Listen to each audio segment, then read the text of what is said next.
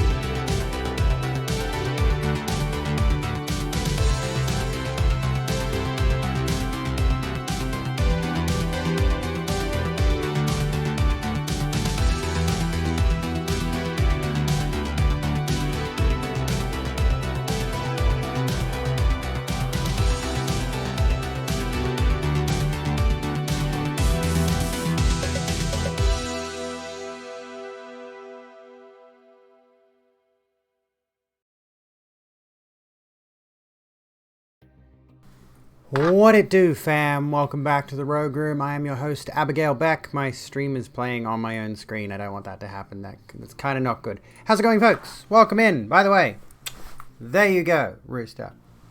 Let me get that. Let me get that ring right up in there. Plus, you're already following. You're already following you, or you're already following me. I mean, technically, you can't follow yourself. You can click on your own channel, and you can't follow yourself. There's a fun fact for you. Also, my room looks a lot dimmer today for some reason. I don't know what it is. But anyway, I'm going to turn my portal gun on. I'm not going to turn my crystal lizard on because I think he's already out of batteries. Like, he's been on for 2 streams. I think he's already out of batteries. I'm tired too. That's why I got myself a nice big mug of double strength coffee here. We're getting into it. Scoville posted, I think it was Scoville posted something on Twitter about trying to get off the caffeine. And I may do that next week. I think it might be a good idea for me to try to wean myself off the amount of caffeine I've been drinking. Because I've been going too ham on it. I really genuinely have. I've definitely been going too hard on the caffeine. And I think it's having an effect, you know. At any rate, how are you folks doing? I hope you're having a good time. I hope you're having a chilled out night or day or whatever time of day it is for you, wherever you are in the world. I know we've got some international audience members here. I'm wearing that denim one-piece thing. Why does my stream look so dim? Is it just me, or does it look dimmer than usual? What's the brightness on my lights? They're all on full brightness. Why does it look so dim? Whatever. Anyway. I don't know. Could never get off the caffeine. Somebody made a point about how caffeine has been crucial to the rise of capitalism. And I've never hated coffee more than when I saw that tweet. I'm like, oh my god, you're a cunt. You are evil. How dare you?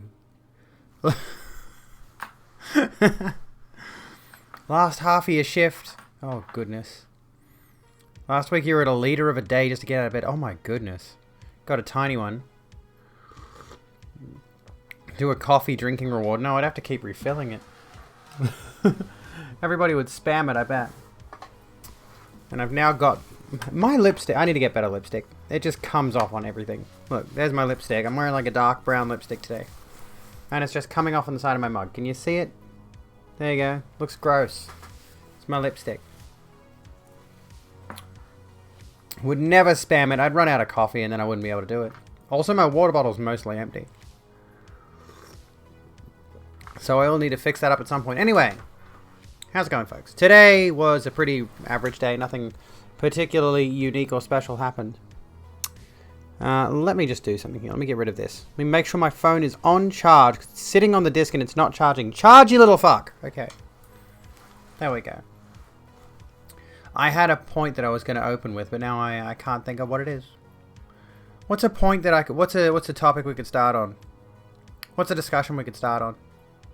I swear there was something I was thinking about earlier. I was like, oh, this would be a good thing to start the stream with.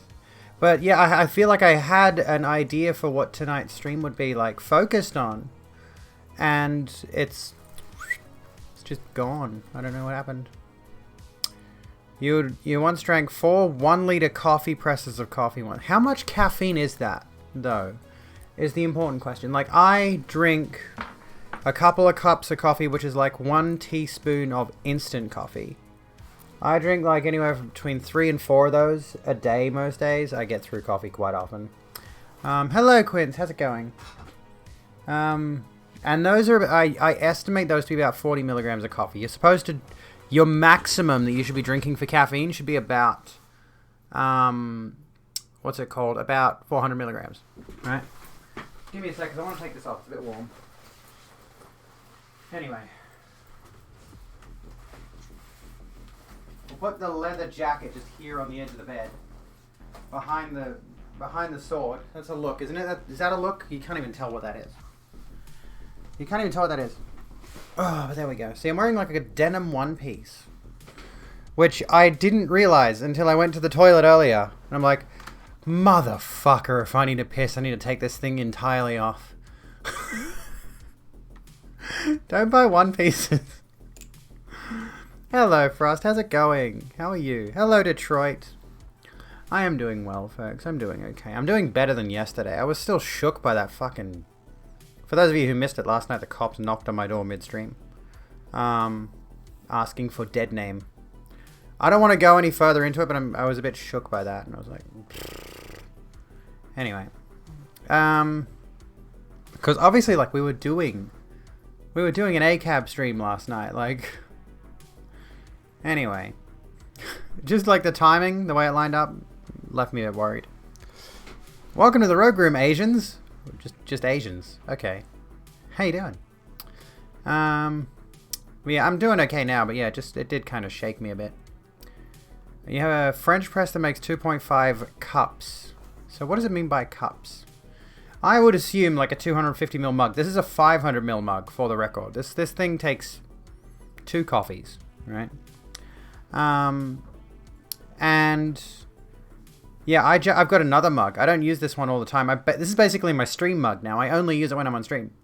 And I've got another just regular standard black mug that I will have like 1, 2. I'm just counting today. Like I had one before I went for my walk. Once I got back, I had another one that went before I did my ab workout. So I use coffee kind of as a pre-workout too, because like you got that energy hit. So I took 1 spoonful of coffee, 250 ml, so 1 coffee, then 2 coffees for the next part of the workout, which was the core workout. Then throughout the day, I think I've had like 2 others, and now there's this one. So about 6 standard cups of coffee, roughly. When you start with dead name, the government finally accepted your new name. Oh, very nice, Riley. Glad to hear it.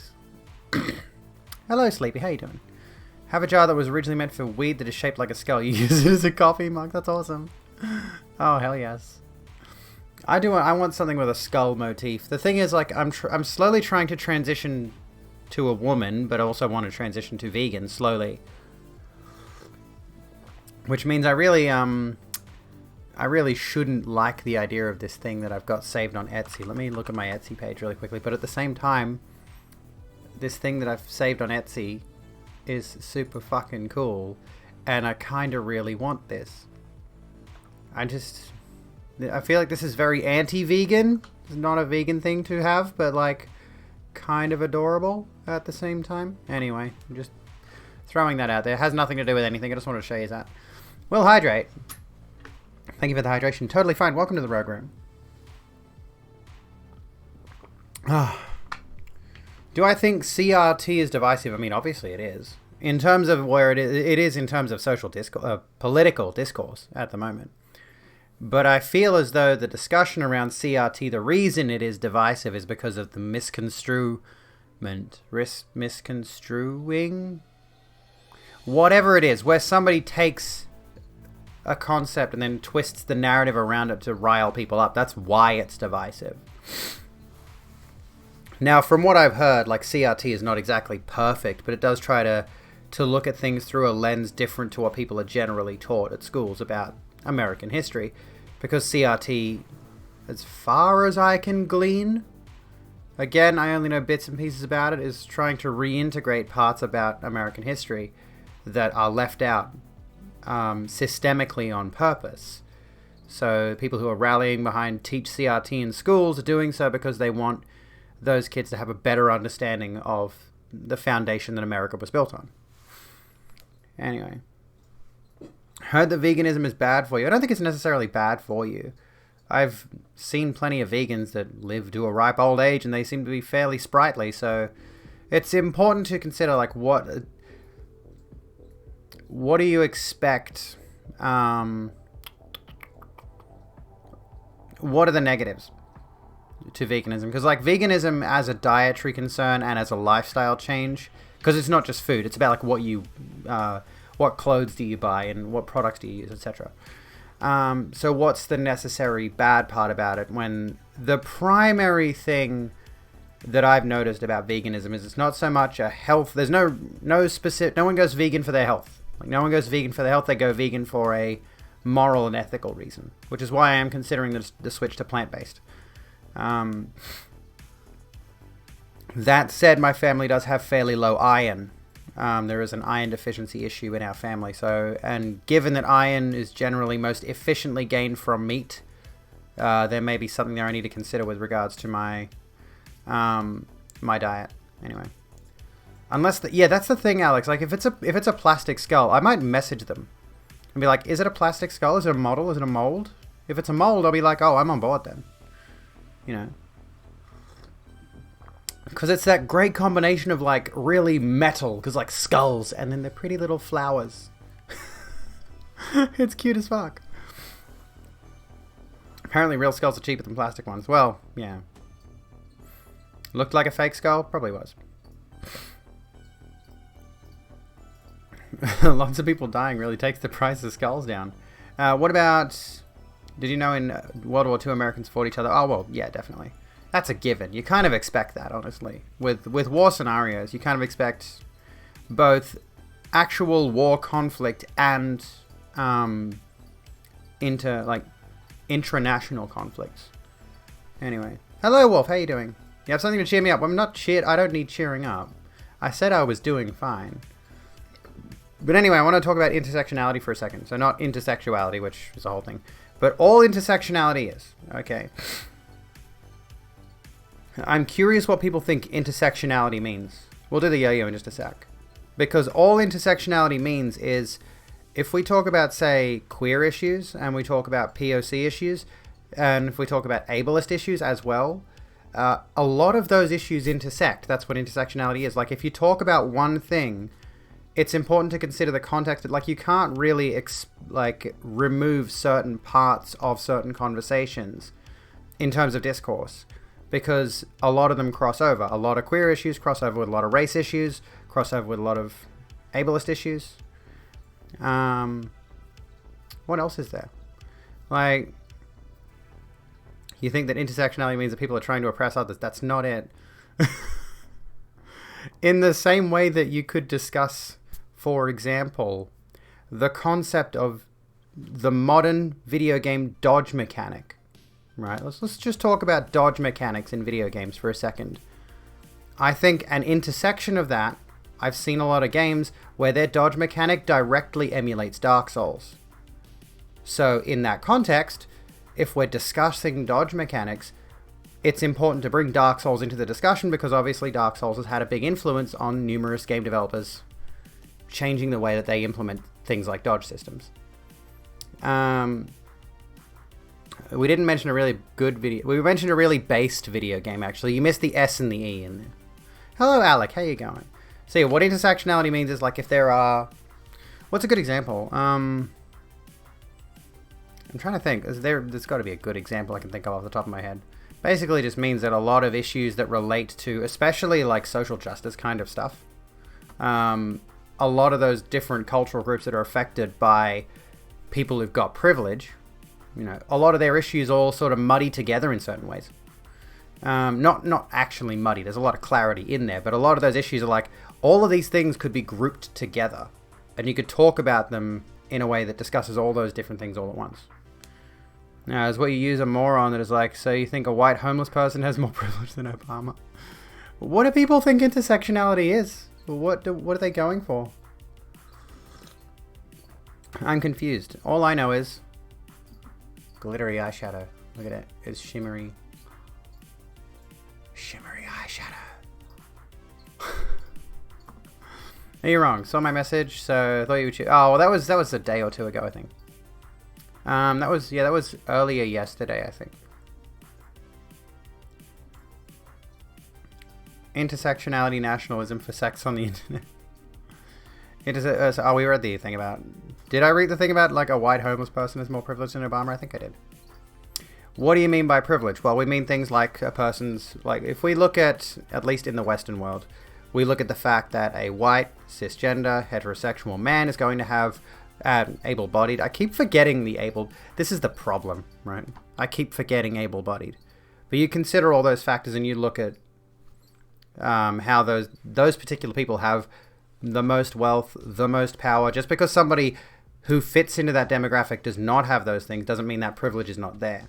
There can still be a poor, white, cis-het, able-bodied man, you know, amid all that. There could still be someone who's, for whatever reason, and generally speaking, generational wealth also contributes. Generational wealth and generational wealth and generational poverty also contribute to the discussion around privilege. Like, certain people are just going to have a leg up in society. Certain people are just going to have an opportunity to get ahead that other people are never going to have. You know, it's a collection of topics that are of significant relevance to the primary topic of discussion. Like, if you discuss the Metroidvania genre of games, you have to acknowledge that both Metroid and Castlevania, since they are relevant, even if the primary topic is the genre. That's what I was trying to get at. Like before with the Dark Souls analogy, I did a very piss poor analogy there. But yeah, generally speaking, yeah, exactly. That's what you've fixed it up for me. Thank you, Scoville. Is the idea that if you are going to discuss a certain topic, you need to consider all the different things that contribute to that. I'm not sure. I can't think of a really good real-world example, but that's a real good analogy, I think.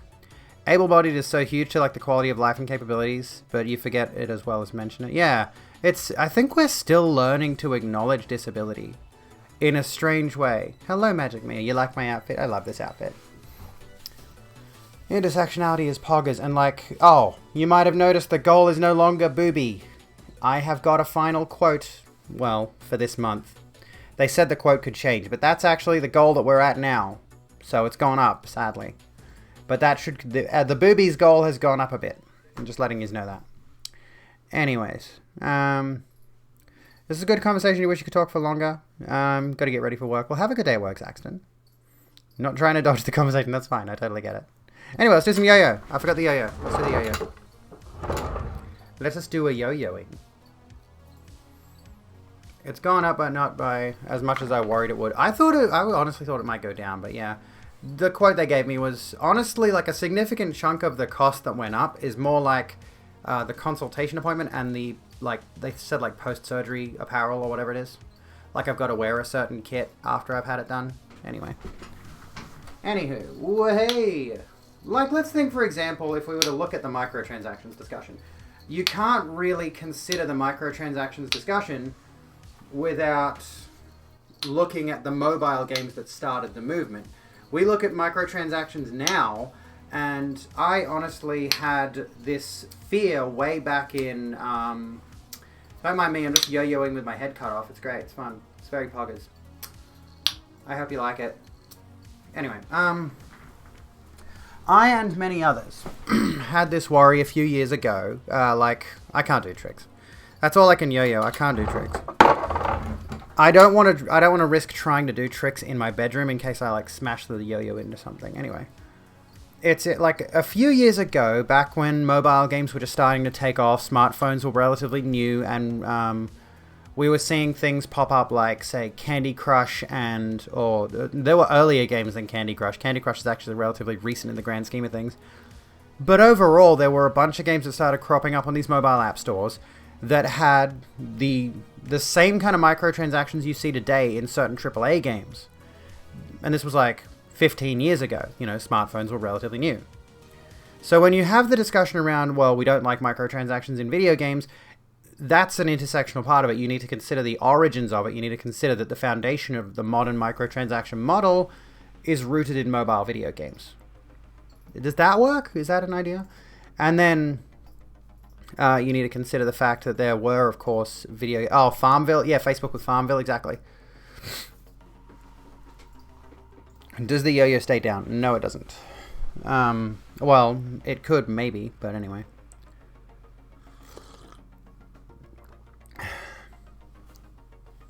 As long as it's not blocking the main storyline, here's my issue.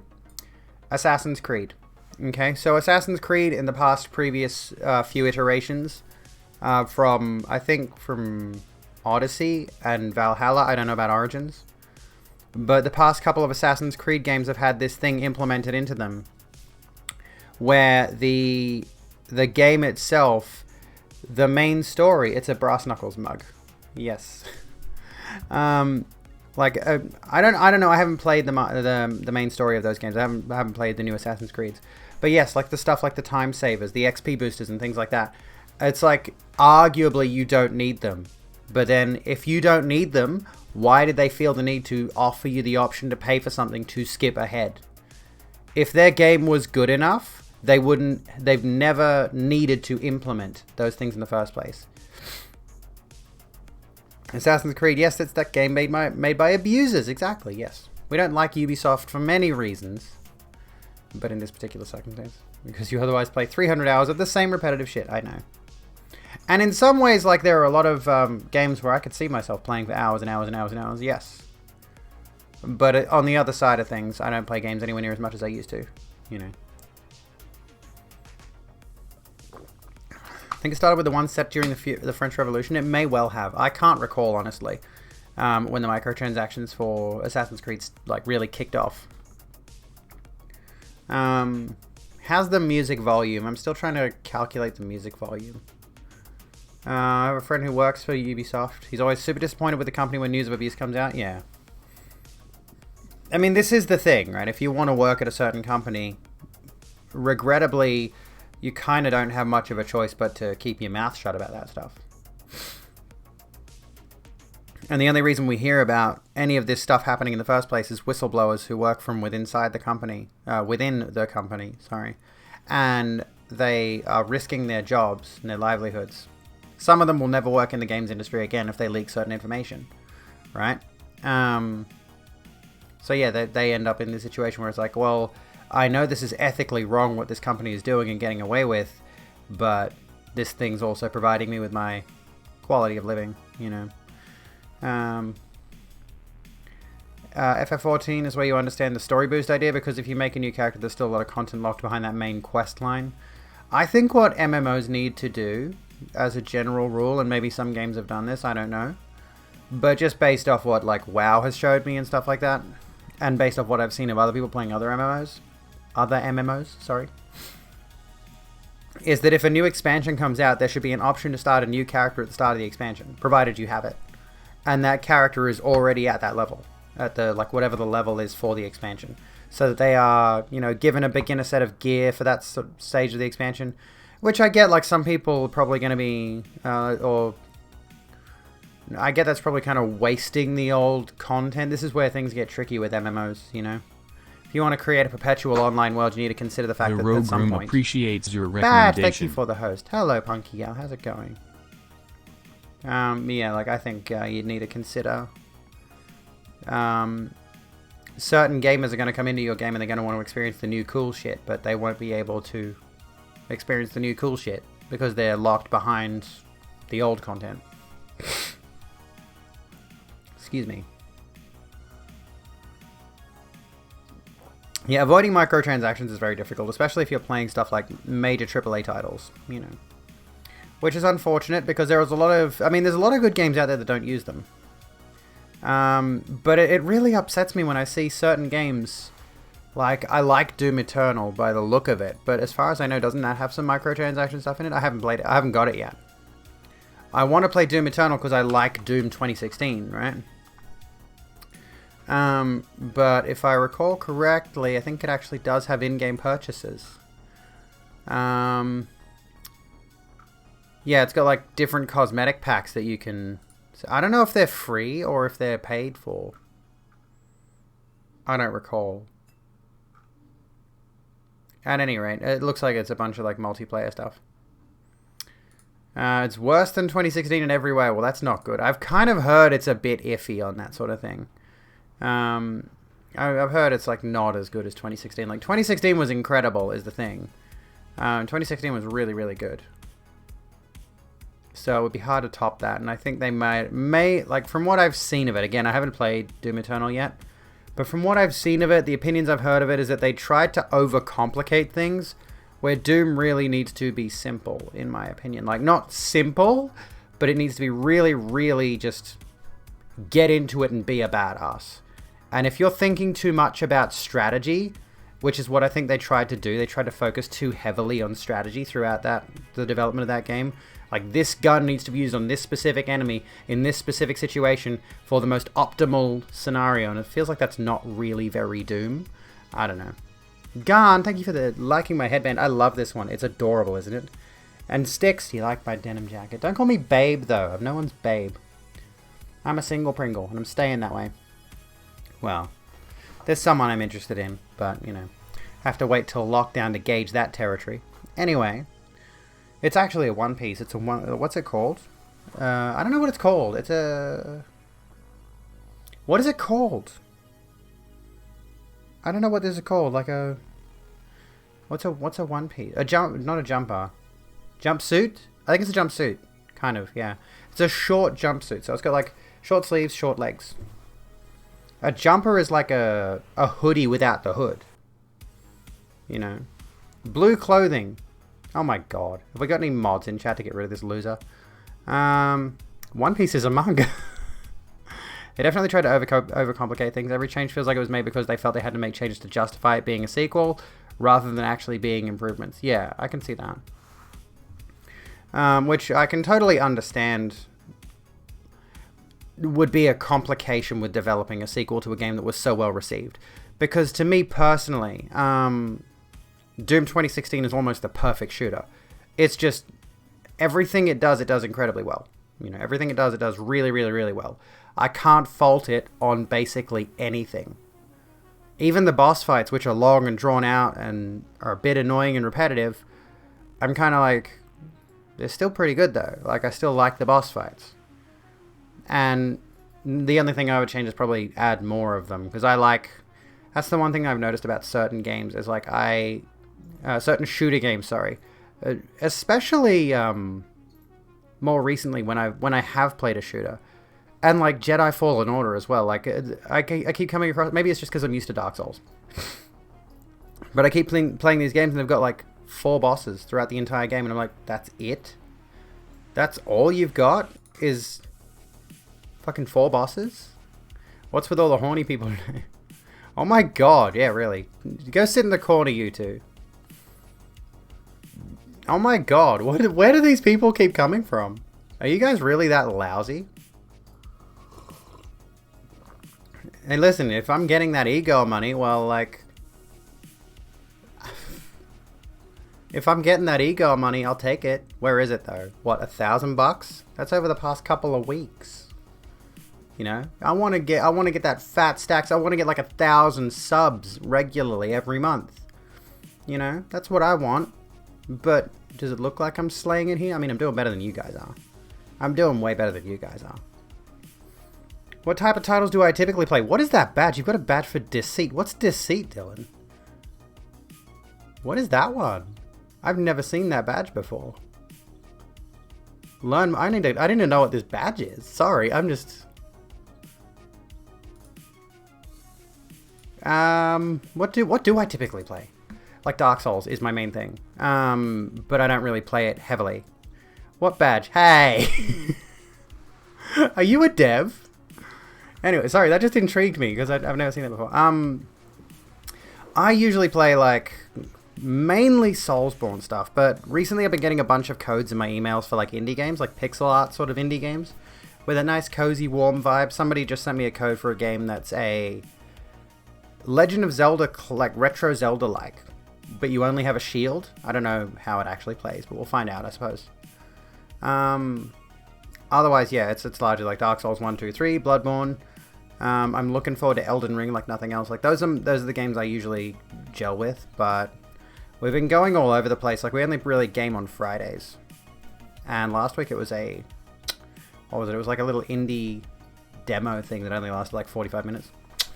There you go. Enjoy that one. Make a blood sacrifice to Pokemon. Why Pokemon? Why Pokemon specifically? She seems like it's ironic considering like everything I've seen of Pokemon is that she's kind of the opposite of all the other women that all those crusty e-boys on Twitch like to complain about, but she still gets lumped in with them. Same with like Sweet Anita. They just lump her in with like, oh, the titty streamers.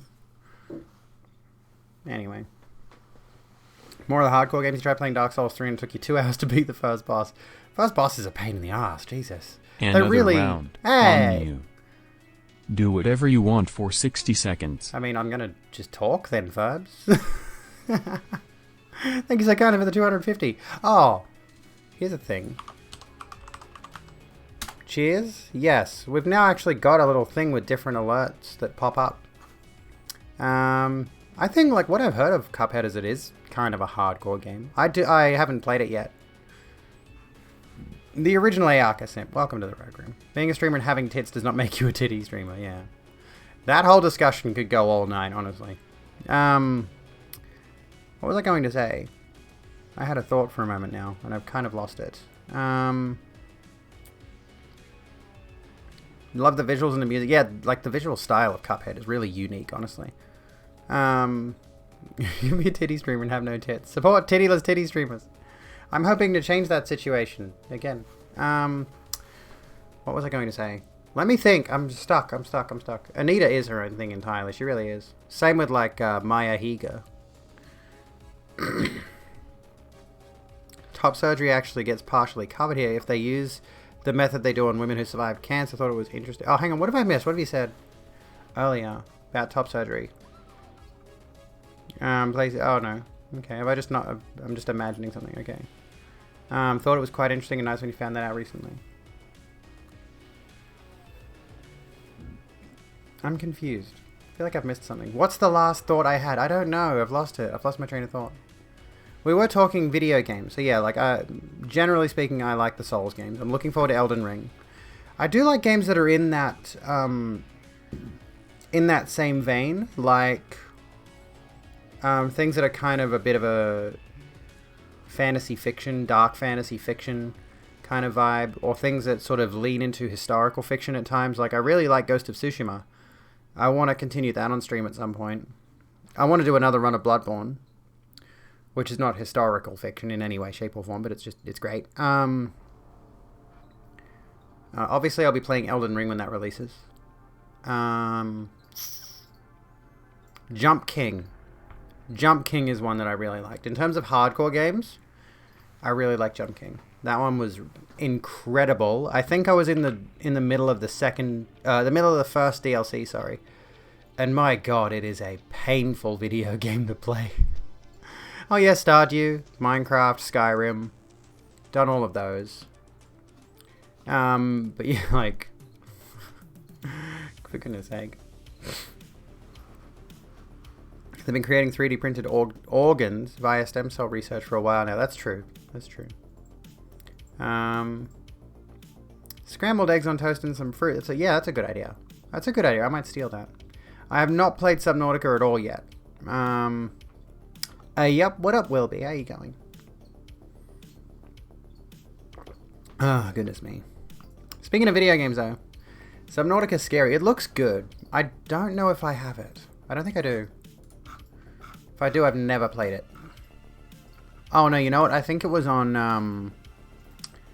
I think it may have been on Game Pass, and I might have tried to install it at some point, but I never did. Same with Sea of Thieves. Like, I wanted to give Sea of Thieves a crack at some point, but I never mentioned, I never bothered to stream it.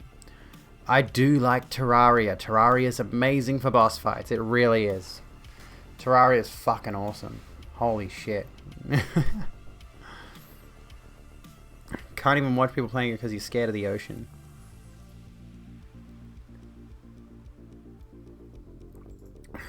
You got the idea, but seeing that someone else has already done it, the closest you get to a big brain moment, yeah. What are my pronouns? My pronouns are she, her. Also, there's this. I think it's this. Is it Abby? Yes, it's Abby. There we go. I've got a little command that just says Abby. It's not in my commands list, I don't think, though. And I'm going to update my panels to have a bunch of these commands available, like, right here on the page so you can just see them. Yeah, the Abby thing is there as well. So if you click into the commands thing, you'll be able to see all the commands you can use. But I have not played Subnautica. I do not have Subnautica. But I'm also not terribly interested in it. Nobody gift me any games, alright? Because I just don't end up playing them. There are games that I've still got here, like... Fox gifted me Resident Evil 2, which I meant to stream at some point. Maybe we could do a bit of Resident Evil 2 on Friday if we want. Because I've had a few games gifted to me now, and I've had no chances to play them.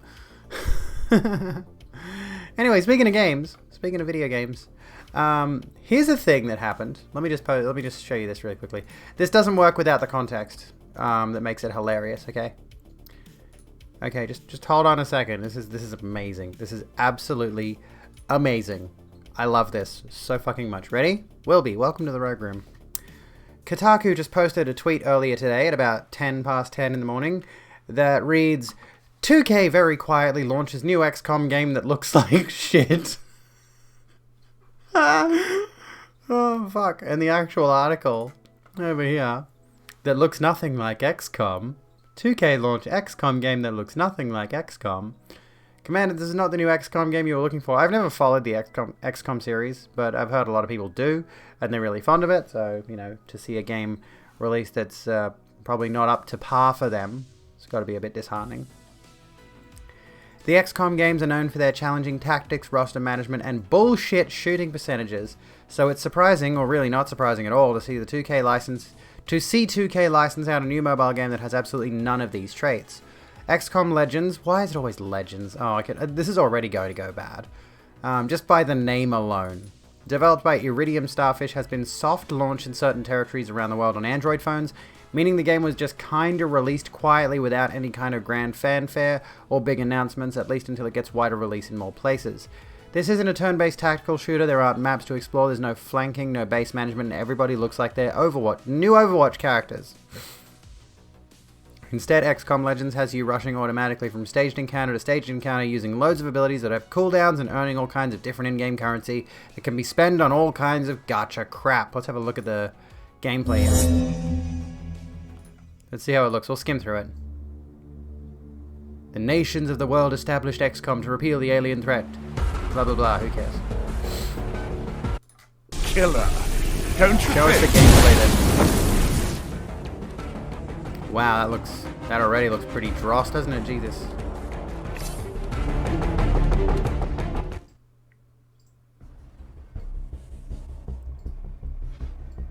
Maybe you're a boomer. No, I don't understand the appeal either. I really don't. Usually when Legends is in the title, it isn't good. Yeah, exactly.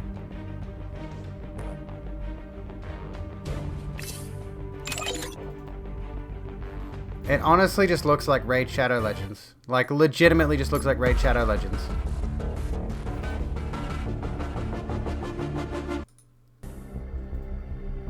I mean, I'm seeing all the hallmarks of the same kind of shit that Raid Shadow Legends does. This looks evil. Why does this look like it came out in 2005, right? Incoming!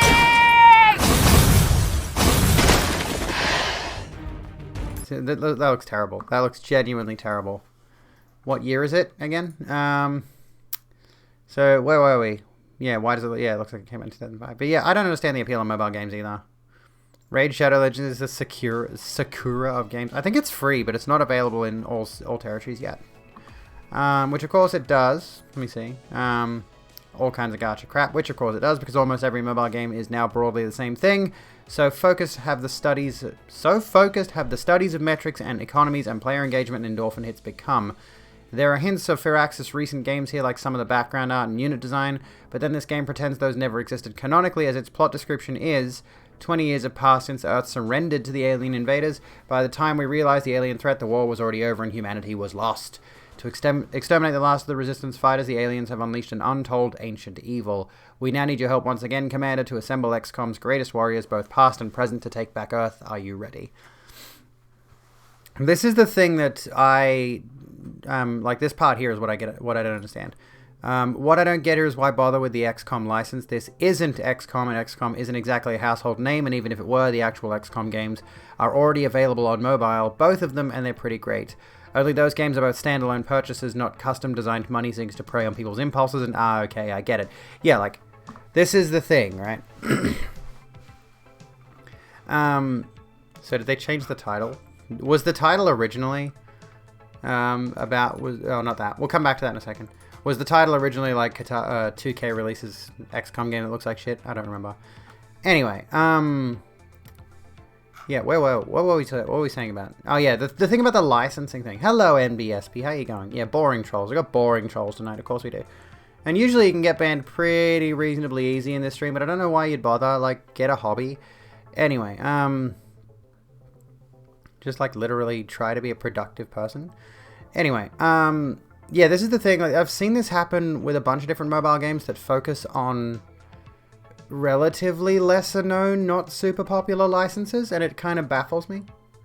It's like those titles don't really have huge audiences to begin with, so why bother making a game that milks that license when it's probably not going to do very well and it probably gets shut down within a year anyway? Trolls just aren't as creative as they used to be. You've heard of half-assing it. It's like fifth-assing it. Do I want to ban you? No, I want to see if you can improve, honestly. No banning just yet. I want to see if you can actually... Oh, there we go. You got purged. You got a 1-second timeout.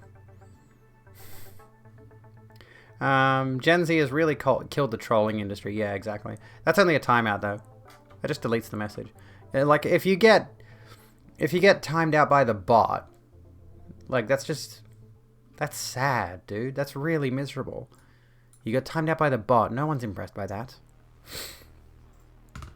Yeah, congrats. Like, what do you think? You won something here. Do you want a prize? The word straight isn't suspended because people like to be straight and talk about being straight. Sometimes, I guess, maybe. I don't know. The word straight has other purposes. We have a troll. Isn't it adorable, Amelia? Isn't it just adorable? And trans people can be straight too.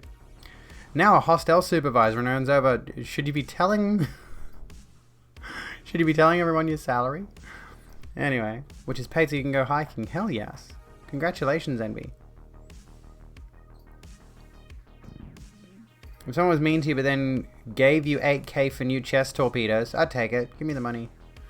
Give me the rest of my gold money there. Go on. Somebody pay for it. That's AUD. That's pretty good. That's pretty good.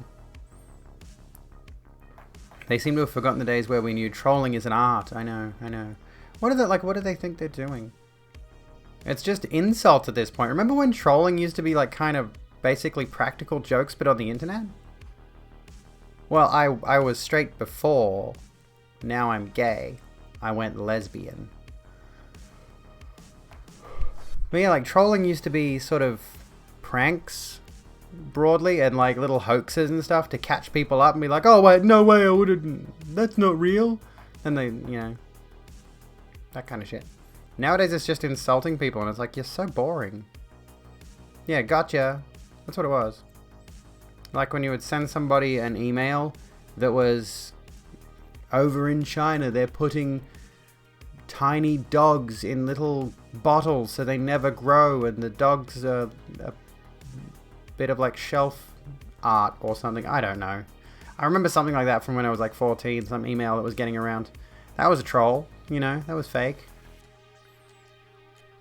If you consider pondering your own sexuality for a change, sounds like you might have some unresolved stresses in your life. I mean, that's worth looking at. I dare say some people who lash out at folks who are trans or folks who are of a sexuality that's not the typical standard, like we were discussing before, like a lot of people were, we had this speculation that a lot of people are generally speaking some level of bisexual, not actually straight, but because of social expectations, because of the way we've been conditioned to think about sexuality, a lot of people just say, I'm straight. Because they're, technically speaking, afraid of the idea they might be attracted to somebody of the same gender, I guess. Anyway. Yeah, wait, ow. Installing a Trojan on all the library computers. Then sending them a group message saying need a cup holder and opening the CD tray. That's amazing. Who's the troll it out of? Are they gone? Oh well. Doesn't matter. Not interesting. Hello, Hybrid Dolphin. Just cannot stand the trolls and the bigots. Why they gotta jump into someone's stream and be alpha? Because they're not alpha is the thing. If any of these people, if they're dudes or chicks or NBs, I suppose, they could be trolling NBs. If you're an asshole NB, we don't fuck with you. But like, yeah, like, if it's a man, let's just take, like, if they're trying to be alpha, they're not. Anyone who spends that level of time going into people's streams and harassing them is in no way an alpha by any stretch of the imagination. Whatever alpha means, that whole thing is stupid. It's basically, I was alpha once, actually. Do you want to see what I look like pre-transition? I mean, I could show you. I'm not ashamed of it. I'm okay with it if you guys are okay with it. Do you want to see an old selfie? Where do I keep my timelines?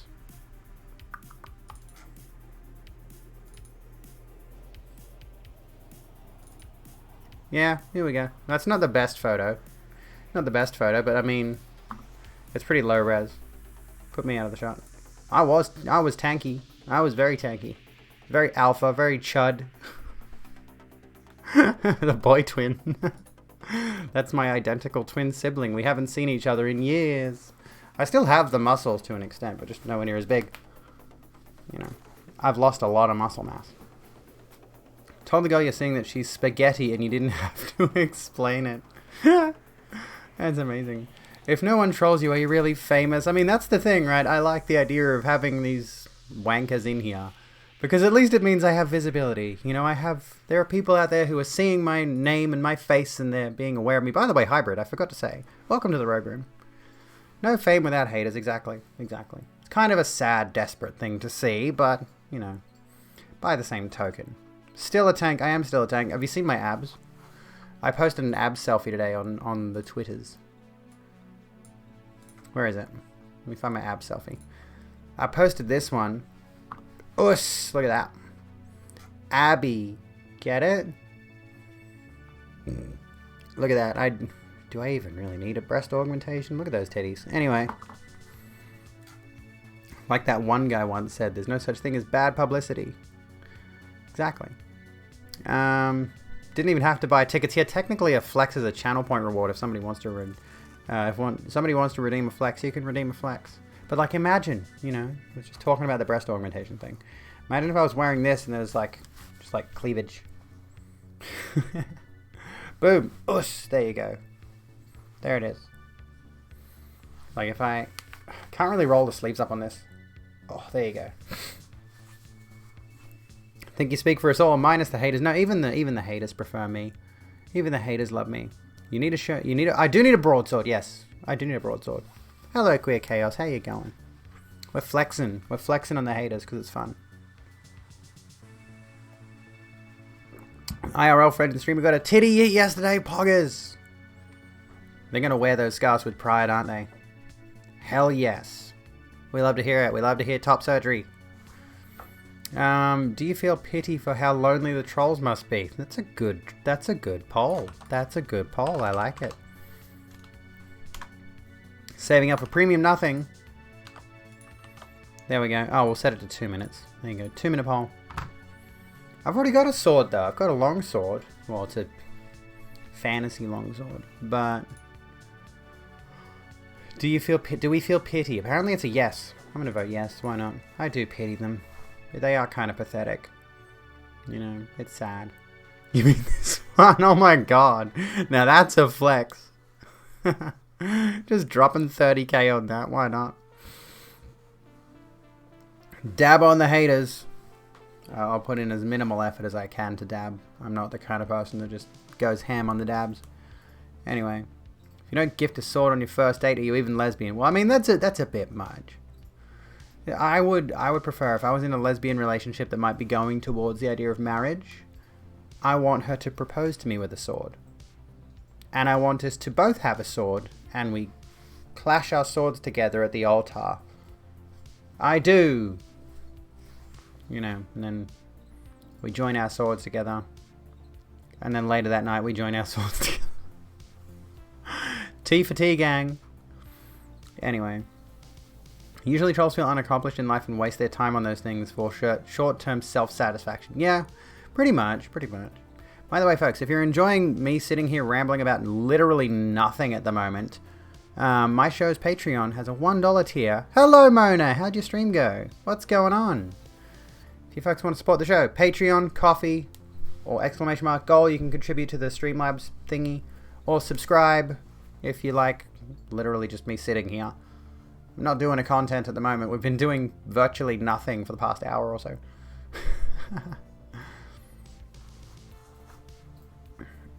How are you, Mona? Destroyed, finished Link's Awakening, so you broke down in tears. Oh no. I hope you're doing okay. Oh, we got a couple of people who do not feel pity for the trolls. Laughing at a troll too, which is sort of... Are they still here? Troll, are you still here? I'm assuming... Until I get any verification on your gender, I'm referring to you as they.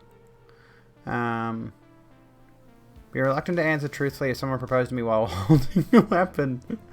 Well, it'd be a weapon in a sheath and they'd be holding it out like, here's a weapon that you can have because I'm proposing to you. I don't know if I was there for the troll you destroyed tonight. I'm not sure. Because I was jumping between a bunch of streams earlier, I think. And then I was also getting ready for my stream, and then I was doing a bunch of other stuff. When you say you're in a lesbian relationship and want a proposal with a sword, do you mean a... No, not that kind of... And one of these. I'd like a katana, honestly. Gave up once they asked if you were banned. Oh, well.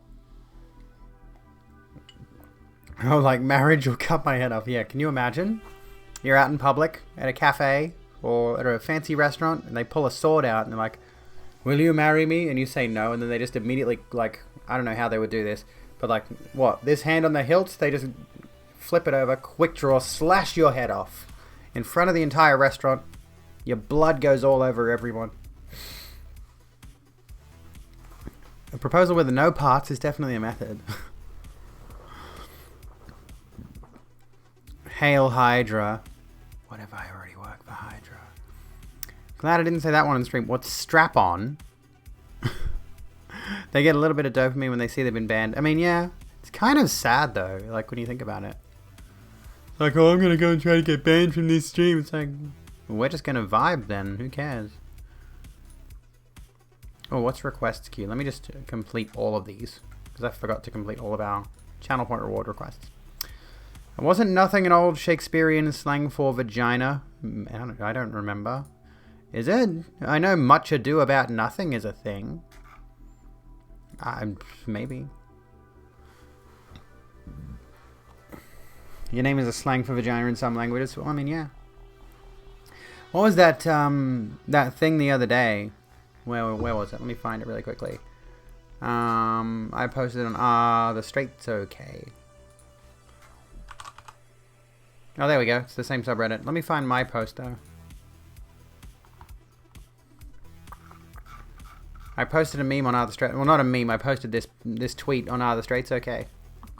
And this is kind of in the same vein. It's like, so Cartoon Network has a cartoon called Craigie the Creek. Flipping the channels earlier, it was on.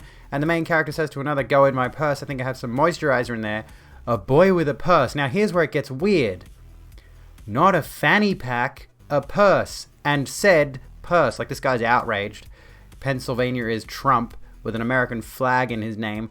Obviously, he's a trumpet. So he's pissed off by the idea of a boy with a purse. But then goes on to suggest that the boy should have a fanny pack instead. Like, that's somehow more masculine for a boy to have. Like, I beg pardon? In terms of, like, slang terms for things. I mean, I suppose a fanny pack... There is a technical term for, like, what we call a fanny pack. Yeah, as if fanny packs were ever cool. Satchel? Yeah, I suppose it's a satchel. But it's like, really? Your first thought is fanny pack? Yeah, we call it a bum bag here in Australia. I just call it a satchel. I don't often refer to it, but, like, just this. Not a fanny pack. I'm sorry, is that more manly to you? Does that sound better to you? Fanny pack? You fucking loser. Oh my god. Wait a minute, what is this? I've got a recommended post from Arugal, your Reddit home for all things related to the classic WoW Oceanic PvP server. Why am I getting recommended this Reddit?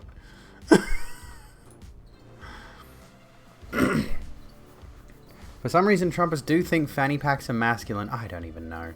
It makes no sense. No idea what makes a bag masculine. Yeah, it's gibberish.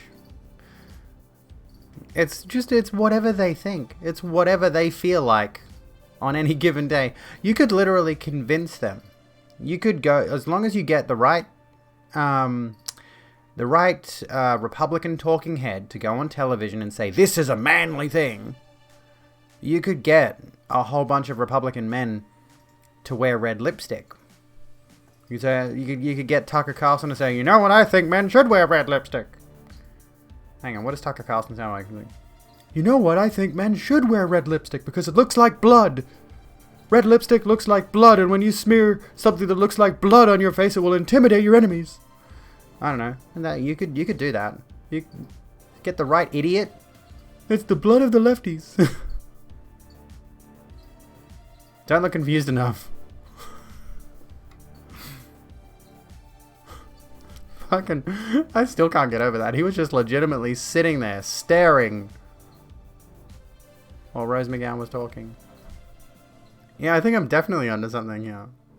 Because a lot of those people, they just follow along with whatever people like Ben Shapiro and Steven Crowder and Tucker Carlson and so on and so on and so on say. They'll just take their word at face value and be like, yep, I believe that now. Men is east to it? What does that mean? So, yeah. Speaking of, Draco, what's up? Expecting logic from trumpets, I know. It's a hard ask. What do you got for me? And then we'll get into some of the stuff that we've got already lined up. This guy again.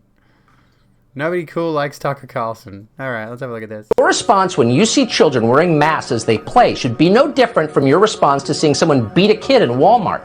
Call the police immediately.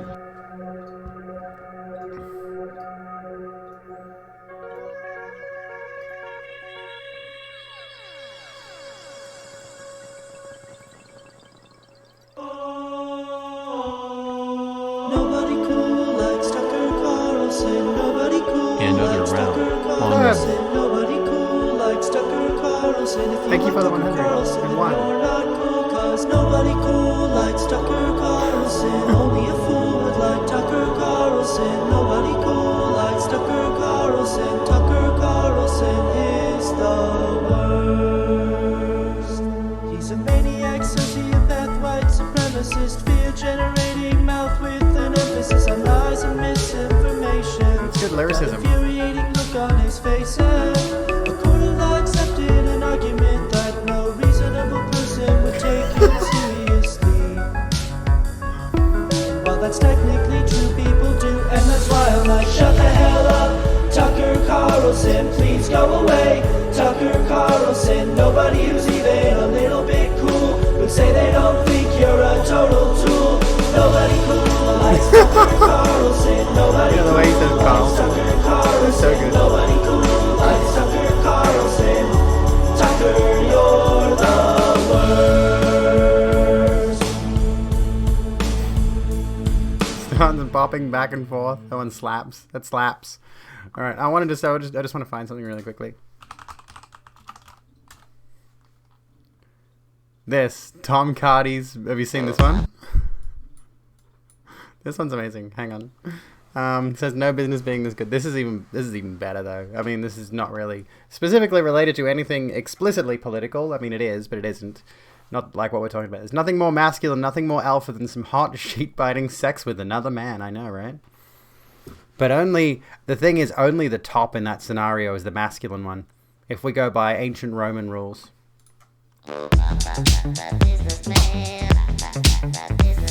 I'm a businessman with a business plan. I'm gonna make you money in business land. I'm a cool guy talking about GameStop. I'm definitely not a cop. Why'd you say you're not a cop? Because I'm not. I think that you're a cop. I also think that you're a cop. Listen, boys, you better both stop or I'll have you arrested. I'm not a cop. I'm a businessman with a business tan. I spend my days in a big black unmarked van. If you wanna talk turkey, I'm here to talk shop. I'm definitely not a cop. You're a motherfucking cop. I can tell from the way that you stand. And you said that you worked in an unmarked van. Well, listen, boys, I'm not a cop. I'm a businessman in a coffee shop with a loaded pistol and a bulletproof vest. I saw my wife get killed by the drug cartel. I'm not a cop. Businessman, businessman, why does he have a gun? Business. Oh, fuck, I love that so much. Am I subscribed to him? I'm not subscribed to him. That's Tom Cardy, for anyone who was wondering. Those pants highlight things you're not sure you want to... I know. It's very, very forward. Anyway, is the music playing? Have we got music? Okay. Sheep biting. Masculine sheep biting sex. He may well be very hung. Yes, indeed. Is this play? This music is so quiet. Unless I don't know if you folks can hear it better than I can. I don't know. BDG? Who's BDG? Anyway. Let me turn this up just a tad more. I don't know if you can hear it or not. First time you saw him, you thought he was the proper sick rap guy. Brian David Gilbert. Who's that? I don't know who that is. I'm out of touch with reality, so I don't know who that is. Dances poorly. Oh, I think I recognize this guy. I think I know who this is. Like maybe like vaguely in passing. I can't recall exactly what he's done, but yeah. There we go. Here's a thing that I wanted to show you. Alright, I wanted to show you this. And unfortunately, this is only a clip from a full video, and the full video has been taken down off YouTube, is the issue here. But there were protesters in the UK, right? He did Unraveled for a while, okay. Just look up his How I Made 20k. Oh, okay. Well, there was I wish I could make 20k. Anyway, what was it in the UK? Lockdown has ended or something along those lines, thanks to I don't know what's going on. I don't know the specifics, but these people were protesting there, protesting the vaccine. Anti-lockdown protesters. Why they're protesting the end of lockdown? Anyway.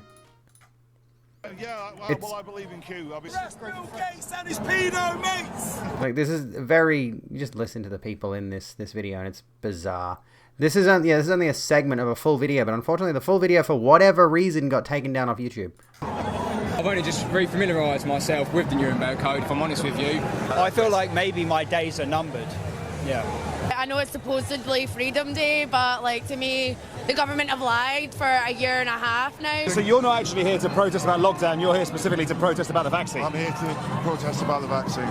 Like Matt Hancock, Boris Johnson, like breaking the rules. This is a death shot to the people that have had it. About 69% of the adult population has had it. Nice. 69% of the adult population has had it. Nice. Yeah. You're describing it as a death shot. It is a death shot. Obviously, a lot of this, that 69% are alive. Nice. Nice. Somebody cheer 69 bits right now. Do it. Nice. Can we get some nice in chat? The thing, this is leading to just like a socialistic utopia, in my opinion. Yeah. And like a socialistic utopia. Okay. Is that supposed to be a bad thing or a good thing? What does she think? Yeah, it says utopia. Like, utopia is universally a good thing. Like, in any circumstance. And I actually did want to... She might have meant dystopia, yeah. Like, utopia, dystopia's the bad one. Utopia's the good one. Right? She doesn't know. She has no clue. It's good science that says this. But I do want to come back to the utopia thing later. Should you donate to Abby's Boob Fund? Yes, and yes. $20 a piece. I think if I got $20 out of every single person on my who follows me, which is not going to happen, of course, could easily... Oh, what? Ugh. Let me see. Really? I had to change boob to breast. Go do the research. It's very dangerous to be right when your government is wrong. This has been a cruel hoax, and it's a Cullinan... Hang on. Very dangerous to be right when your government is wrong. It's very dangerous to... he's right according to himself. Right? Like, what's he right about, you know? This has been a cruel hoax, and it's a... And don't get me wrong, I'm not trusting governments here, but these people are so conspiratorial and wrapped up in their own little worlds. You can save 7k for me, GBP. Oh my goodness. I cannot argue with the poll. Basic. Basic. We finally got one of the bit rewards. Thank you for the 100, Haley. There we go. Culling of mankind. That's all it is. I do feel like I need to record a new alert for just whatever amount now. Sorry. Because I've now got all those little video clip bits for all. Like, again, if you want to see what different rewards you can get for cheering, type ! Cheers in the chat. But anyway. Womp, womp, womp. That's content. Do you see that? That's production value. I put in the effort, and I need to fix some of those because, like, some of them will loop, which I don't want. You mentioned some scientific evidence there. Would you be able to... Wait for it. To provide us with it now? Look it up. Look it up. Look it up. Look it up. Look it up. Google's free. Go Google it. This is why I've mentioned this in the past, and there's a good video that we could probably watch tonight, actually, that explains this as well. I want to move away from the idea of just Google it. You know, this is why when people ask me now about, like, how can you prove there are multiple genders, or how can you justify trans women in sports, and blah, blah, blah, blah, blah, blah, blah. I want to take the road of let's explain it. And there was that tweet that I showed you recently where I was like, if I don't understand it, let's learn about it. Should you donate to Abby's Breast Fund? Yes. Anyway. That whole thing, you know. I want to take that attitude. I got 99 problems, including a 2-digit limit to my problem counter. Yes, thank you. And it loops, yeah. Thank you for the 99, Haley. There's a reason you cite sources found via Google Scholar, not just a Google search. Yeah, exactly. And there's a lot of things to consider about just searching Google to begin with. I mean, Google can find you a bunch of really good resources, but remember, Google is algorithmically based. And as a result, when you search something... Round. Hello, there we go, 233. That doesn't have a thing. Sorry. Thank you for the 233, though, Haley. Oh, that was to get you up to 2,000 total. What was it?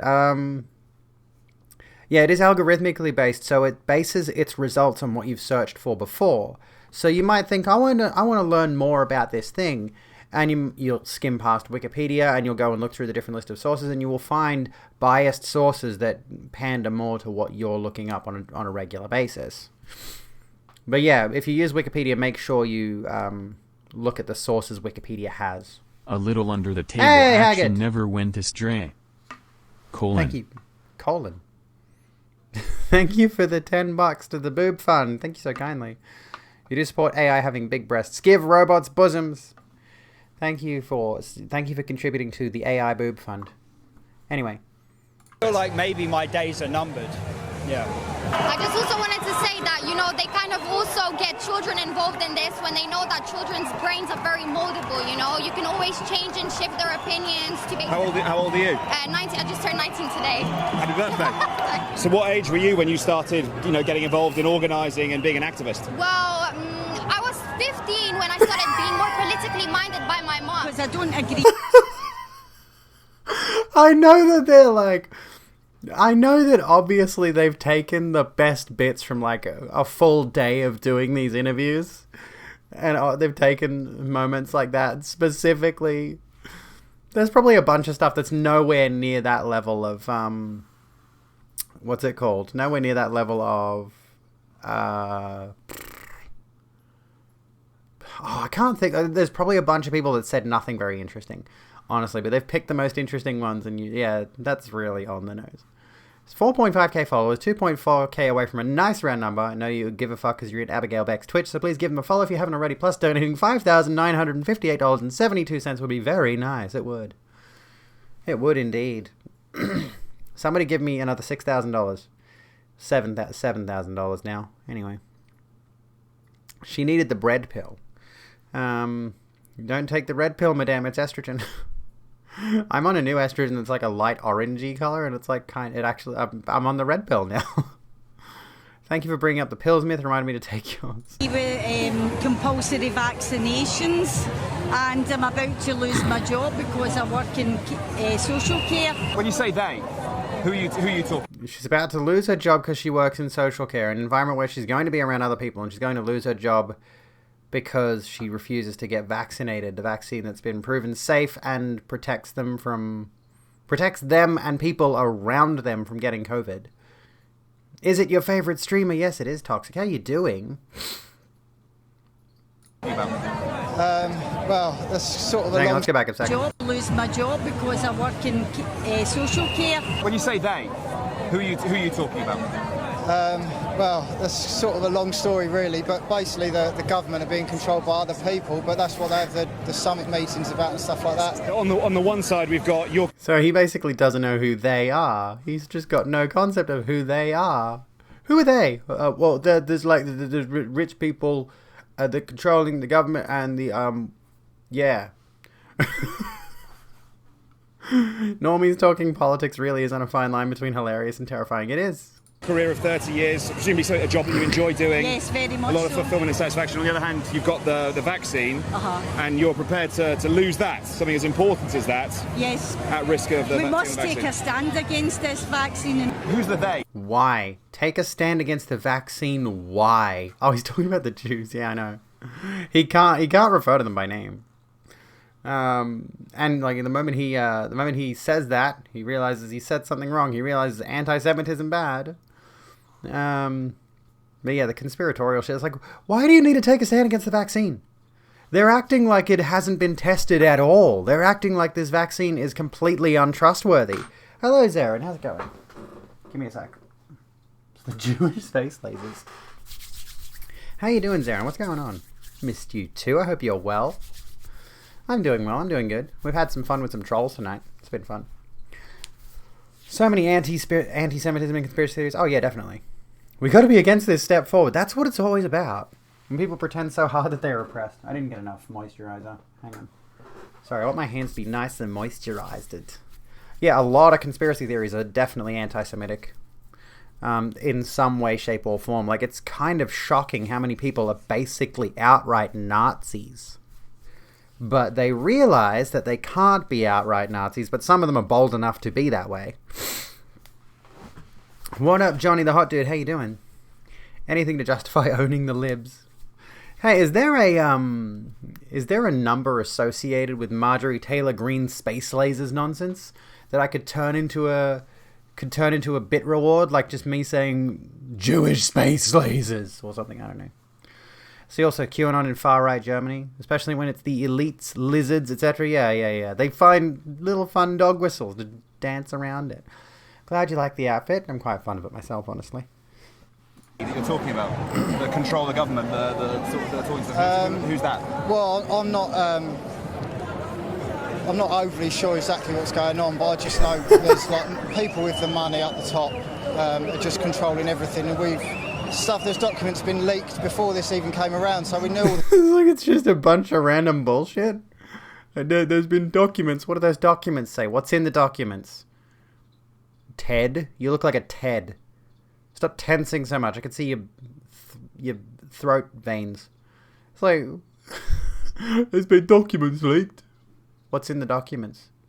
this lockdown was coming. I lost my Facebook account because I literally mentioned censorship and the word fascism, and my Facebook account was gone. Oh, that's absolutely not what happened, I can guarantee you. I could go on my Facebook right now and type censorship, fascism.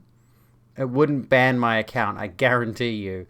There was more to that story that he was leaving out of the equation. I can guarantee you that much. Love that you can spot the low-key anti-Semites in your family. Since you converted, you're the ones who won't look me in the eye anymore. They're the ones, not us. Yeah. That wouldn't shock me, sadly. Just don't get the constant hostility between towards an open mind by people. Like, they hear somewhere from their sources, this is how it is, and that's the only way for them. Actually, after we watch this, there's a good... Let me just quickly find it really quickly. I believe she sent it to me on Messenger. Jacinta's good for this shit. I would say go follow Jacinta, but she's not a content creator, so...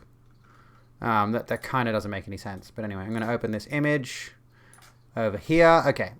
This is important. 45. I'm just going to make sure there's nothing on this page. Okay. This thing here. Why do conspiracy theorists think they're the only people that don't believe in mainstream media? You realize MSM has been corrupt for centuries? Do you think all the smartest minds in the world turn on the TV and just go, oh, I guess that's it then? Really? You say anything they don't agree with and it's because I listen to mainstream media. Question everything except me. Don't question me. Just shut the fuck up. Anyways, moving on. Yeah, well, I believe in Q. I've been following the Q drop since 2007, 2017. Come on, mate. Yeah. It's against the Nuremberg Code in my eyes. Really? What's he talking about then? The Nuremberg Code. Hang on. I feel like I should know what this is. Well, this is interesting. The first thing that comes up. The Nuremberg Code doesn't apply to COVID-19 vaccinations. And, like, this is it, right? All these people, they sound like they've just been spending, what's the term? A terminal amount of time on Facebook. Post claims people are protected from mandatory vaccine by the Nuremberg Code. The post by an Australian account... By an Australian account includes a meme listing 10 points for the code. The text in the meme includes the headline, they can't force you to get Ja'atbabad. No matter how hard they try, the law is on your side. Various phrases from the code are highlighted, such as the words voluntary consent of the human subject, and results will justify the performance of the experiment. Jamie, 314159265. Jamie Pye, welcome to the Rogue Room. How you doing? At the time of writing, the May 29 post had been viewed more than 55,000 times and shared more than 700 times. A similar Facebook post claims mandatory or coerced vaccinations are in direct violation of the code and amount to war crimes, while another suggests that experimenting on the population is a breach of the Nuremberg Code. Okay, so the Nuremberg Code was developed following World War II and addresses human medical experimentation, not approved vaccines. L'chaim, exactly. Experts in bioethics say attempting to apply the code to COVID-19 vaccines is incorrect and misleading. The Nuremberg Code is a 10-point set of rules for the conduct of medical experiments on humans. It formed part of the International Medical Tribunal's case involving 23 doctors and administrators in August 1947 as part of the Nuremberg trials, during which former Nazi leaders were tried as war criminals. The doctors' trial, quote-unquote, related to often deadly medical experiments carried out on concentration camp inmates, among other atrocities. The first principle of the code begins, the voluntary consent of the human subject is absolutely essential. It goes on to describe in detail that subjects must have the legal capacity to give consent and be in a position to exercise free power of choice. Anyway, let's come back to the video. Well, yeah. I mean, one of the rules in the Nuremberg Code is informed consent. The Nuremberg Code said that you cannot, lead any experiments on the humans without their full consent. I've only just re-familiarised myself with the Nuremberg Code, if I'm honest with you. But another key factor on there is... I believe in Trump. I think he's a good man. I think what he wants to do for America, we need somebody like that to want to do that for Britain. All those people who are visiting Ascot, Wimbledon, they don't have masks on them, yeah? But the I just want to say, I love the fact that she says Wimbledon. It just sounds really... Anyway. Wait, it looked like Chemist Warehouse had a reply to that tweet. Wait, which tweet? Got your second vaccine in a few weeks. That's good.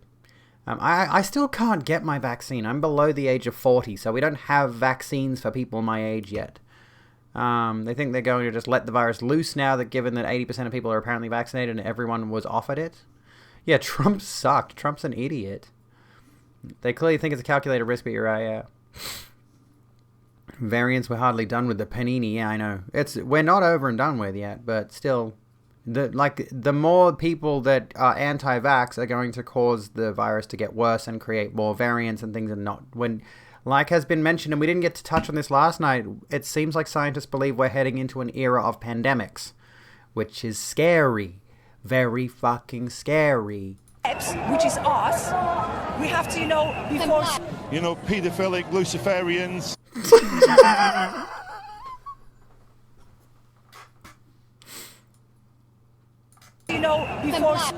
Paedophilic Luciferians. Paedophilic Luciferians. I'm gonna die. Pedophilic. Just that by itself. There's no other context. It's just this clip just comes in. Pedophilic Luciferians. Okay. Sure. Yeah. Okay. Yep. I'm on board now. I totally agree with this guy on all points. Because he said, pedophilic Luciferians. Well, honestly, why does he look like that description? He kind of does when you think about it. In a lot of ways. He looks like a dude that would have been into D&D in the 1970s and 80s and got heavily into the attachment to the devil shit, and then when he grew up he ended up diddling kids. Anyway, why do people bring up pedophilia all the time and unrelated stuff? Okay, this is an interesting point, because if you bring pedophilia into the situation, it's very, very easy to dehumanize your opponent. It's very, very easy, like, nobody likes pedophiles, nobody likes child molesters, because protect the children, and I fully agree, protect the children. But the issue is that there are a lot of people out there who just use the accusation of pedophilia to deconstruct their opponent's legitimacy. So if you accuse a group of being a pedophile and say there's a whole bunch of things out there that suggest this person or this group of people are pedophiles, happens to trans people, it's a very easy way to convince people over to your side, because nobody likes pedophiles, all that kind of thing. Looks like he DM'd D&D in present day and would use the role just as a power trip, just to be a power trip, to be an arse, yeah. That's your 666 donation. I've already got one. Although that's kind of a good one, isn't it? He looks like he'd DM and then have an NPC molest a female PC. Ew. I don't want to think about that. Just like, I get that's what we're on the subject of, but, It's like in the States, like, smoking is bad, yes, but when they say, we need to ban it because the kids, then much easier to pass. Yeah, exactly. Should just be that guy. It should be. Arrest Bill Gates and his pedo mates! Where did you first start reading about QAnon? Online, obviously, online, and then friends in America. Facebook this sort of thing. There's a lot of ways that you could have got Q drops, and there's a network of us just kept in touch to just keep an eye on the plan, really. Trust the plan, it says there. Can you show the camera? Trust the plan. Okay, Yeah, the QAnon thing is so weird to me. Anyway, but there's a full video of this whole thing, and sadly, if you click on it, this video has been removed for violating YouTube's community guidelines. I'm not sure what the situation is there. This was from today. If you just want that video specifically that we just watched, that's all we've got. We can't watch the full video, sadly. Because that's all that there is available. But anyway, yeah, there's that thing. That was just interesting because, Bill Gates and 5G. Yeah, Bill Gates is trying to spread 5G via the COVID vaccine. It's another universe. They're just in another universe. Separate realities. Trans women are better streamers. Yes, women are better. Well, trans is always in the title is the thing. Some people think that the trans part is somehow the lead into the rest of the title, but no, it's just trans as in a little identifier. Even though we've got the trans tag, I don't know why I keep it there anymore. Probably because of the disinformation you receive from them.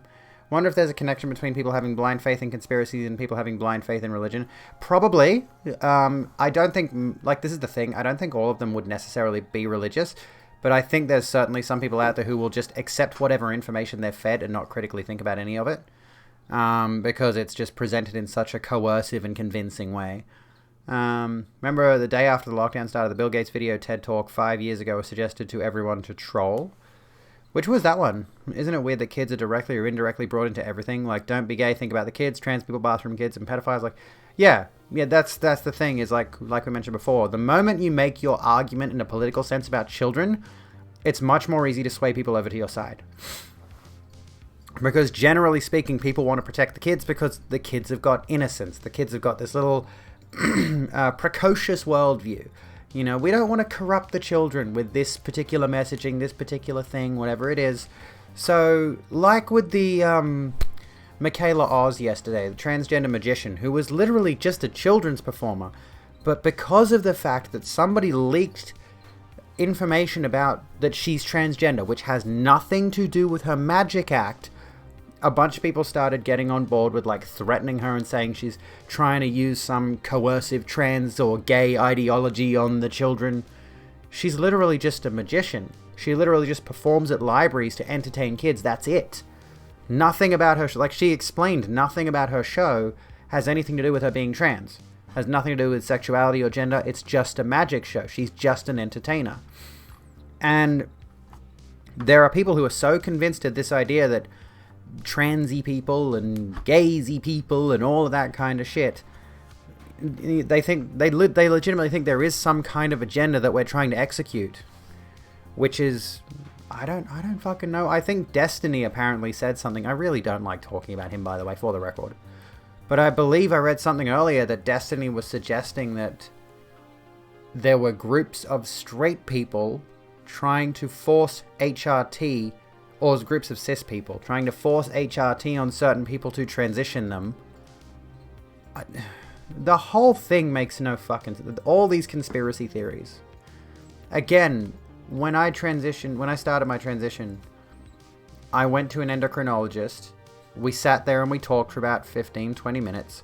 I signed an informed consent form, or she sent it off to me. I signed it and sent it back. And I was on HRT because I wanted to be on HRT, and I know that's an option for me to transition. I know that's the best medical option for me as a trans person who experiences gender dysphoria. I wanted to transition, right? But some people act as though we have this thing that we're trying to mentally manipulate people into transitioning, mentally manipulate people into being gay, and some people legitimately believe the sissy hypno porn theory, that there's sissy hypno. I'm not going to tell you exactly what it is, but I'm sure you can figure it out. Like, people believe that there are legit, like, don't get me wrong, there are these videos, they do exist, but people believe that there's some of these on YouTube, which are safe for YouTube, and then of course there's some on porn sites like Pornhub and whatever, which are these hypnotic videos, which play into some really transphobic tropes, if you've seen any of them, honestly, like incredibly transphobic shit. But some people believe those videos are being recommended algorithmically to people to trans them, and it's like, fuck right off. It's a real subgenre of porn, but it's like, it's not mind controlling people. We're not mind controlling people into transness. It makes no sense. These people, again, like I mentioned earlier, they live in another reality. You know, they've created this world that exists fictionally in their own heads and amidst the community of people that also believe the same thing. Yes, I watched the fucking sissy hypno, alright? I was going through a phase. Shut up. I was exploring, and then I lost my sex drive. I don't know. Like, these... Weird how that worked out. The gays trying to recruit our kids. Also seen lots of hypno and haven't transitioned yet. Maybe a little bit. Just a little bit more. But anyway, can neither confirm nor deny those videos exist. Earth 2, or Earth 0, or Earth -1. Oh, goodness. Sick of having to discuss that people are LGBT or gender identity don't care. We all coexist here. Well, that's the thing. This is a good point to bring up. I could show you Philosophy Tube's Social Constructs video, but I'll try to break this point down myself instead. In her video, right, she, like, for example, being gay, being trans, being gender non-conforming, having gender or sexuality, those are social constructs. In the sense that there could be an alternate reality where, the best way to put this is the way that she put it in the video, right? Say you get into a special space warping machine and you go to Earth 2, where they have all of the social constructs that we have, which include gender, race, sex, and all of those other things. Those are social constructs, right? But they have another one that in the video she calls schmite, right? And what that means is people who are bigger, there's two categories of people. If you're over a certain height, you're a big, and if you're under a certain height, you're a mini. And society is generally catered to people that are bigs. You know, there's a lot of privilege given to bigs and not a lot of privilege given to minis. Minis are, generally speaking, treated poorly in this particular world, this particular Earth 2, right? So the reason that we talk about being gay and being trans and all those kinds of things is because those are social constructs in our world that do have an effect on a person's level of privilege, which in turn has an effect on a person's level of social momentum. Is that what I'm thinking of? Like your gender, your sex, your sexuality, all of those things. And especially now that I'm hearing, this is really actually quite scary, I'm hearing more and more that job applications are actually asking for you to list your sexuality. I've seen a few stories about this now, and it's honestly not a reassuring thing. I know they're probably trying to track sexualities for the purposes of, what's it called? Yeah, like social standing and stuff. Trying to track them so that they can look more diverse in their workplace. They can put out statistics that say, oh, by the way, 20% of our workforce is gay or whatever, or equal opportunity kind of stuff, yes. And on the surface level, I think, okay, that's good. If you're tracking our sexuality for the purposes of actually hiring in a diverse way and not just hiring straight cis-het white men, fine. However, I look at that and I think that's actually not really a good thing. But the reality of the situation is everyone should be themselves and it doesn't matter. Doesn't really apply. Because we know for a fact that there are people who will lose opportunities because of their skin color, their sex, their gender, their sexuality, if it is known, their level of physical or mental ability, acuity, their age. Ageism is one that's not often brought into the discussion, actually. We've discussed this before. Like there's so many different layers and levels of privilege. There's a good picture I had that kind of well illustrates it, I think. Let me find this really quickly. Secretly behind the scenes, they're making other decisions based on the data we give, but on paper. Yeah, exactly. Like, that's kind of the thing. That's what worries me, is like, if we're giving all that information away, what else are they taking from that? Okay, let me just open this. So this is a good little illustration, how privilege works. So, for example, they've got all these balloons down here. White privilege, cisgender privilege, socioeconomic privilege, male privilege, able-bodied privilege, mental health privilege, straight privilege, religious privilege, and education privilege.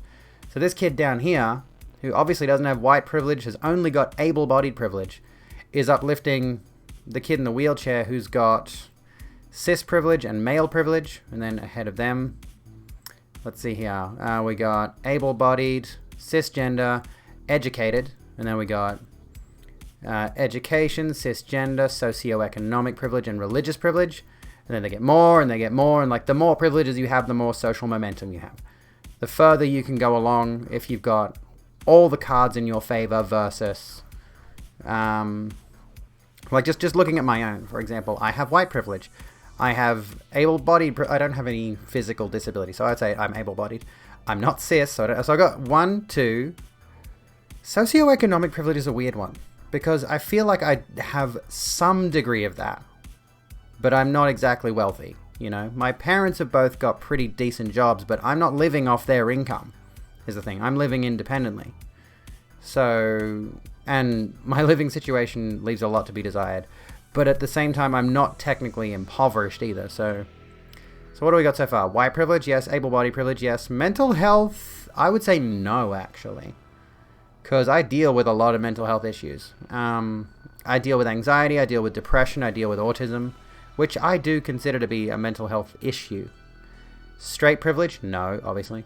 So what have I got so far? 1, 2. I'm not religious. And I'm not particularly... I've got 2.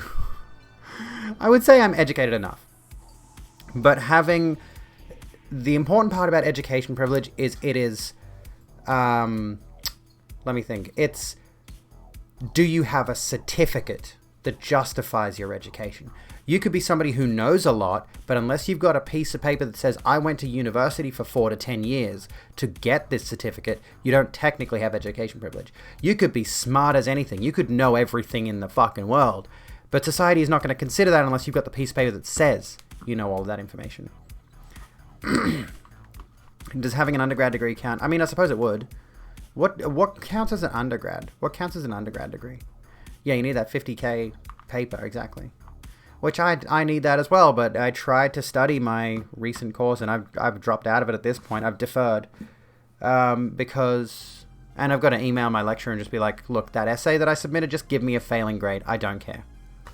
At this point, I don't care.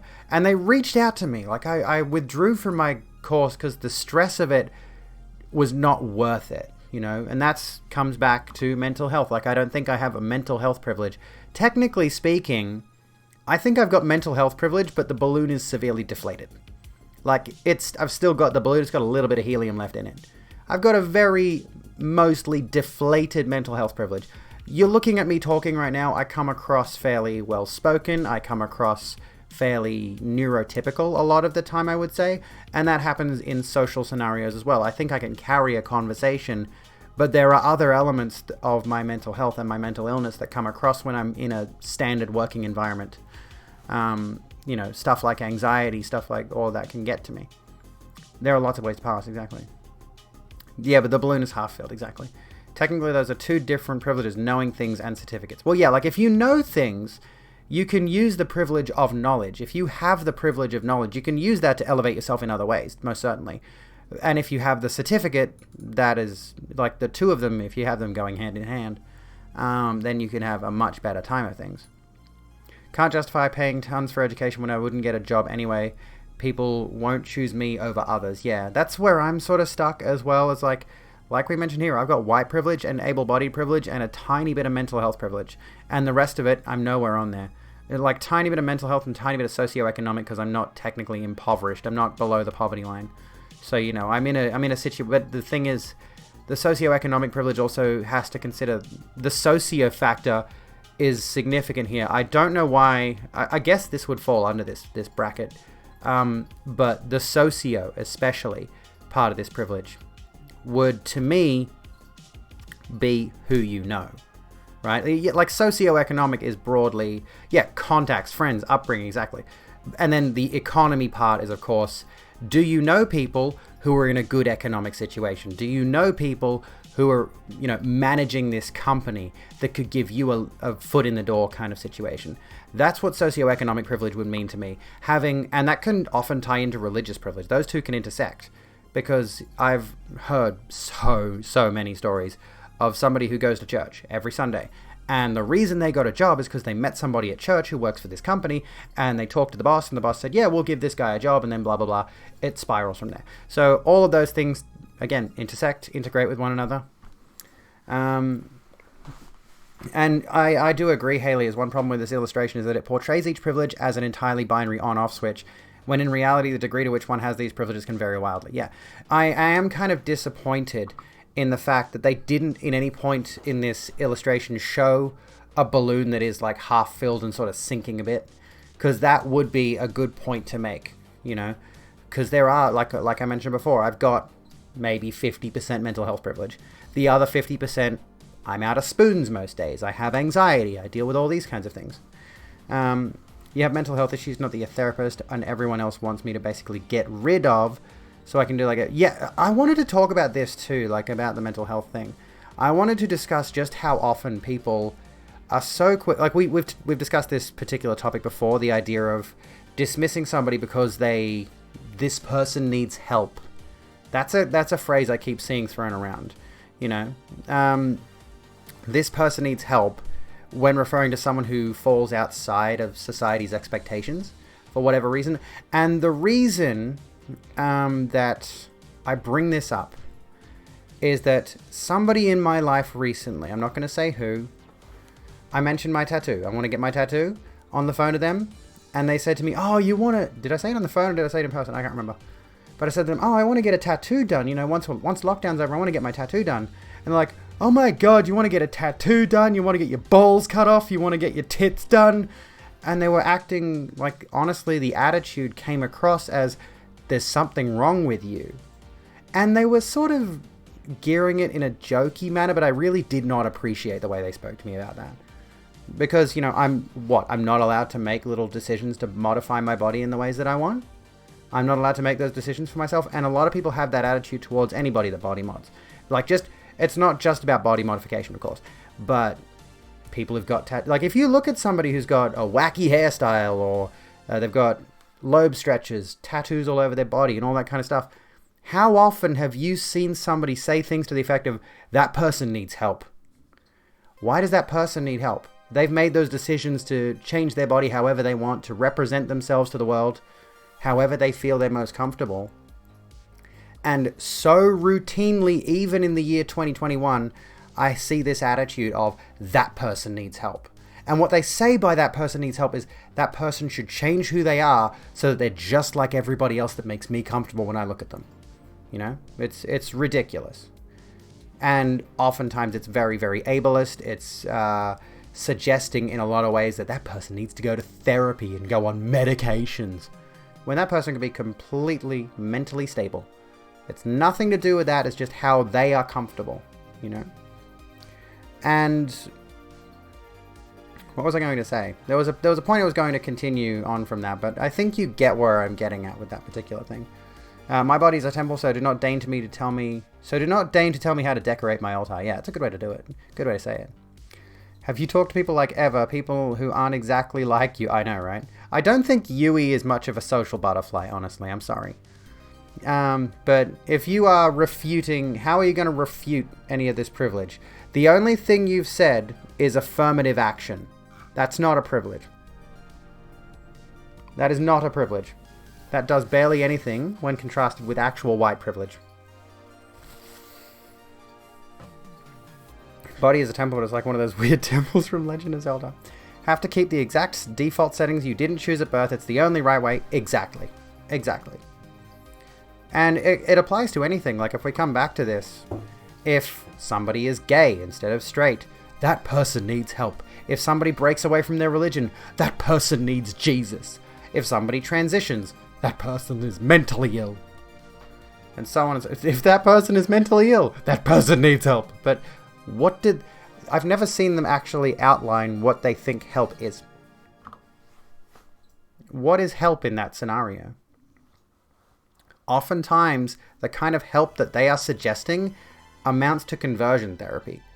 And I don't just mean gay conversion therapy, trans conversion therapy, but like similarly, who's heard of, we've talked about this before, what's it fucking called? There's a treatment for autistic people, and it's very controversial because it is very, very abusive. I forget what it's called right now. And it basically amounts to psychologically torturing autistic children, usually heavily autistic children, so that they become normal functioning. It's to alleviate the amount of stress that parents and carers deal with when taking care of autistic kids. Yeah, I think it does generally refer to shock therapy and a lot of social conditioning. So what they will do is there are some situations where ABA, Applied Behavioral Analysis, that's what it's called. There'll be an autistic kid. Kiara! Hello, friends. Welcome, friends. Welcome to the Rogue Room, friends. How's it going? My name's Abigail Beck. You're all being absolutely lovely and stunning and perfect. I hope you're all doing well tonight. How'd your stream go? Tell us all about it. What were you getting up to? What were you talking about? You gotta go, Em. Have a good one.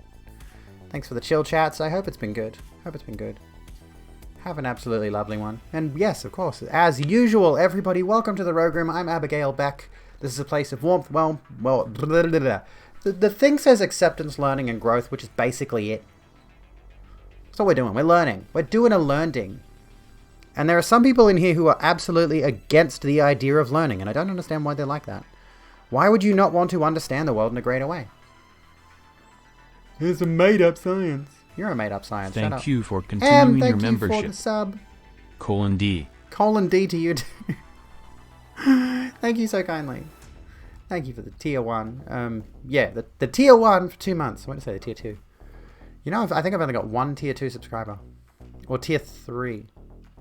It's either I've got 2 tier 2s or 1 tier 3. Out of the total 99 subscribers I've got at the moment. Anyway, where were we? We were talking about privilege. We're discussing privilege. Who mentioned pretty privilege? Somebody mentioned pretty privilege, which again, we keep failing to bring up. You don't remember. Yeah, I think you're a tier 2, Fox. Can you check? Like, your badge should tell you, I think. I think it does say... Yeah, tier 2. You got a 1-year badge and you're a tier 2. Which is pretty poggers. Also had some therapy as a child to make you less autistic, not nearly as abusive, but it told me that I was broken and needed to learn to act normal. And yeah, the thing about that particular situation is obviously autism cannot be cured. But what it does do is... Unfortunately, what it does to those autistic kids is it conditions them to realize that their autistic behaviors are considered unacceptable by broader society, so they suppress those behaviors, and they do learn the socially acceptable behaviors, but they don't fully understand them. So, like, for example, I've mentioned this in the past, you condition one of these autistic kids to go up to somebody, shake their hand, and say hello. And they'll do that, they'll act out that sequence of events, and then they'll not know how to continue from that point. Like, their brain processes socialization completely differently to neurotypical people. That's why you don't understand people who hate science. Science is what lets us understand this universe we exist in, and if understanding the universe doesn't fascinate you, get out of my face. Exactly. And that's the thing, Draco, is some of these people are now using science to justify their bigotry, amusingly enough, specifically trans bigotry, but the science doesn't agree with them. Like, they think, specifically with regards to transitioning, with regards to being transgender, they think at some point biology and gender and all of that just stopped progressing, and the scientists were just like, yes, biology and gender, like sex biology and gender, are exactly the same thing, and there's no science beyond that. It just stopped at like 1954 or something. I don't fucking know. I've got no actual date. But science never stops. By 1890? What was 1890 again? But yeah, pretty privilege, like you mentioned, Depot. That is the day. What was that? When they discovered chromosomes? Was that when they discovered chromosomes?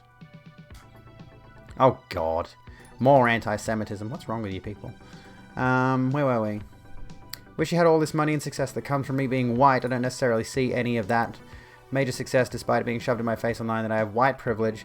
This is the thing. Like, you can still have white privilege, but, like, I've got white privilege and I'm not rich and successful. Because that privilege will give you a leg up over other people in your socioeconomic condition that do not have that specific privilege. In a largely white society. What's this one here? There you go. Anyway, don't necessarily see any of that major success despite being shoved in your face. Do you have white privilege? Other than that, yes, don't have to wake up every day in my white town worrying about people racially attacking me, but I'm in solidarity with those who are. Yeah. You do see a kitty. You want to come up here? Come up under the thing. Welcome to the Rogue Room Triple Double. Add roll for troll? Yeah, fuck it, why not? Cat. You folks want to subscribe for cat? You should hit that sub button for the cat. Don't attack me. Just sit. There you go. What you doing? What you doing? So what have I missed? Hang on. Doing stuff that you were taught to do socially, your brain just shuts down. Yeah, exactly. Yeah, this one. Basic biology. You can't defeat me. LGBTQ plus community. I know, but he can. Advanced biology. Pretty much. Like, and that's the thing is, I think we need to update what is considered basic biology in terms of the education system. But of course, if you start doing that, well, Draco linked it further up in chat if you want to go grab it, Karma. Or Draco, you can drop the link again if you want. So, like, they need to update what they consider basic biology, and they need to outline these things a little bit more for people who, like, you could explain this shit to... When do they teach basic biology in schools? When do they teach that kind of thing? Like, age 13? Or maybe even younger than that? They could outline the sex bimodal spectrum to kids. It's not a complex subject. It's really not. Like, once you get into the finer details, yeah, you're looking at, like, university degree shit, but you could explain the sex bimodal spectrum to teenage kids easily, in a way they'd understand. If you're just saying, okay, sex is when boy have penis and girl have vagina, like, that's not how this works. Kitty's name is Smudge, and he is baby. If you're a weirdo and don't like ads, give Beck a sub or two. You get free ones with Prime. You do.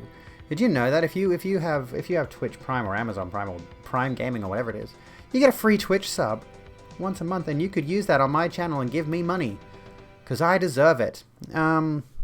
Graduated in 2018 and never heard about trans or gay people in sex ed. Thing is, I've known I was trans since I was very young, but I didn't have the words for it, and I was also scared off by the fear of being socially harassed for being transgender. And now I'm just out and proud, and look at you, look at me, go fuck yourselves. That sort of thing.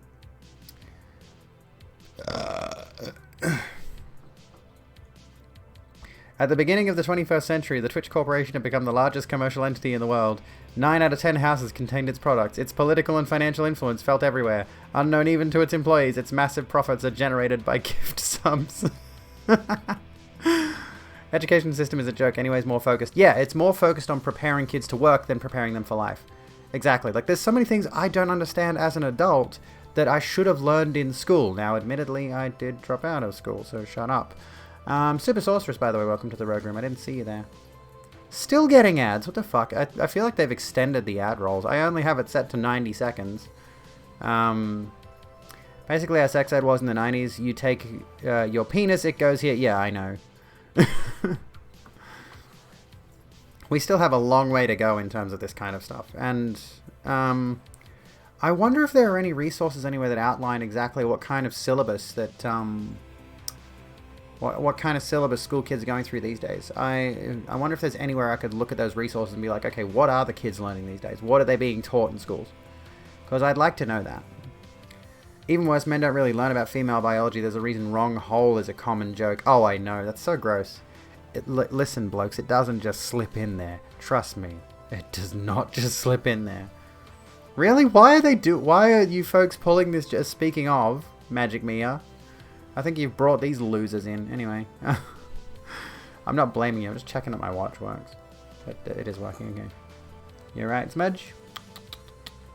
Think about how basic biology has to come up with things like, oh, the clownfish changes gender during these conditions, or these males act one way, these act another way, where they could instead just not try to attribute everything to either male or female. Yeah, exactly.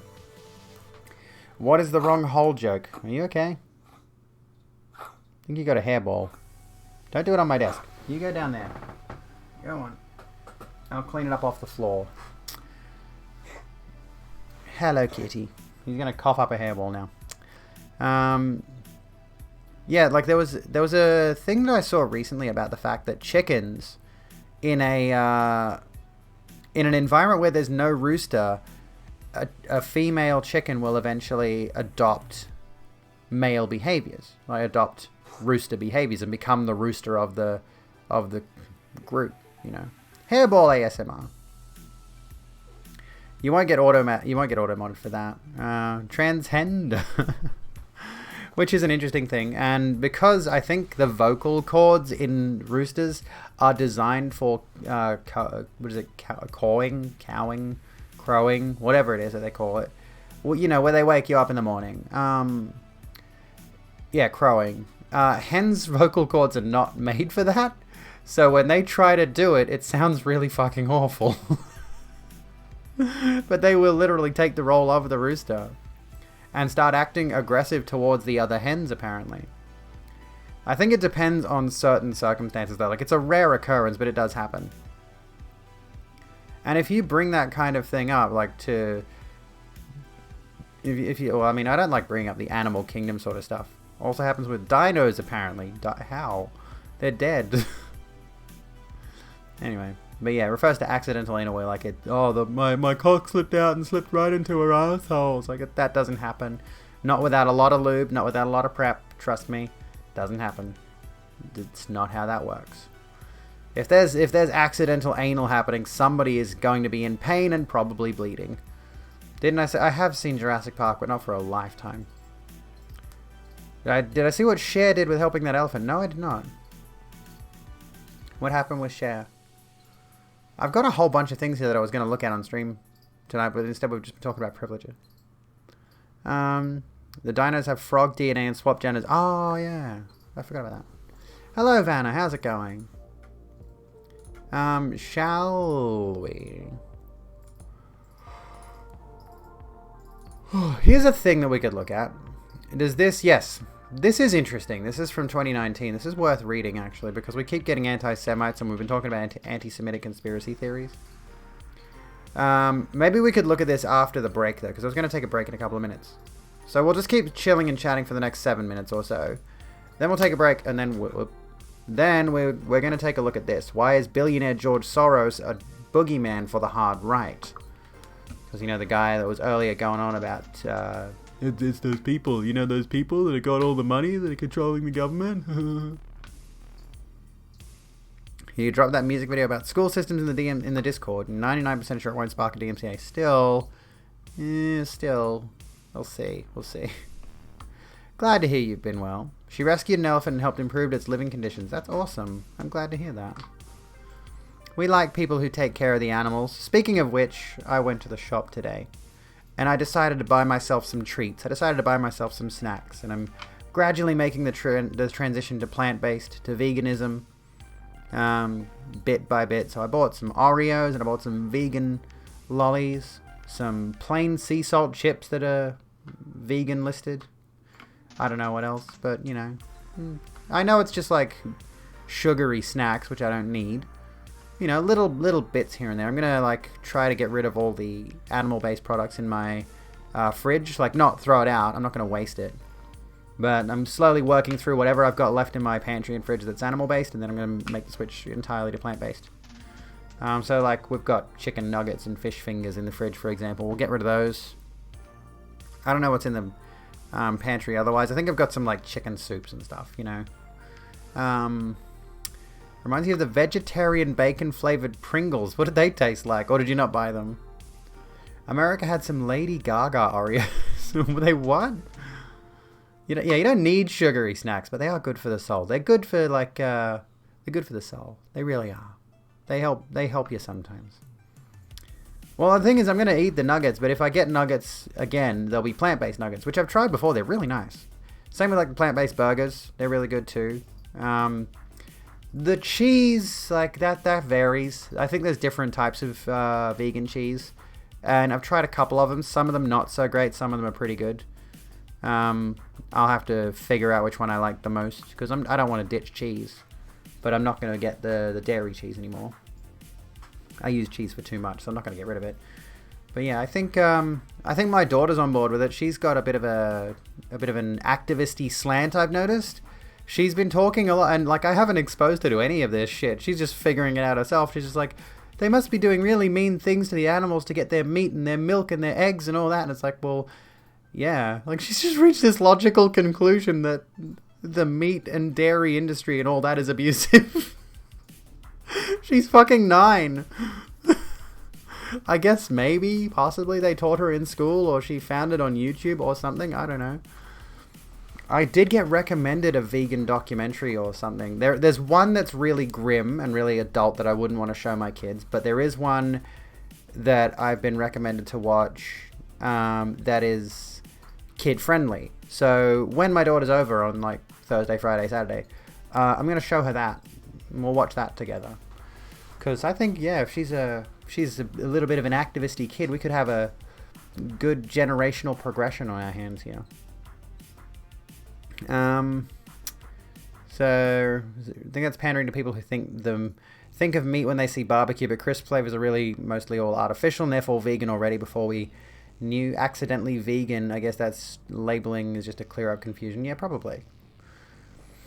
2/3 of your diet is now rice and bean burritos. I'll have to try those. I'm going to actually have to try those because I've got a bunch of rice in the pantry just sitting there.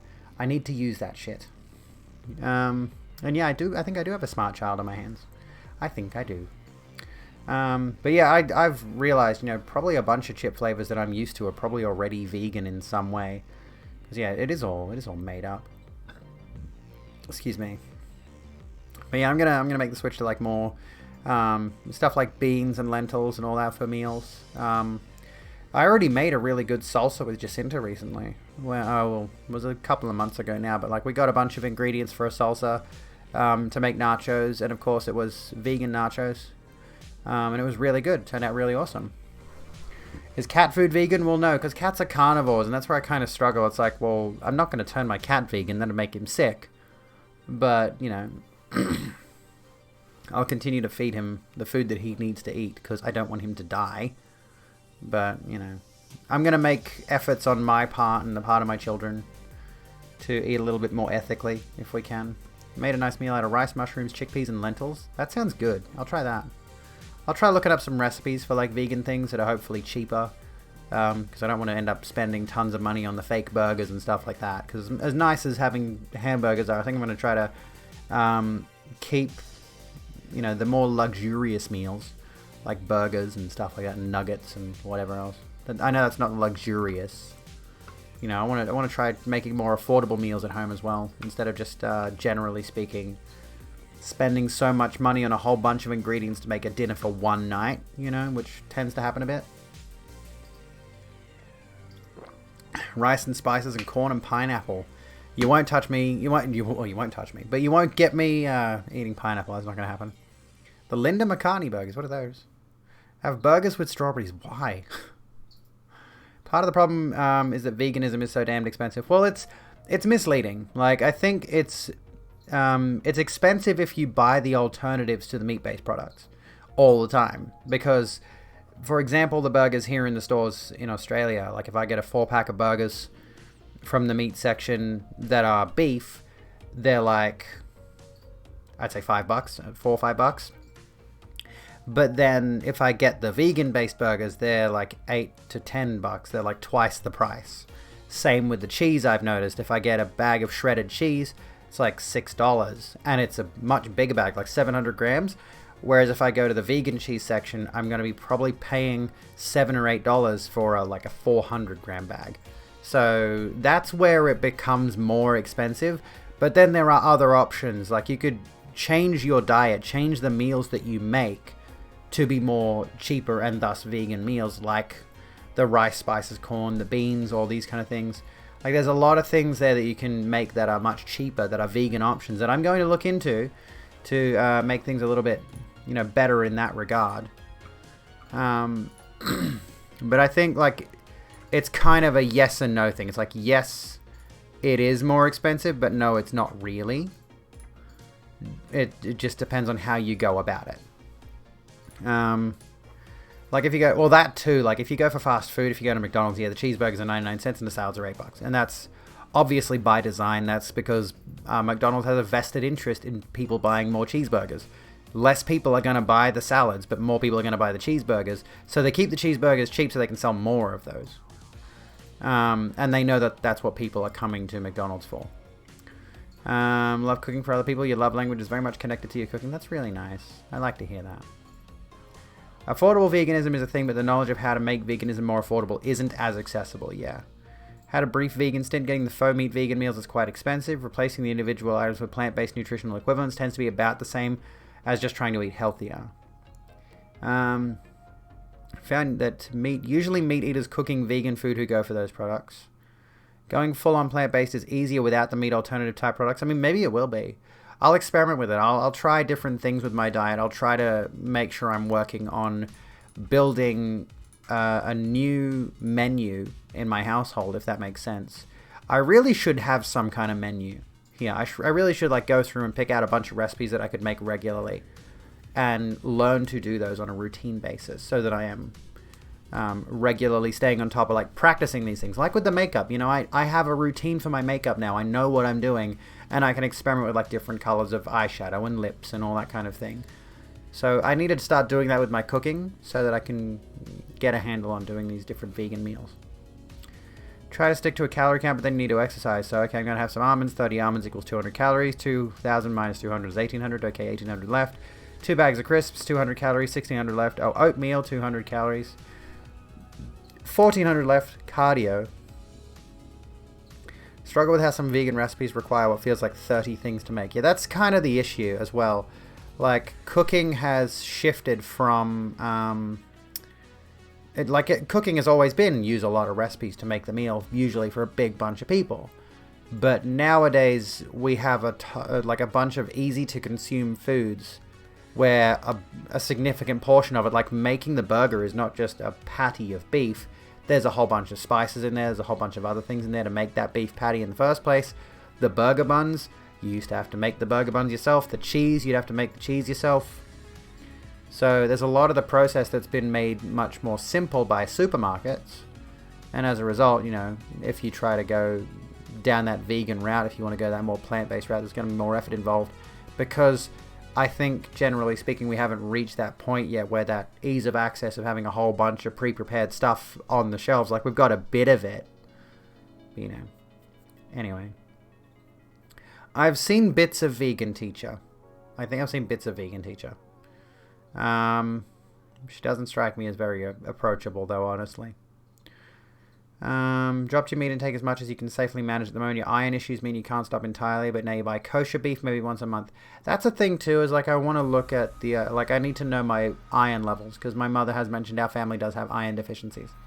Hello, Izzy. How you doing? All right. Sorry to ditch right as you come in, but it is break time. It is 10 o'clock. I'm going to go refill my water bottle. And we'll come back in just a moment. We'll keep talking about this sort of stuff. Because I feel like talking about it is going to help me stay motivated to make that full transition to a plant-based diet. But anyway, I'm going to do a be right back. I'm going to run ads again. Sorry. I know we just did, but we'll do it again. For the ad break's sake, be kind to yourselves and each other. Talk amongst yourselves. I'll be back in just a moment. Subscribe.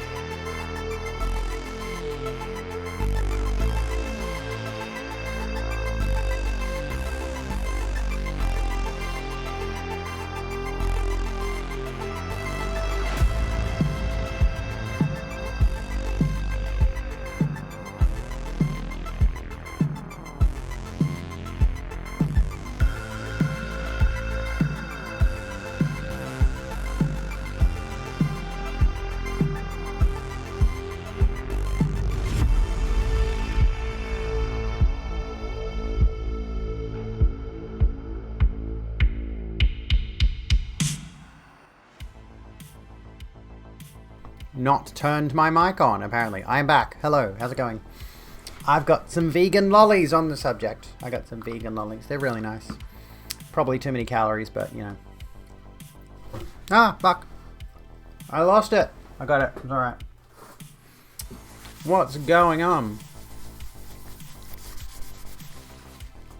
I see a fuck off in chat. What happened? What did I miss? You folks alright? Anyway.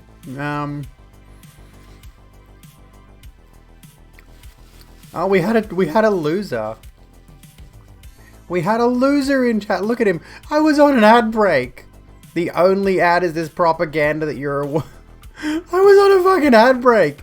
You're really that much of a fucking pussy that you're gonna try to insult me while I'm not fucking here. Oh my god. Imagine being that much of a fucking loser. Legitimately, I wish we could just call these people what we want to call them. But you're not allowed to insult people based on their perceived sexual proclivity.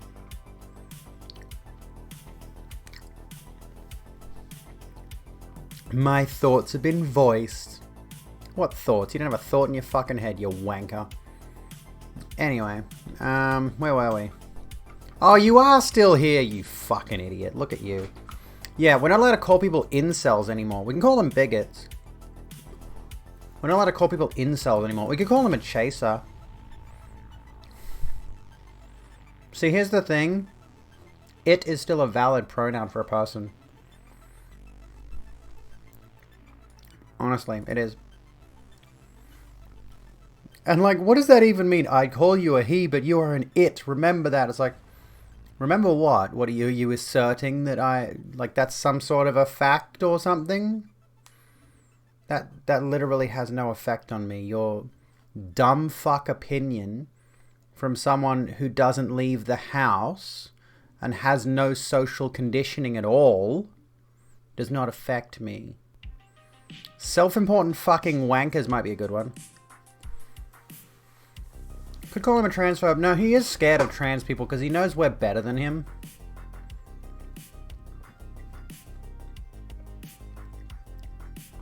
He's scared that transes are gonna prevent the white race from breeding or something. He is legitimately terrified. He's scared of us. Yeah, being better is it is a low bar. It's like being better than dog shit. You know? It's not exactly an accomplishment. I'm better than dog shit. But that's not really a big thing. No, you're not allowed to post links in my chat. No. Not even a tripwire. Lol, you are a woman. No, I'm better than this guy. No. Like, secretly no one is better than anyone. No, I'm definitely better than this guy. Subscribe with Prime. Oh my goodness, did you?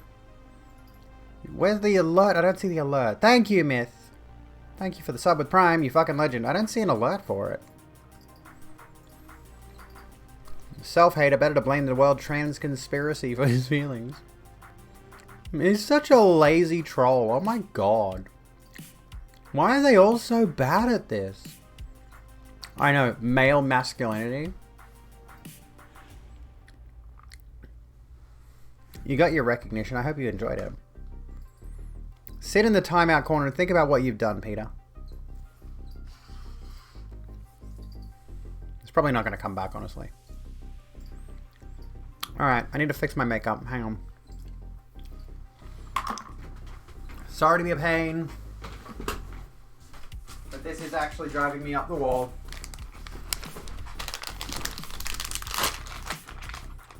They're probably like a child, yeah. But that's the thing, is like we've seen people who are full grown adults who have these same opinions. They don't grow up. Jazzy Jazz, welcome to the Rogue Room. How you going? Oh, I need to replace it. I don't know. Maybe I don't. Yeah, they're entertaining us. It might be fine. I was gonna say I might replace it because it looks a bit, but it's okay. I think it's all right. I'll chuck this back in the packet. Got our wipes there if I need them. Anyway.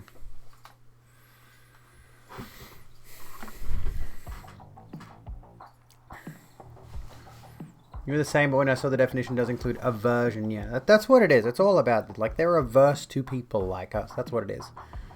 Abby, yes, what's going on? What's happening? Have far more patience for these morons than you do. Well, I mean, they're useless. They're nobodies. That's the thing. They're absolutely considerably awful people. Honestly, Mia, just in case a troll gets banned, don't give them a sub. I mean, I'd get the sub money, but they would lose the subscription, so you'd be throwing it away. You saw a fun troll attempt the other day in another trans stream. What'd they get? What'd they hit him with? Oh, you in theory have a new position contracting for Intel. Interesting. Watching you mess with the makeup oddly gave you the urge to put your own makeup on after work. Do it. Do it. Some dude came in and told the streamer a trans woman she looked like their uncle. Okay. We couldn't mess with them via an ad roll if they have a sub. True, true, true. It'd be wasted money. If your uncle looks like her, are you sure they're an uncle? Oh my goodness. That's good. That's good. I like it.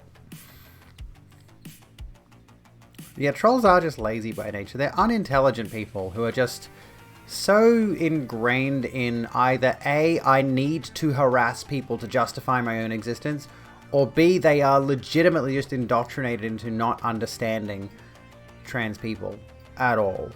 Which we know. We're aware of that. Actually, I might grab the lipstick and just apply another layer. I was going to take it off and reapply it.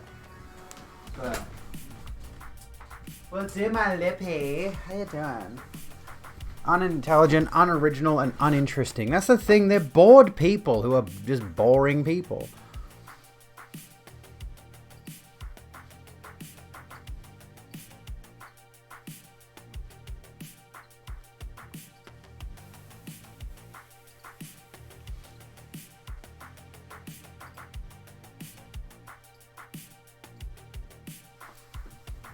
There we go. That's ultimately what it is. Like, they've got nothing going on.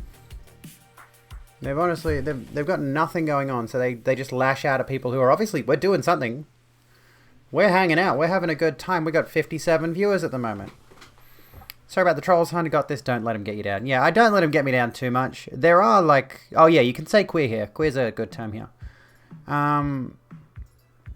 We do need more queer streamers here on Twitch, and if you folks are interested, you can also check out peertopeer.live. I mean, they've added most of the tags now to Twitch, essentially, anyway, but peertopeer.live also allows you to find fellow, not just queer streamers, but anyone who's basically a minority streamer in a variety of different ways. I think peertopeer.live actually has a much higher tag limit than Twitch, like up to 8 tags, I think. It is a Twitch, like, not a restreaming service, but like embedded streaming. You can find people on there who've got... Sorry, there's a bit of the vegan lolly stuck in my throat. I'm trying to get rid of it. Anyway, what was I going to say? Yeah, like if you want to find more queer streams, you can go on there. There's also, I think, certain... I want to know if there's a queer-friendly streamer community on like Facebook, or if there's a Discord or something that I could join. Anyway, because like I'm in a bunch of generic streamer groups that are generally trans accepting and all that, but I want to find a specifically queer streamer group or something along those lines. I'm in a women's streamer group. That's pretty fun. Yeah, generally speaking, I consider queer to be the umbrella term for LGBTQIA+. Like if I want to just say... If I want to just broadly refer to the queer community, I just say the queer community. I'm not going to say the LGBTQIA+ community every single time, because it's a mouthful. Because I know queer is that umbrella term that covers all of us. You know, tend to consider transphobes as uneducatable. I think we need to differentiate between being passively transphobic, i.e. holding transphobic views, and actively transphobic people. Had to work through some... I see you've brought guests. Ranting trans. Welcome, hello. friends. How's it going? How's it going, Jasmine? How was your stream? Please tell us what you were up to tonight while I put the lights on. Let me put the lights on really quickly. Let me give you the flashy raid lights. Look at this. Isn't this production value? Oh my god. You held the cat. Yes. We like cats. For those of you who don't know me, my name's Abigail Beck. This is the Rogue Room, a place of acceptance, learning, and growth. Please know that you are welcome and loved here. Please be kind to yourselves and each other. Awooga, awooga. Yes, indeed, Mossy. Holding cat is good. Holding cat is very good. I'm also Australian. That is very coincidental. I feel like there's something missing over here. I know that's not related to anything, but there's like...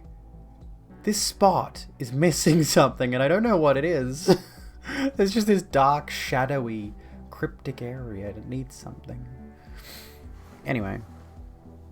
How you doing, Virtual Vault? Welcome in, welcome in, welcome in. What were you getting up to tonight? Did somebody do a shout-out? I missed if there was a shout-out. Aside from holding a cat. Doing Stardew Valley. Oh, I love Stardew Valley. I should stream it soon. I've got a thing actually coming up this Friday. We got a game. Someone gave me a game. This thing. We're gonna play this on Friday. We're gonna play this little game called Skjoldr Story. It's supposedly a little like Zelda-like, but all you've got is a shield.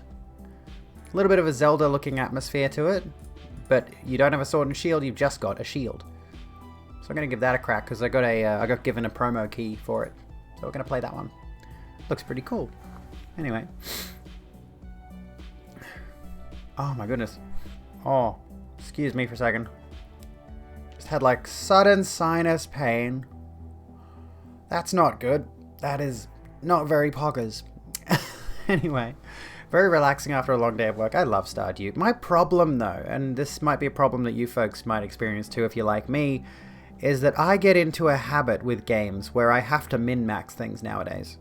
Like I get to this stage with my I feel like I want to play Stardew, but now that I know there's kind of an optimal path to reach maximum income or whatever it is within a certain time frame, I keep doing that whenever I wanted to start up, and I do it with Minecraft as well. Any of those kind of productivity themed games, I always go, okay, let's go for maximum efficiency. I know what I need to do, and I start stressing myself out to the point where I can't relax playing the game that I'm supposed to be relaxing to. It's awful. I hate it. Alright, let's put the colors back to normal. Giving away free follows to all kind, caring, and lovely people. What do you got here, Draco? A Schmelder. Nice fit, nice fit. Not bad, not bad. What was I going to say? That's what your main ended up being. I've still not played FF14. I don't think I will until they have like werewolves. I want werewolves. I should do a co-op Stardew with some other streamers at some point. I mean, I think I was going to do that with Pinippy at some stage, and there were a few other streamers I was interested in reaching out to about it. I got offered to collab on a trans-related stream this weekend. I think it was this weekend, or was it Monday? No, it's Saturday. Saturday. But it's like 5 a.m. my time, and I'm like, I've got the kids here. There's no way I'd be able to do that stream, which sucks because it's with Meabyte. I think. Jazzy, you have to get ready for work. Have a good one. I'm glad you like the vibe here. I need to get more lights. Then it'll be even more vibe. Can you imagine? Did I see the video of that trans mum breastfeeding the newborn? No. No, I didn't. There are beast people, not pure werewolf. Now, see, I like the thing of transforming into a werewolf from a human. It's really cool. Because transformation, get it? Someone was tossing around a trans Minecraft survival multiplayer. That sounds pretty cool. I wouldn't mind going back to Minecraft. Did I miss your post before the link there? No, what'd you say? On a queer note, is this what you mean? You got a new FF14 character who's essentially me, or rather an idealized version of me. How I'd like to look, and is the closest I can get to how I'd look in FF14. Made an outfit on him with help from a queer friend to fit the gender fluid pride flag. He sits gay. Is that what you mean? Do you mean that one? Is that what you're referring to? I'm assuming so. I'm revealing too much. I reveal a lot of things. I have played a demo of Elder Scrolls Online. Not a demo, like the free trial of it or whatever it was, but I only played a little bit. Hybrid, welcome back. So where were we? That's fair. There's willfully ignorant, and then there are the people who can change. I'm terrible at telling the difference between the two, so you avoid being mean to the person because they could be helpable, but you also don't put in a lot of effort trying to educate beyond the basics because it's a waste of energy on someone choosing to remain ignorant. That is kind of a big issue. Yeah, exactly. You know, you want to help people understand our issues rather than berate them, but we see so many people come in just being rude that it feels like a foregone conclusion to just brush them aside and say, get out of here, I don't like you. I don't want to try to change your mind because I know you're not interested in changing your mind. You know, that's the thing. You play a Lalafell. You know what amuses me about the Elder Scrolls is the fact that you've got beast races like the Khajiit who can turn into werewolves. You cannot read a closed book. Yeah, exactly. So if I consider myself to be an open book, if somebody else is a closed book, I can't read them, so I can't gauge if they are even open to change. Best approach is to give people the benefit of the doubt once and only once. And yeah. Ready, Ike? Kick the baby. Don't kick the baby. Kick the baby. They don't want to change their mind. They're bullies who are in it for the lols. Like, it's not about learning. It's not about changing their minds. They're stuck in their mindset and they're all about hurting people. That's it. Rachel, how you doing? What's going on? Oh, lizards turning into werewolves, yeah. The beast race is transforming into another beast race is amusing. They have a furry race, though. There you go. I don't want to be a furry, though. I want to be a werewolf. I very specifically want to do the werewolfing. I like werewolfing. More werewolf games, but not Werewolf the Apocalypse Earthblood, because that looks kind of terrible. Looks very, very awful, objectively speaking. Like, it looks atrocious. Werefurry. Werewolves are the OG furries. Best I can do is lion person.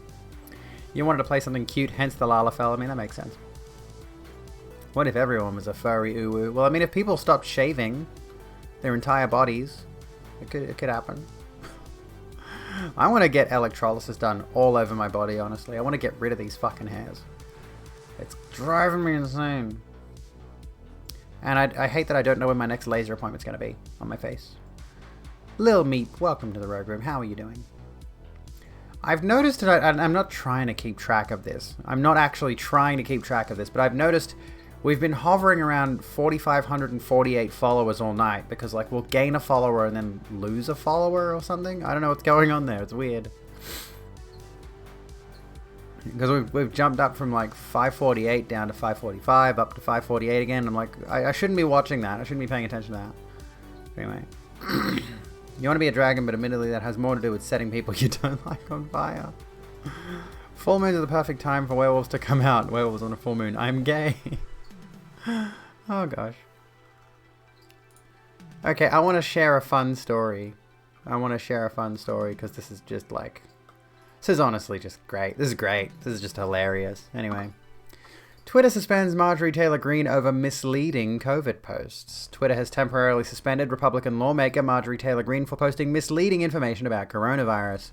The social media giant said her account would be in read-only mode for 12 hours. Ms. Greene, a Republican congresswoman, has been an outspoken critic of vaccines and the use of masks. Last month, she apologized for likening coronavirus mask rules to the treatment of Jews in Nazi Germany.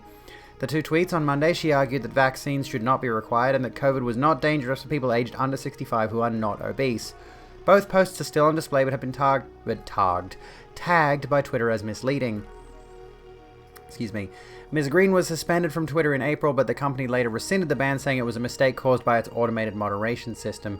In response to her later suspension, Ms. Greene said Silicon Valley firms were attacking free speech with support from the White House. Always the free speech. These big tech companies are doing the bidding of the Biden regime to restrict our voices and prevent the spread. Okay, so here's the thing. They had the free speech rhetoric before Biden was president. They had the free speech big tech thing before Biden was president. So how is the free speech thing part of the Biden regime necessarily? I'm just confused about how they got to that conclusion. To restrict our voices and prevent the spread of any message that isn't state approved, she said in a statement to the New York Times. Last week, Democratic President Joe Biden urged social media firms to take more action against the spread of false information on their platforms about coronavirus and vaccines.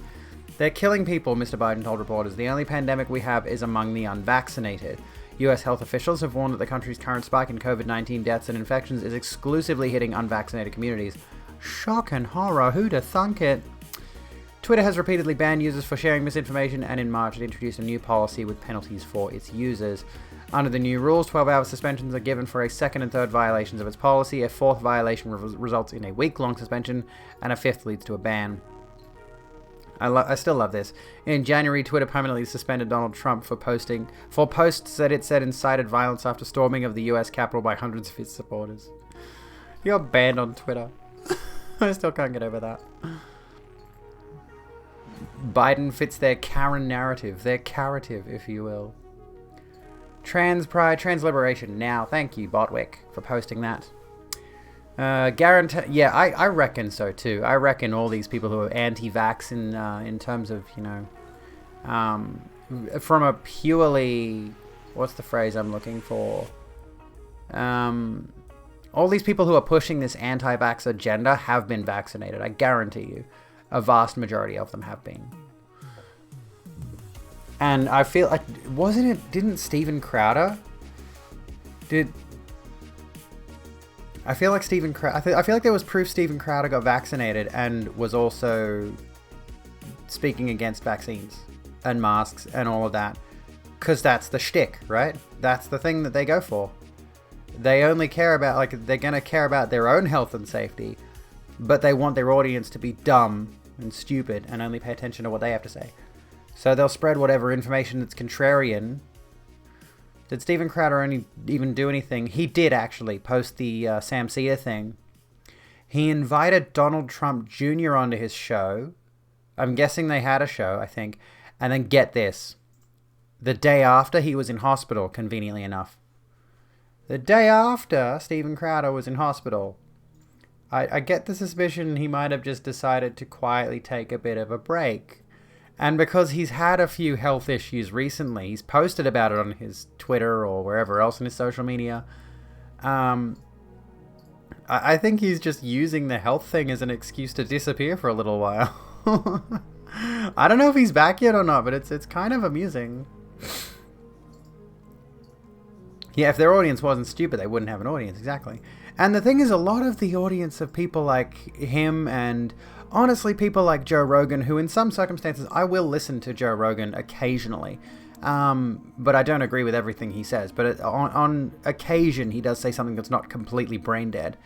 But the people who follow people like Steven Crowder, Tucker Carlson, Ben Shapiro, trying to think of other names, Isaac Butterfield is a good one. They're all about... the whole reason for their style of content is to sell this narrative that they're rebelling against, I don't know, like, the system. They're acting as though they're the rebels against the system, the status quo, or whatever.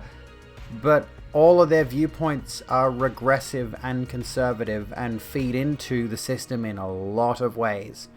Like, they think these crazy, wacky leftists have got far more power, politically speaking, than they do anywhere in the world. Like, yeah, honestly, you're absolutely right, Butterfly. They're asserting their male stubbornness. You love Joe Rogan. I mean, I used to listen to him quite a lot. And it was more like the guests. I would watch the clips of, like, guests that interested me. But I've drifted away from him because he has said quite a few stupid things, especially with regards to the vaccine. And the masks and all that. He has said a bunch of, like, really stupid shit with regards to masks, vaccines, all that sort of thing. Closing down all the businesses, lockdowns, all that sort of stuff. He is transphobic. And yeah, like, at least with regards to the COVID vaccine, he thinks if you're young and healthy and sprightly enough, you don't need to get the COVID vaccine. But the problem with the vaccine thing is they act as though getting the vaccine for yourself is the reason you shouldn't get it. You know, if you're young and healthy and you're all fine and dandy, you don't need the vaccine. But they completely dismiss the reality of the situation is that COVID can present asymptomatically in your system, and if you so much as cough near somebody who's vulnerable and hasn't been vaccinated, and you haven't been vaccinated, you can pass that on to them and they could get sick and die. And that's the reason people should get vaccinated. So that they can't get it and they can't pass it on to other people. They're thinking completely selfishly. Don't get the vaccine if you're young and healthy and you're all fine and dandy. You know, because you don't need it. You'll be fine. Even if you get it, it'll be like a cold. That's not the point. It's about not spreading the pandemic further and preventing further deaths to vulnerable people. That's what it's all about. Yeah, I know that would be socialist to think of others, I know. Capitalism is, at its very core, just selfishness. That's all it's about. It's about thinking of yourself first and fuck the consequences.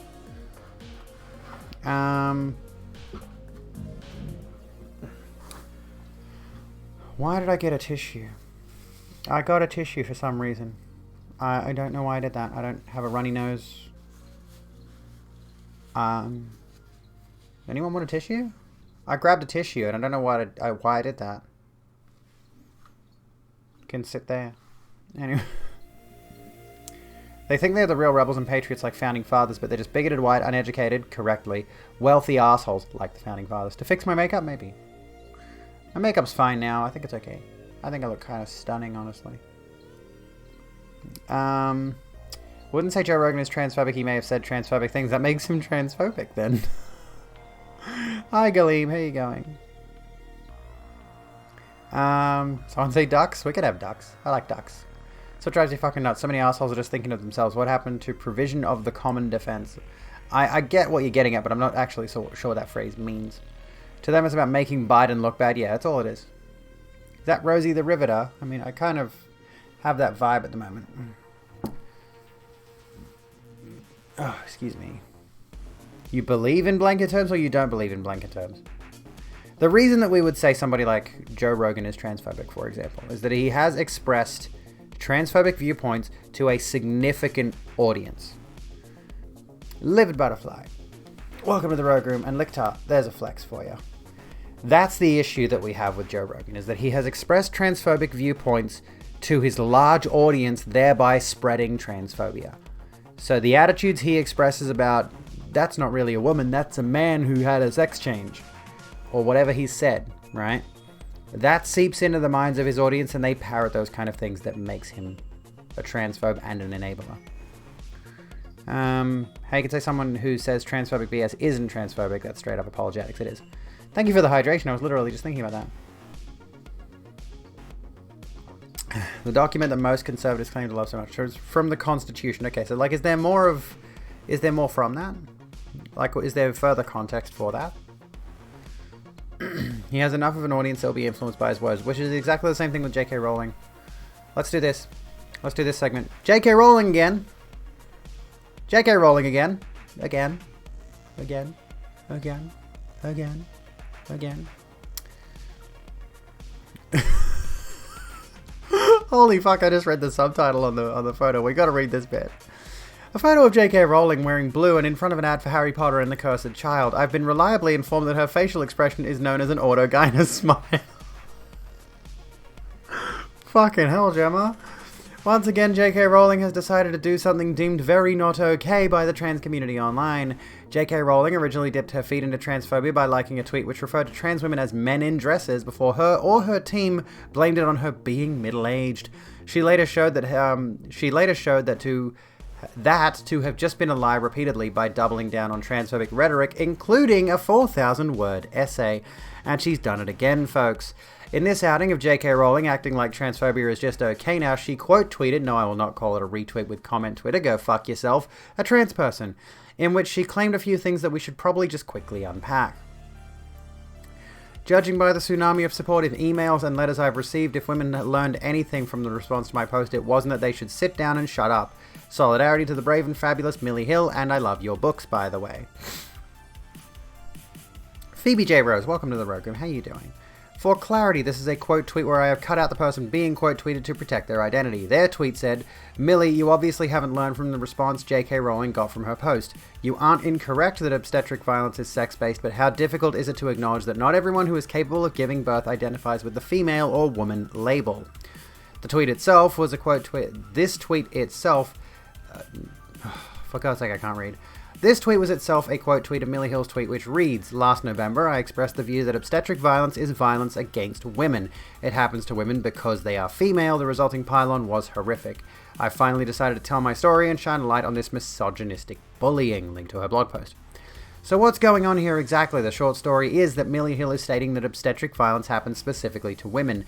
Therefore, if you experience obstetric violence, you must be a woman. The trans person who it's probably relevant to mention is a trans man specifically, is basically saying that they understand the position Millie puts forward, but it isn't the whole story, as many who experience obstetric violence are actually men or non-binary people instead. They just want to be included in the statistics so that they can feel like justice is at all possible for the horrific shit they have likely been put through for the exact same reasons and beliefs that put cisgender women through obstetric violence too. They just want to feel seen. We are talking about a woman desperate for attention, yes indeed. She's a billionaire. Why can't she just go prune her hedges or something?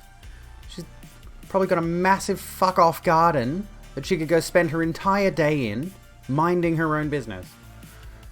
She needs to directly fuck off, do not pass go. Oft, I'll come back to your thing in a sec.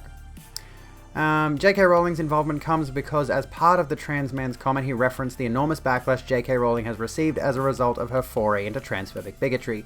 Her quote tweet attempts to damage control, claiming that she received a lot of supportive emails and such, but ignores the wider context of children on TikTok burning her books, the fact that she's lost over 600,000 followers on Twitter, all of the Harry Potter kids putting out trans-inclusive statements to combat her bigotry, and even companies having to put out statements saying they do not support, agree with, or endorse the views of J.K. Rowling despite working on her properties. The fucking smackdown. By God, that woman had a family. Which really makes you think about how much of a bubble she must be living in to genuinely think there hasn't been a huge backlash to her transphobia. Though denial is an important facet of any bigotry, I suppose, and this isn't even the first time she's claimed most of her fans are on board with bigotry, something her books for kids had a hand in teaching us was indeed bad. Mudblood's a really foul name for someone who is muggle-born, non-magic parents. There are some wizards, like Malfoy's family, who think they're better than everyone else because they're what they call pure blood. If you don't see the parallel between this and transphobes claiming they're the one real true women and trans women aren't really women at all, you're frankly beyond lost. I might actually save this link, because this kind of thing is relevant to what I'm working on. Before we close off, I do want to address something. A lot of people on trans Twitter are focusing on the fact that J.K. Rowling has 14 million followers versus the trans guy's 150 or so. His following has jumped up, but that's really not the point. That's a misdirection and not something we should really be focusing on here, in my opinion. J.K. Rowling could have 150 abusive transphobic followers and the trans guy could have 14 million. It would still be much worse than almost 14 million inactive or otherwise apathetic ones. It's not the number of followers which matters here, it's that those who are following J.K. Rowling and supporting her explicitly for her transphobia are often vile and abusive people. I've personally been sent death threats and threats to mutilate my body by those calling themselves J.K. Rowling's army. They seek out transgender people in order to harass and abuse us. They act as if we owe them our time and energy in order to debate every inane, bigoted thought that pops into their heads. Then they get angry when we don't like Then they get angry when they don't like the answers, only to then use that anger to continue abusing other trans people further down the line. J.K. Rowling either doesn't know this is happening or doesn't care, and both of these are bad. So much worse than the number of followers each person has. Focus on the state of her ignorance and the quality of her followers, not the quantity. It's the much stronger argument given the vast amounts of evidence of them being bigoted assholes and her just pretending otherwise. There we go. So that's what's recently happened with J.K. Rowling, if you were interested in that. I wanted to get that out there. By the way, Superfly Trans Guy, welcome to the Rogue Room. How you doing, you legend? Nyla, love, and heart. How you doing? Lots of hearts. Yeah, mega yikes for J.K. Rowling's army. That's fucking scary. Especially considering, the reason they did that was because Dumbledore's army. Remember that thing from Harry Potter? They did the J.K. Rowling's army thing because, Dumbledore's army was a good cause. They were rallying against the evil. And in this circumstance, they see the trans people as the evil. And it's fucking scary. They legitimately think they're under threat. They legitimately think their womanhood is under threat. And this is honestly the subject of my upcoming video that I'm working on.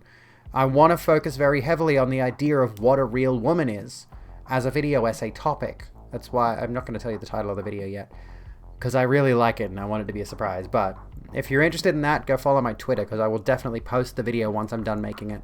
I really need to knuckle down and do some really hardcore writing, both tomorrow, Thursday, Friday, and over the weekend.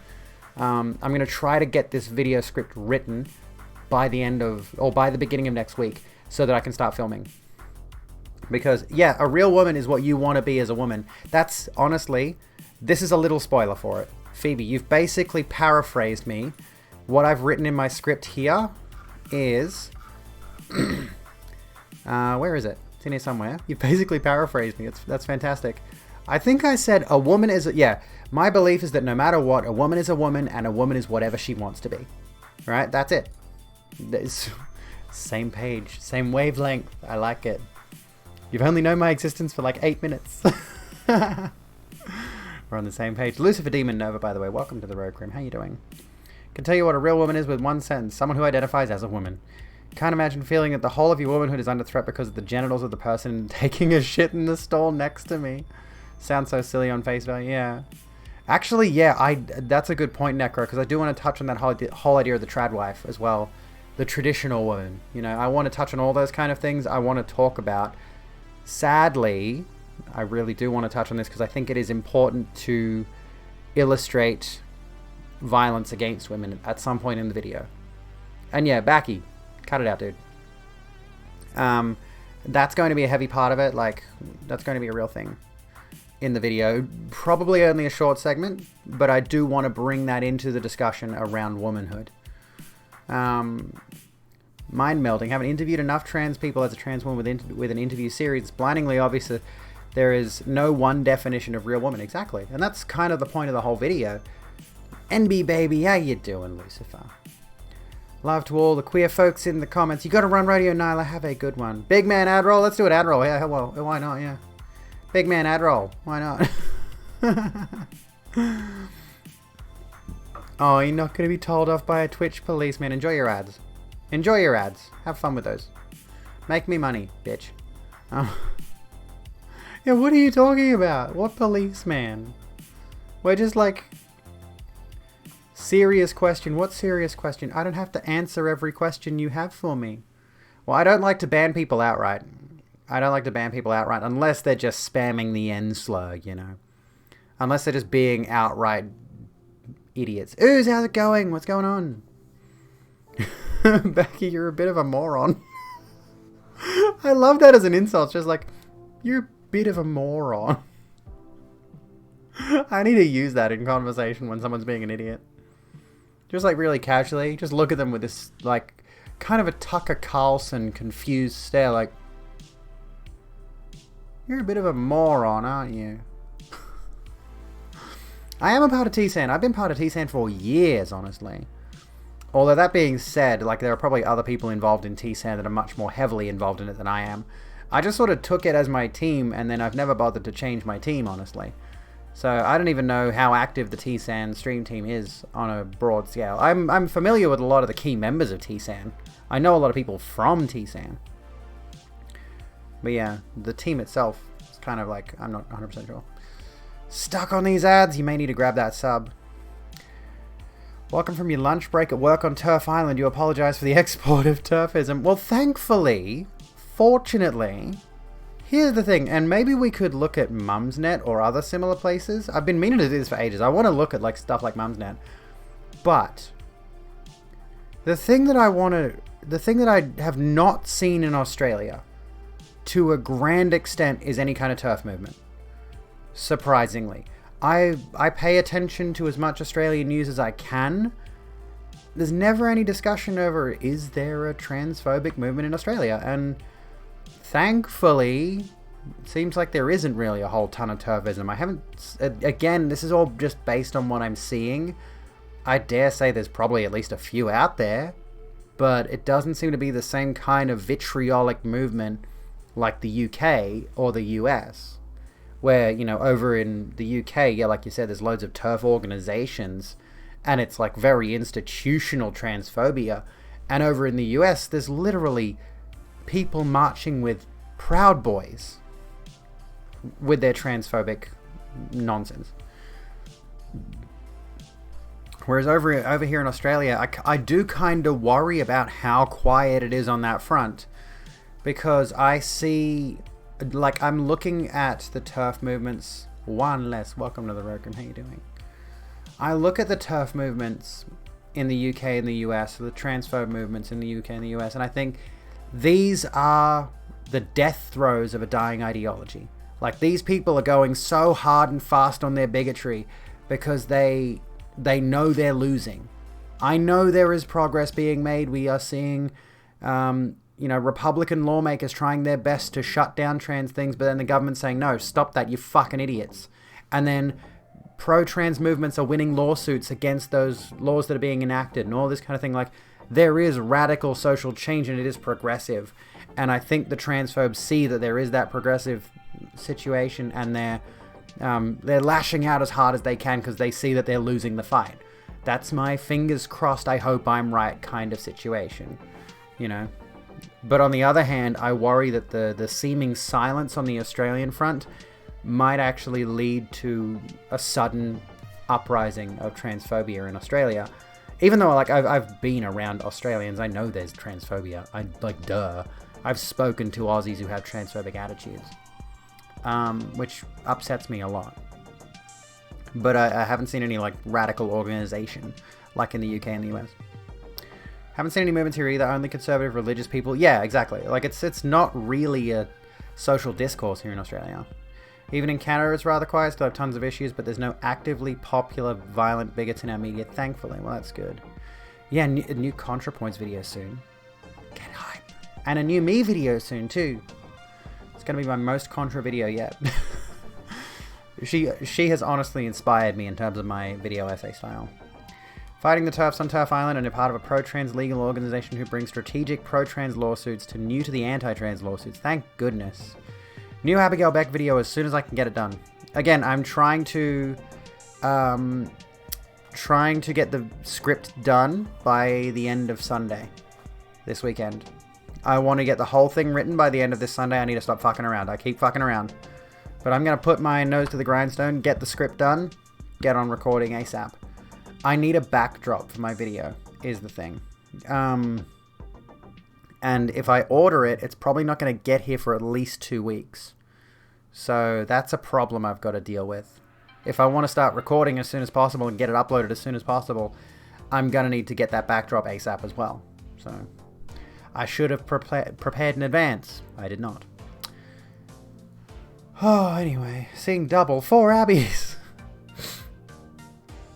More reasons you're ashamed to live in the US. I'm glad you like my room. I like my room. It's quite nice. And yeah, the Aussie government is so lazy. Yeah, it's awful. Look into XSplit. Why should I look into XSplit? What's an XSplit? Oh, not like if you mean like for backdrops. No, I mean like I want a physical backdrop. Problem here is that some of the old guys of the feminist movement are the backbone of that group, which has made it more of a convincing position for a lot of people. Yeah, that's a thing too. Like I've noticed that. There are a lot of people who've been around for a while and who've cultivated a following, again, like J.K. Rowling, you know. People have a lot of respect for these people who then become the figureheads of a transphobic movement. Between the UK, US, and Canada, Australia is weirdly population density. Canada and Australia are a lot less population dense, where the UK and the US are more population dense. People who are gender critical loons can club together more easily. True. I heard about Helen Joyce. I heard about this whole thing. I'm not sure of the full context, but I did hear she released some transphobic nonsense. With a massive push for mental health supports in Australia and the energy going into it from the government, some or most mental health practitioners and psychologists are pushing for more support for the trans community. That's good. That's good. There should be more support, because being trans is hard and we need to take care of our mental health. So the book is called Trans, is it? I'll have to look into it. Basically removes the background from your webcam. You can put whatever you want as a backdrop. Well, I mean, I've got a green screen as a thing. I could do the backdrop with a green screen, but I don't like how my green screen looks. So even with using Premiere Pro's Ultra Key, which is the best chroma keying software you can use, it still looks terrible. Like, if you look at my video that I released recently, what's it called? Panic. That one had the green screen, and the green screen was also creased at the time. But I actually want to have a prop backdrop behind me, just like a drop, like the things where like you have a birthday party or a wedding or whatever, and there's just this piece of fabric with a big print on it. I can afford to grab one now, but again, it's not going to get here for however long. And I wanted to do that so that I could have my colored lighting hitting the backdrop in a certain way, so you get this like faint colored glow around the edges of the scene, is what I would be going for, which, you know, is kind of essential to the whole look. Makes it look a little bit more interesting. Sorry, a little bit tired. California has more people in population of Canada as a whole, and that's terrifying to you. Does sound a little terrifying. I don't ride that skateboard. There's another skateboard behind the mirror, which I did used to ride, but it's been freezing cold, and also we're in lockdown right now, so I can't go to the skate park. But yeah, like I used to ride quite regularly. I am going to go back to the park soon, I think. But yeah, like I really, I've stopped riding for a significant while because I started my transition right as I started getting back on the board, and then it's like there's people who are regularly hanging out at the skate park, whatever, and I just felt awkward about the idea of starting to dress more and more feminine as I was skating and drawing attention from people who I don't know if I can trust them or whatever, you know. So I just thought, I'm going to put that aside from now, not try to involve myself in any community like the skateboarding community for a while. And then, you know, once I feel like I could pass nowadays, I could go to the skate park and be like, you know, if someone decides to come and say hi and like, you want to record my sesh, bro? Or anything like that, you know, it'll be a little bit less awkward because I'm now fully me, basically. Why am I not in Tokyo? Good question. I don't know. The biggest issues with the book by Joyce is not the waves against trans people, it's the waves it is causing in the atheist community. Joyce is a prominent atheist and has Richard Dawkins on the front. And a lot of convulsions are happening in the atheist community right now. So the next big community to have trans drama. Yeah, I've heard, like, we already know Richard Dawkins is transphobic. I knew that much. Wouldn't shock me. Most of that population resides around LA. Started transitioning, threw off all your hobbies, yeah. It's a bit rough. Yeah, Dawkins is a bit of a cunt. You've got a penny board, but you'd always eat shit whenever you hit pebble and misaligned your tailbone. Oh, rough. I was only just learning how to like do ollies. I could just reasonably nail an ollie and get up and down ramps, and I was trying to learn to kickflip. I've got a nice pair of skate shoes. I've got a pair of Adidas Buzenets Pros that I wanted to start using, but the problem, of course, is that you keep using skate shoes. They wear down really quickly, especially if you're skating like almost daily or something. And before long, you're going to have to be spending X amount of money to replace them within a couple of months or so. Like, they do not last long at all. But yeah, that skateboard I only bought because I like the color scheme. I don't want to ride it. But yeah, I stay active with walks and home weight routines. Like, I got my dumbbells over there. Tomorrow's upper body day. We're doing chest, shoulders, triceps, biceps, upper back, lower back. It's going to be good. And yeah, Dawkins has made pro-eugenics comments, like, quite legitimately. He's a bit of a terrifying individual. You're gonna go lurk for a bit, Izzy? Radio sounds good. Please try and chill out. Oh, yeah, eugenics. I see you've brought Evie, guests. thank you for the raid. Welcome, Hello, friend. raiders. Turn our raid lights on, shall we? Turn our pretty fancy raid lights on. Also, I've changed my my background on my phone to Celeste, for anyone who is curious about that for any reason whatsoever. What's this? Your report about a certain account on Twitter has been received. Cool. So I got someone banned on Twitter. Awesome.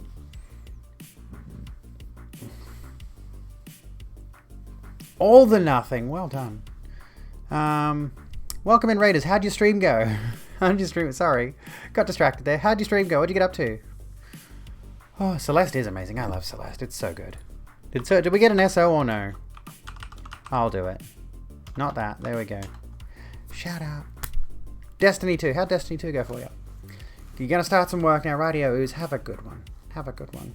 Yeah, he said aborting kids with learning disabilities was fine up until full term. Which is... Ugh. Yike. It's a whole yike. I mean, if someone discovers their child has a learning disability and they decide to abort that child, I mean, there's nothing we can do about that, but I think the discovery of learning disabilities in childbirth is pretty late in pregnancy anyway, isn't it?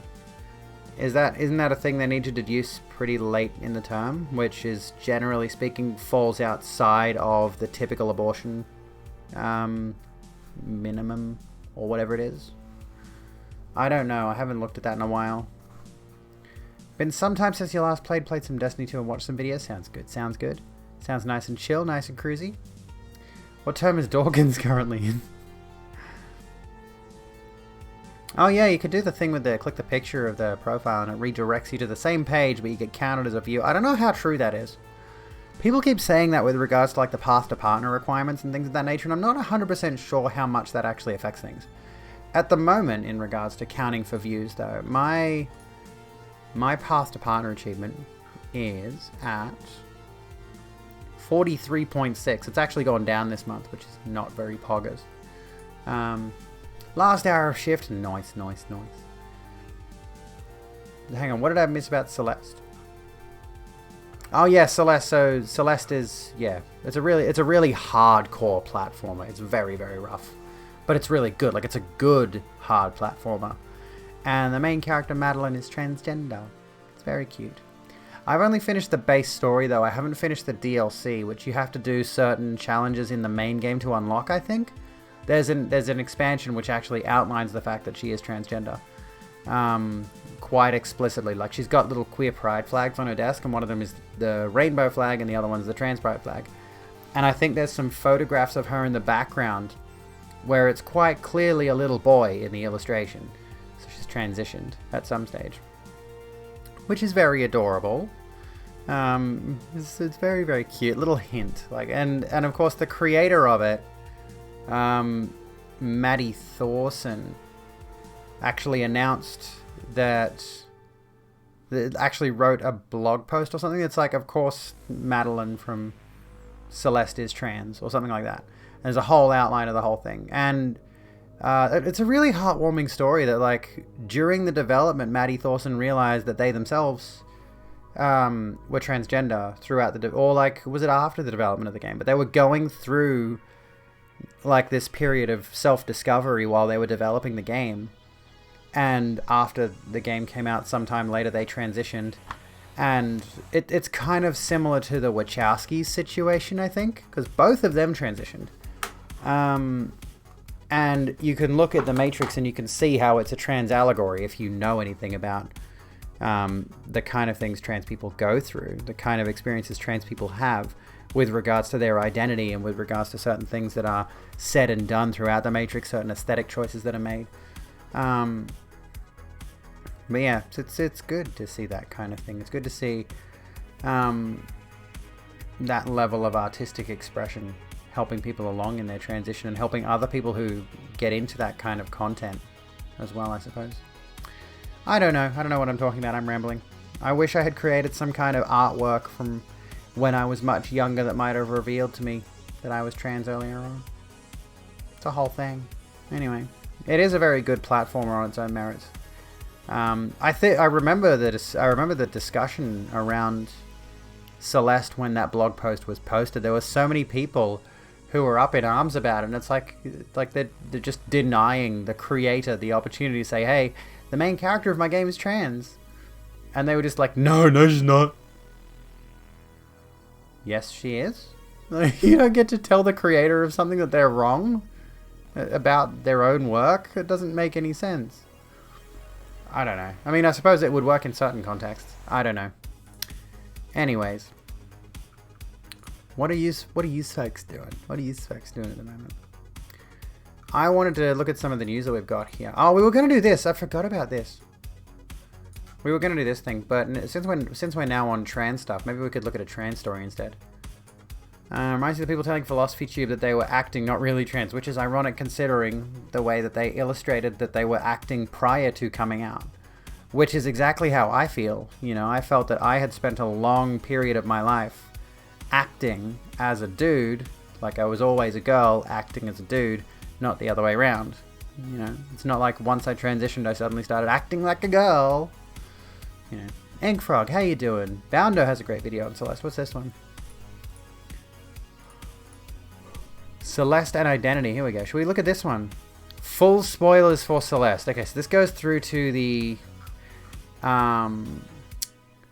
This would probably go through to the DLC, but I mean, oh, hold on. Are you folks interested in watching this? Are you interested in watching this video? Celeste and Identity. I'm fine to watch it if you folks are fine to watch it. Are you okay with spoilers for the game? I mean, it's not... Doesn't mention the DLC. Okay. So we're fine? Okay. It feels weird to tell people you started this 17 years ago, age 15. Yeah, like I feel the same way. I was 15. Are we exactly the same age? I'm 32. I just turned 32. And like I started my self-discovery process when I was in my mid-teens. I started looking up specifically, Googling things like how does a boy become a girl and things of that nature. Learning all about it. But I never... And then scared myself into my shell and I stayed in there for another... 16 years. A lot of the transition process is separating the things society has conditioned you to be versus the things you are. Exactly. Transitioning is just breaking the social mold that we were put into. If I'm aware of Katie Montgomery, the British Twitter dickhead. I am aware of her. She's great though. She's so gorgeous. Anyway, let's have a look at this. Let's turn this music off and have a look at this video, shall we? Hated being in the closet looking back. Yeah, I've got a lot of things where I reflect on my past. And I'm like, I look back and I see a whole bunch of behaviors that should have clued me in early on. But I was never explicitly exposed to anything trans in the first place that would have given me the insight to say to myself and be boldly, proudly transgender. You know, I never would have... there was nothing back then that I looked at, that I followed up on. And I really wish I had in a lot of ways. I really wish I had stuck with it. Because I think I told you about this comic I found. I think I told you about this comic I found when it was about 2005, 2006. About, or maybe a little bit older than when I was first looking up the transition stuff. But I found this comic, this webcomic, where it was a guy, well no, the comic starts out with a girl waking up in bed one day. And she's startled by the fact that she's a girl. Because she was a boy before. But you don't get that like prologue sort of thing. And then she goes about her life, like she goes down to breakfast and all this kind of thing. And everyone's just treating her like she's been a girl her whole life. She's just been put into this new body and this new identity, basically. And as the story progresses, she begins to realize how comfortable she is with being a girl. And starts to realize, like, what if this turns out to be a dream? I can't remember the specific details of it. But I do remember reading a fair bit of it, and I was just like, this is really speaking to me on some deep level, and I don't know what it is, but I was emotional over it. I really liked it. You saw a shrink for the first time in 2004 about your transition. Shit, that was a long time ago. I never spoke to anyone about it. The only thing that stands out in my mind is when I was speaking to my mother in at 3 a.m. in the morning, crying, because I wanted to tell her more than anything else, and I wish I did at that age. I remember saying to her specifically, I remember the phrase I said, "I'm not who I'm supposed to be." And I couldn't finish the sentence. I couldn't continue the thought. She kept asking me, what do you mean? What does that mean? I'm like, I can't put it into words. Anyway, sounds legit. Was super depressed and had an eating disorder and came up into therapy for that. What finally made you come out was when you had friends come out and you would feel distinct jealousy. I mean, that's the thing, right? If that gives you those feelings, then that's worth exploring. If you're finding yourself in that position where it's like, well, they get to do it, why don't I get to do it? You do get to do it. You do get to do it. You know that there's a meme that goes around on Twitter at the moment. It's like, if you want to be a girl, you can just be a girl. You can just be a girl. And I posted the other day on, your canon is your ability to do it. And I posted something yesterday on Twitter, I think it was, where I was just like, I cried myself to sleep the other night. Thank you for the head pats. Ink Frog. Yeah, I cried myself to sleep the other night over the fact that I get to wake up every morning as a girl now. It was like this overwhelming, just like emotional outpour. I'm like, oh my God, finally. It was so good. Had known since you were 4 and found a book in the library on trans anatomy and stuff, and would often sit in the back of the library just to stare at it. I wish I'd done that. I wish I'd explored it further. I wish I'd had the gumption to go for it. If you're not a boy or a girl, you can be neither or both or whatever you want. You can be whatever you want to be. Alright, let's have a look at this. Pressing space is not going to do anything. You're in the wrong window. Let's have a look at this. This is by Boundo.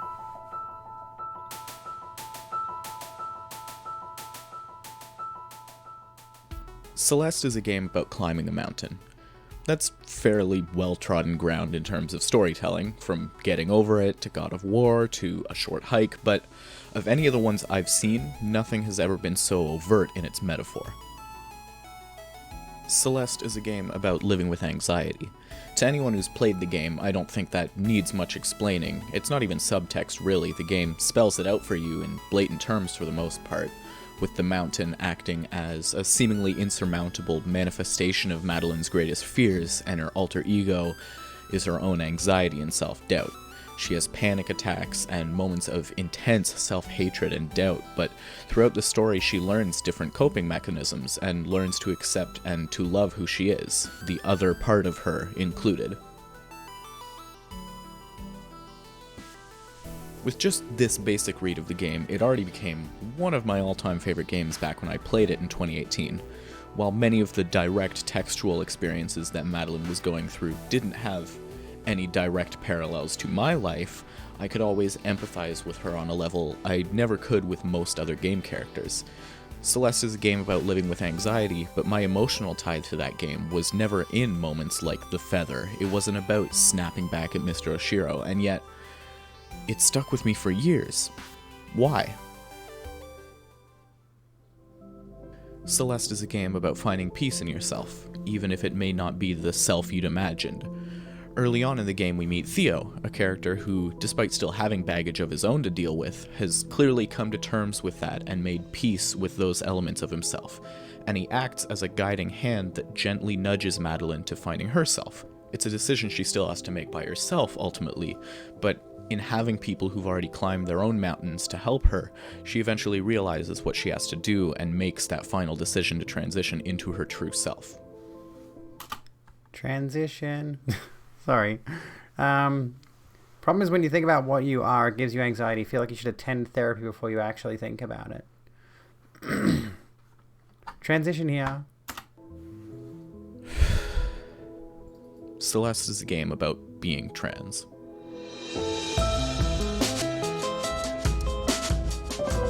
When was this released? Was this released before Maddie put out the... Oh, no, this was released just this last month. Okay. Okay. I was going to make sure, I was like, because I think some people, the Celeste community did predict that Madeline was trans before the blog post came out, which is what inspired the blog post in the first place, I think. Like, there were a lot of community fan theories about Madeline being trans.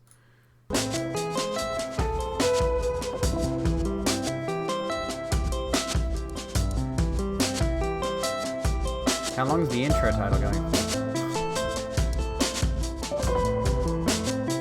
Very good game, by the way. If you haven't played it, play it. It's awesome. It's incredible.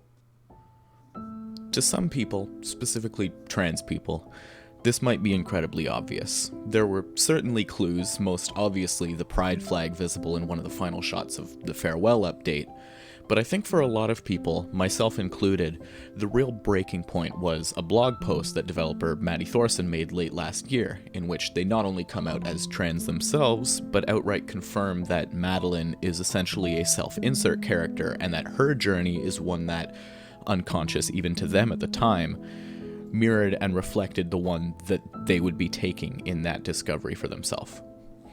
When I heard about this, it bugged me. It wasn't in any sort of negative way, but there was this nagging feeling that wouldn't go away for months that was like, this means something. It took me a while to figure out what that something was. Good night, Vox. When you play Celeste, your method of interaction is similar to plenty of other indie platformers that have come out over the past 10 years, Super Meat Boy and other splatformers. You jump and dash your way through an assortment of levels with a different gimmick tied to each, all the while pushing through an immense wall of difficulty. Where Celeste differs, however, is in its choice and in its options for what you can choose to engage with. Collectible strawberries are neat, as the game says, but ultimately they do nothing, so you should only collect them if you feel compelled to. I definitely felt compelled to. This level of choice, combined with the fact that it's essentially impossible to lose more than 30 seconds of progress, gives the game a sense of positive momentum, pushing you forward without telling you how you should be playing. Even in its hardest and most grueling moments, Celeste is here to empower you and to encourage you to push onwards. The game is simultaneously the mountain and the friends who are helping you to climb it. Tasty strawberries. Madeline, I didn't get all though, of them. doesn't feel empowered. At least not at first. Early on in the game, she meets the other part of herself that I mentioned earlier, humorously dubbed Madeline sometimes. She represents everything that Madeline hates about herself. Her self-doubt, as I mentioned before. But what's far more interesting to me is the way that we come across this being of anxiety and intense stress. We find her in a mirror.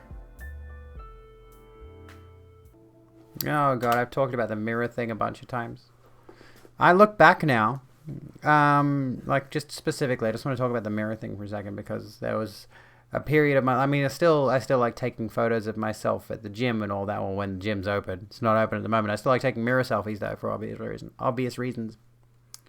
But I used to take mirror selfies at the gym all the time, and no matter how good I thought I looked, there was always this looming sense of like every photo, it could be a really good photo, and I'd muscles on display, and I'd look really good. I'd be in really good shape.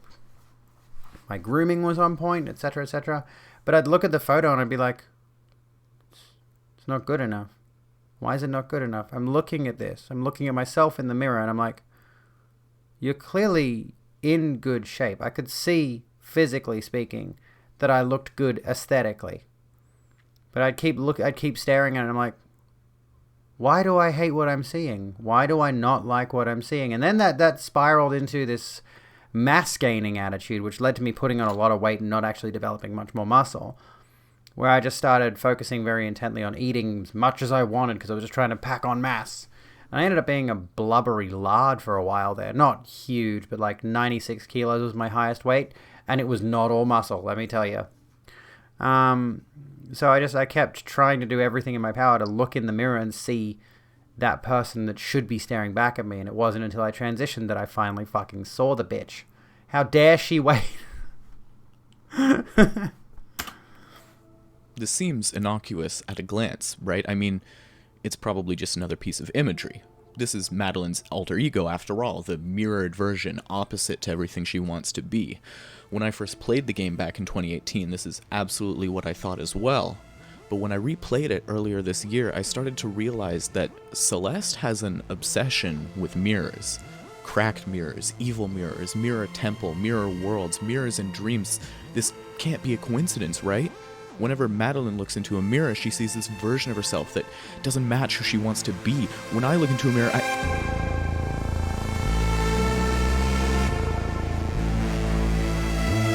Hang on, 96 kilos, your top weight. Yeah, I'm about the same, I'm about 70 now.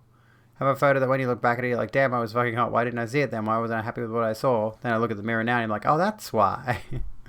Did a ketamine infusion along with cognitive retraining and MRIs, and it wasn't until some of the tests you did that you realized how little you recognize yourself in photos and mirrors. Even after the training in ketamine, you fail to recognize yourself at first glance. That's interesting. Why is that? You might have found the down under version of yourself. Yes, because I'm like 72.5 as of Monday. And I am slowly working that down to about 65 is what I want to get to. I've been fluctuating with my weight recently, but I really want to get it down to 65, 67 kilos. Really lean. Recently, I read that bit. Food does become a comfort mechanism. Like in a lot of ways, I started eating a lot because I said to myself, I can justify the KFC. Yeah, I can eat the KFC. Why not? I'm working out a lot. I'm lifting a lot of weights. I'm working out and trying to build muscle. So I'm bulking at the moment. If I look big and blubbery, I'm bulking. That's why. Because I thought having bigger muscles would make me happy. Having bigger muscles would make me more attractive, make me look better and all that. And I realized it wasn't about the muscles. And yeah, eventually it changed. Excuse me. Boobs. Yes, Abby wants bigger ones. Chuck a few bucks in the boob fund if you want to support my boob fund, which is now closer to 9,000 than I would have liked originally. Sadly, the price has gone up from 8,000. But that's actually the proper quote now. The proper quote that I've received is $8,849. We'll get there. We'll get there. But I've told them, like, the thing is they keep telling me, sorry, I'll keep watching the video in a second, that they've told me that quote's not permanent, like it could change. So they're trying to convince me to pay basically all that money I've got now up front as a deposit. And I'm like, I do not want to make any deposit unless I've got like 90% of that money, you know? If I get to just $8,000, then I'll put a deposit down. I don't want to do it until I have most of the money. I am not, they've offered me like finance options and lay-by options, and I'm like, no, I don't want to do that until I can lock it in, then I'm going to be able to pay it off. Want bigger boobs like half the time, but the other half you're like, actually small boobs are kind of cute in their own way. That's the thing is like, I'm not going to show you, obviously. But I do see myself topless quite a lot, and they're not terrible. There is breast there. And they are cute. Okay. This is me. I am trans. My pronouns are she, they, and he, and I am a lesbian.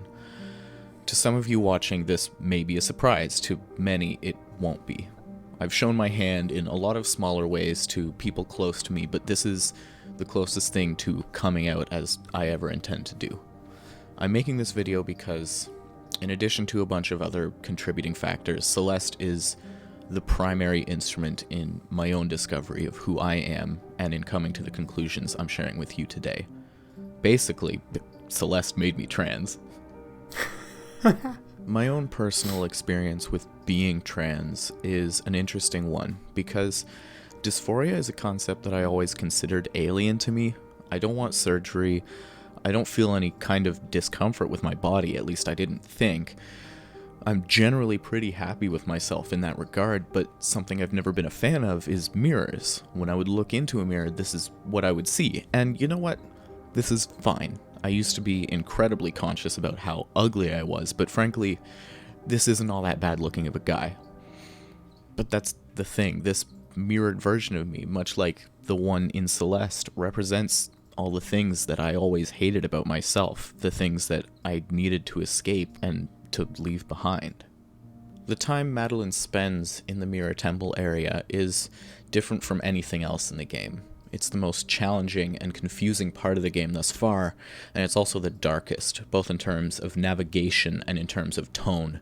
Here we essentially watch Madeline tear herself from the inside out with guilt and frustration, and while there are definitely moments of self-loathing all throughout her journey, here they're the most poignant because no longer are they a loathing for the other part of herself. No, here Madeline is tearing apart the real version of herself, the one that she's been working all this time to better and the one that she's been her entire life. It feels like this one has reached the end of its use cycle. Nowhere is this more obvious than towards the middle of the segment, where Madeline is literally captured and is controlled by a mirror.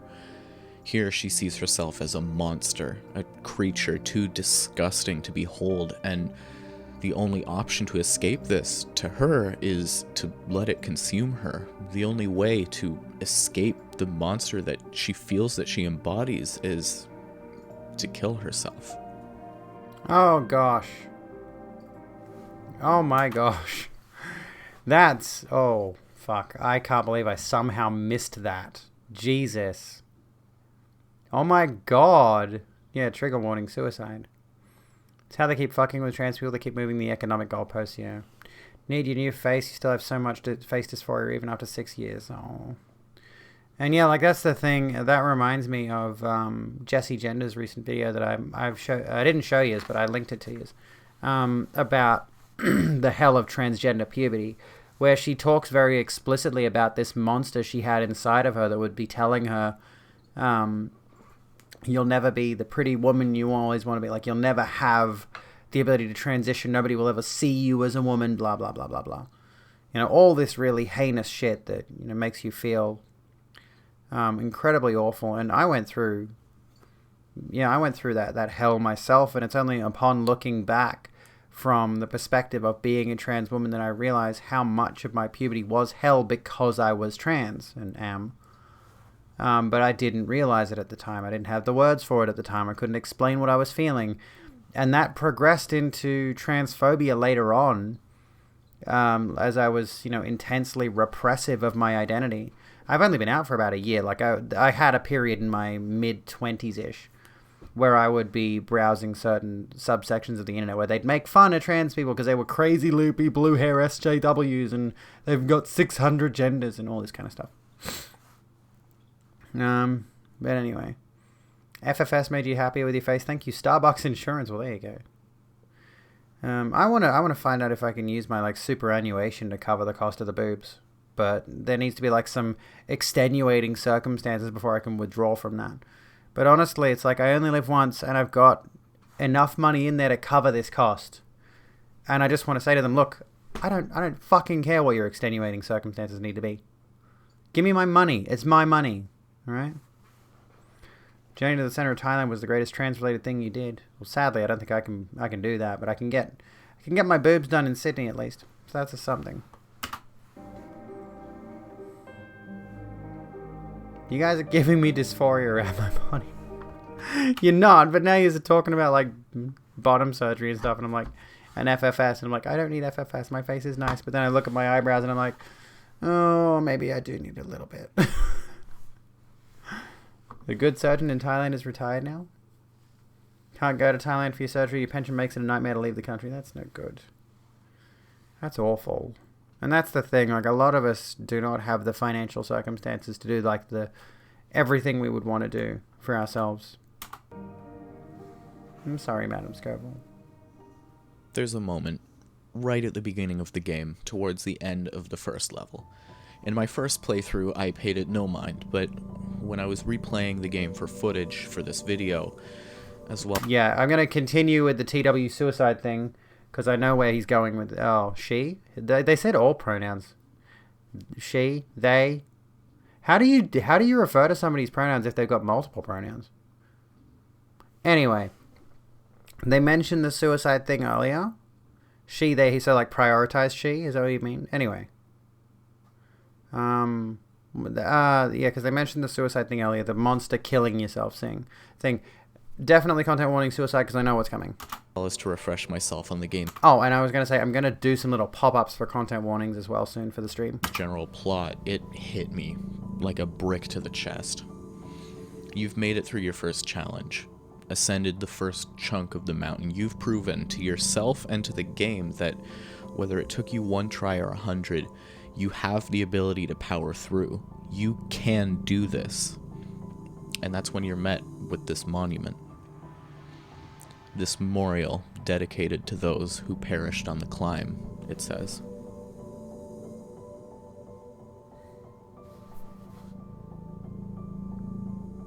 I don't know if I can properly articulate how this makes me feel. When I saw this, after having completely forgotten it was here, I couldn't believe it. I don't think that there's a single frame in a video game that has touched me on such a deep and such a crushing level as this one. I'm lucky. I've not had to go through the pain of losing someone to suicide. I've not had to struggle with those thoughts myself. I struggle, yeah, I'm anxious. I've had bouts of depression, including this past month trying to write this script, but I've yet to feel hopeless or like there's no escape. And even if I did, I am privileged enough to have the resources to get help if I truly need it. Not everyone has that option. I think one of the biggest hurdles for me coming to terms with my own identity was the fact that for years I saw nothing but harassment thrown against the trans community. The spaces I chose to inhabit as a younger teenager definitely influenced that, but frankly, there aren't that many trans success stories out there, and what few we get are hidden away or deemed too politically charged for wide recognition. When one of your two political parties is predicated on eradicating or converting you, when your own country is actively trying to legislate you out of existence, when the online spaces you need to promote the work to keep food on the table thrive off the engagement of the people who want you gone, it's hard not to see success as an impossibility, to see living a normal life as an impossibly tall mountain to climb. Is it even worth it if every time I feel like I'm close to the top, someone's going to knock me back down?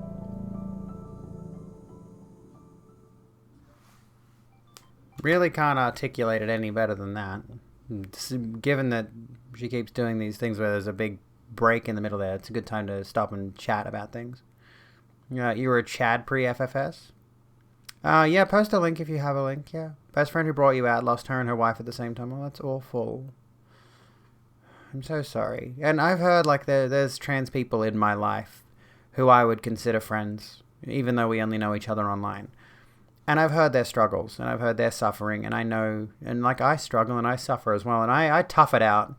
You know, I have this attitude of, and like I'm gonna put it this way, I have this attitude of, I am living out of spite, because everything that she's just said in this video about how there are so many people and there's so much evil in the online space directed at trans people. There's so much hatred geared towards us. I exist now out of spite. I never killed myself before transitioning because I was so depressed that I didn't feel. It was almost a level of nihilism. Like, on the one hand, I was like, I could end my own life. But on the other hand, I was like, but is there any point? You know, that's the kind of thing. Nowadays, I feel like I do have dark thoughts, but I think I'm largely over them. But these days, I feel like I have a mission. I have a purpose. I have a goal. I have a reason for being here, and that reason is to keep other people like me here. And to give them a space where they can feel welcome, where they can feel warm, where they can feel happy. And to provide those people with the knowledge that there are those out there that love them and care about them and want them to stay here with us. Because you have no idea what lies on the other side of that door. And you should never go through it. You know? In the face of people trying to destroy you, survival is an act of resistance. Exactly. Living out of spite is a big part of why you're still here. There's so many people who want you to fail, who want you to give up and die, who want you to admit defeat. And to them, I say, get fucked. Exactly. Yes, unsurprisingly, we have another one of these absolute losers who have no value. I hope you... Listen, Ugly Mab. Great username, by the way. I hope you never need to know the pain of someone in your life killing themselves. Alright? Okay, I hope you never have to deal with that. Because I've had to listen to that. There we go, there's more of them. Still got 29 minutes left of shift. I'll try not to make you cry. Okay, open invitation to any trans person who wants to come on. This is your interview series. That sounds good. I'll give it a look in a moment. How long are the videos? Thank you, Draco, by the way. You got another one. Oh my god. My shoulders don't even look that bad. What are you talking about? My shoulders look amazing. Ad roll. Yeah, let's play an ad roll right now. Let's run an ad roll. Why don't we? I want to make some money. Anyway.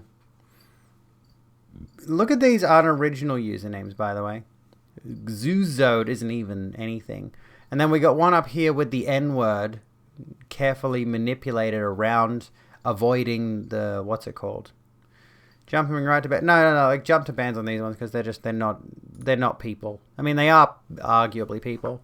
But anyway. Yeah, I banned them anyway. They keep going. You followed? Why'd you follow? Didn't you get banned before? Oh, no, it's a different one. Need a break? Okay, so it is a bot thing. Okay. So it's probably like, I'm just going to keep running ad rolls. I'm sorry if you folks have to... I'm just going to keep running ad rolls. Sorry to you folks who aren't subbed or whatever, but you know, I'm gonna keep running ads as long as I can. Thank you for the 10-minute followers only mode. There we go. You almost enjoy how much you can piss people off with your existence, literally living rent free in their heads. It's great, isn't it? Ad hype. Enjoy the ads. Enjoy the ads, folks. Can get ad block. Well, ad block might not work is the thing. Ad block might not actually work. Yeah, I didn't realize it was an bot thing, but you know, I'm just going to keep spamming ads. I'm going to report this person. Everybody report the accounts if you want to. I'm just going to go... There we go. You are too kind. Hey, Am, thank you for gifting us up to Grin and Barrett.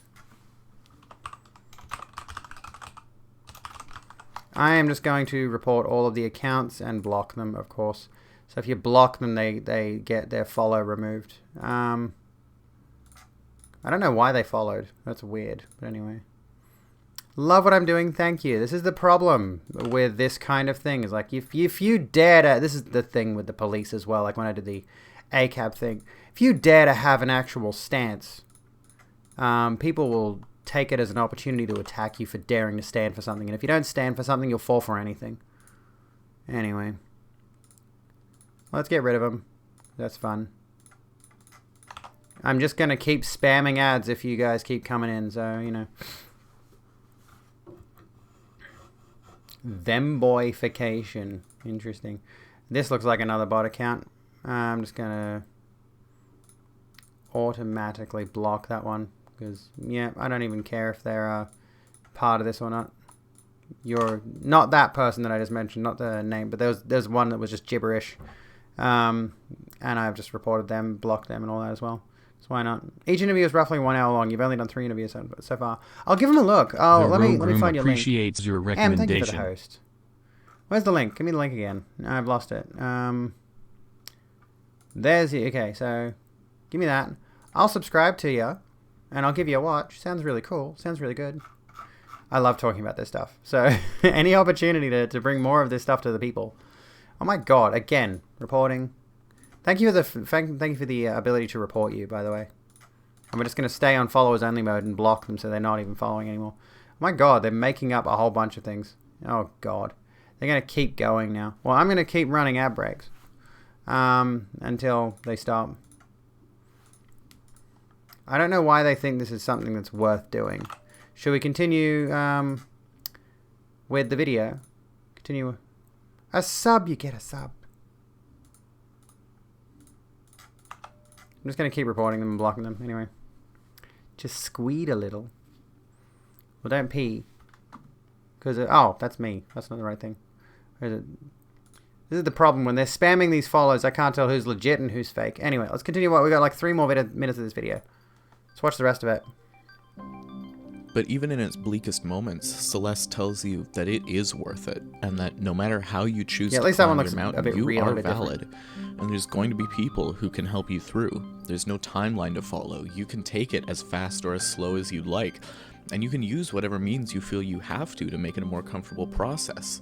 It's your journey and yours alone, and you have nobody to impress but yourself when it comes to your own life's process. You don't even have to reach for the top. Theo says when you first meet him that he's not aiming for the summit, and despite the fact that he's clearly capable of doing so if he wanted to, he sticks to his guns, only going as far as he needs to feel satisfied, and he does so without judgment. The metrics of your success are wholly subjective. When Madeline first begins her journey, she's not a mountain climber.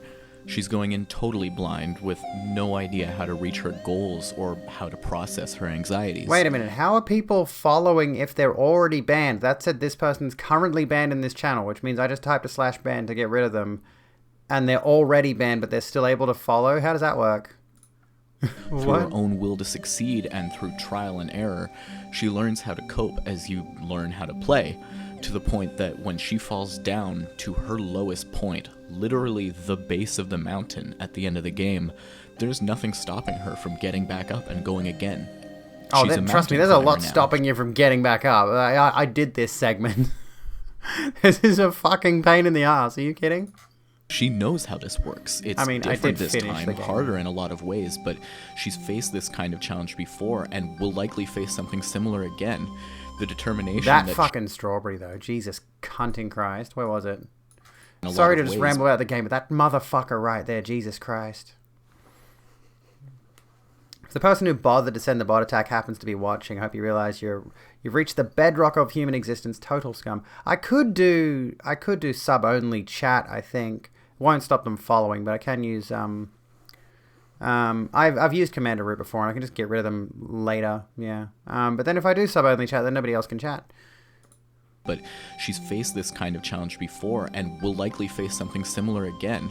The determination. You could do that emote she only, saw but to they're be a still just flaw following. earlier in What gets me is they're following with their nonsense usernames. Like they realize they realize they're not doing anything. They're not even able to spam their bigotry at the moment. They're just gibberish usernames. And how is Twitch? Like this is one thing that I think Twitch needs to be aware of, and Twitch needs to fix. They need to institute two-factor authentication for all accounts. So people can't just make a random account whenever they feel like it. Her greatest strength, the strength that leads to her ultimate success.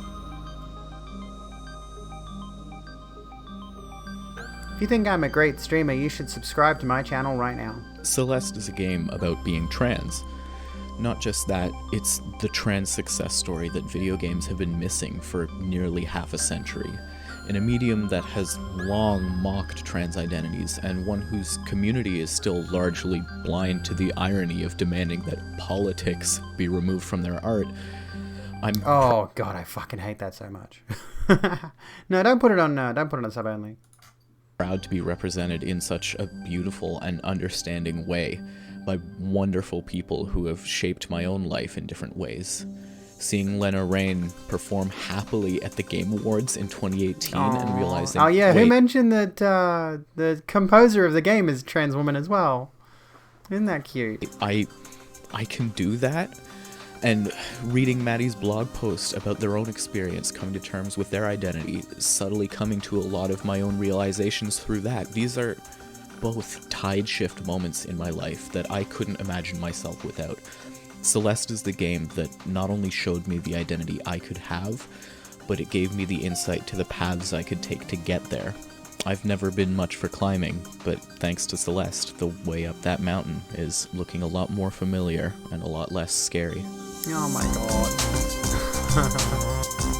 Oh, that was amazing. Oh my god, I'm on the verge of tears because that's so heartwarming. That was great. That was amazing. I'm going to subscribe to this person. That's Boundo. I'm tearing up too. Fuck. Isn't it awesome? Taking a breather after this next video will not be nearly as sad as this one. 30 minute, I think it's on 30-minute follow, right? But I think that's, yeah, you need to follow for 30 minutes or something like that. Is that how that works? Because, yeah, like if you leave it on follower only mode, it stays on follower only mode. So you have to set it to like they have followed for X amount of time before they can chat. But anyway, that was amazing. That was really good. I'm going to leave a comment.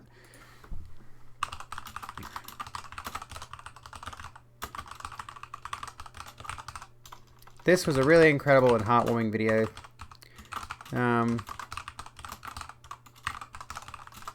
What can I say? What's their channel? Boundo. Oh, it's Boundo. Here, I'll send you the link to the video. And then you can just subscribe on there. It's a really incredible and heartwarming video. Thank you for putting your thoughts out there like this. Is that good?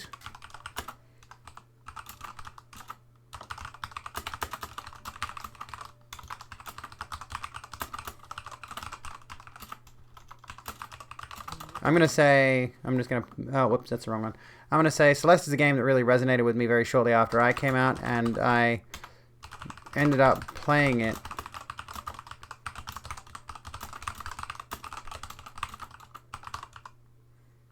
There we go. Bezos made it back from space. Fucking damn it! Has touched you and you haven't felt like this in a very long time. Now you got to play Celeste 2. Got it with gold ages ago. It's so good. It's so good. And like I'm gonna say something that might be a little bit controversial. Here. Oh, you know what I should have done ages ago? Don't know why I didn't do this earlier. Turning follow alerts off. Anyway. I should have what's it called? What was I gonna say? Oh yeah. Bloodborne is arguably, it's not explicitly a trans narrative. But given, if you have played Bloodborne, a lot of it is coming to terms with the reality of the world and the reality of yourself in a lot of ways. Another round on you. Stream tile is objective fact. Thank you so kindly for the bits, King Cthulhu. The 300, thank you so kindly.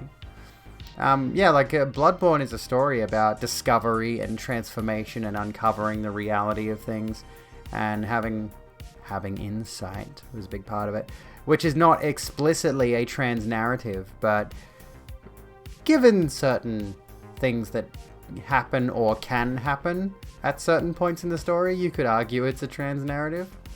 Not less so with Dark Souls, but definitely with Bloodborne, you could argue that. From a more, like, surrealist perspective, I think. Anyway, I'm just going to go through this really quickly. Okay, so... I don't know what... Here we go. I think I got rid of that one. Can we just... Are you able to ban the rest of those bot accounts? Oops.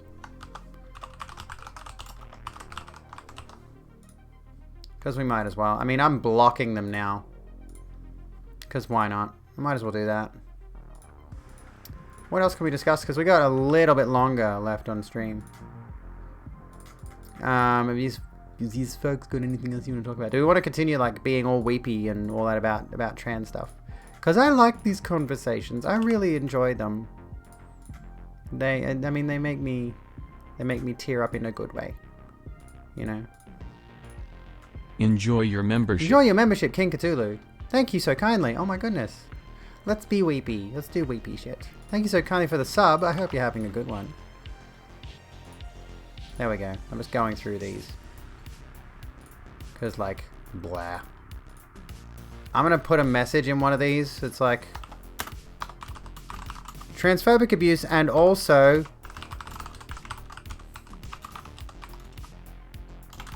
This is a message to Twitch specifically.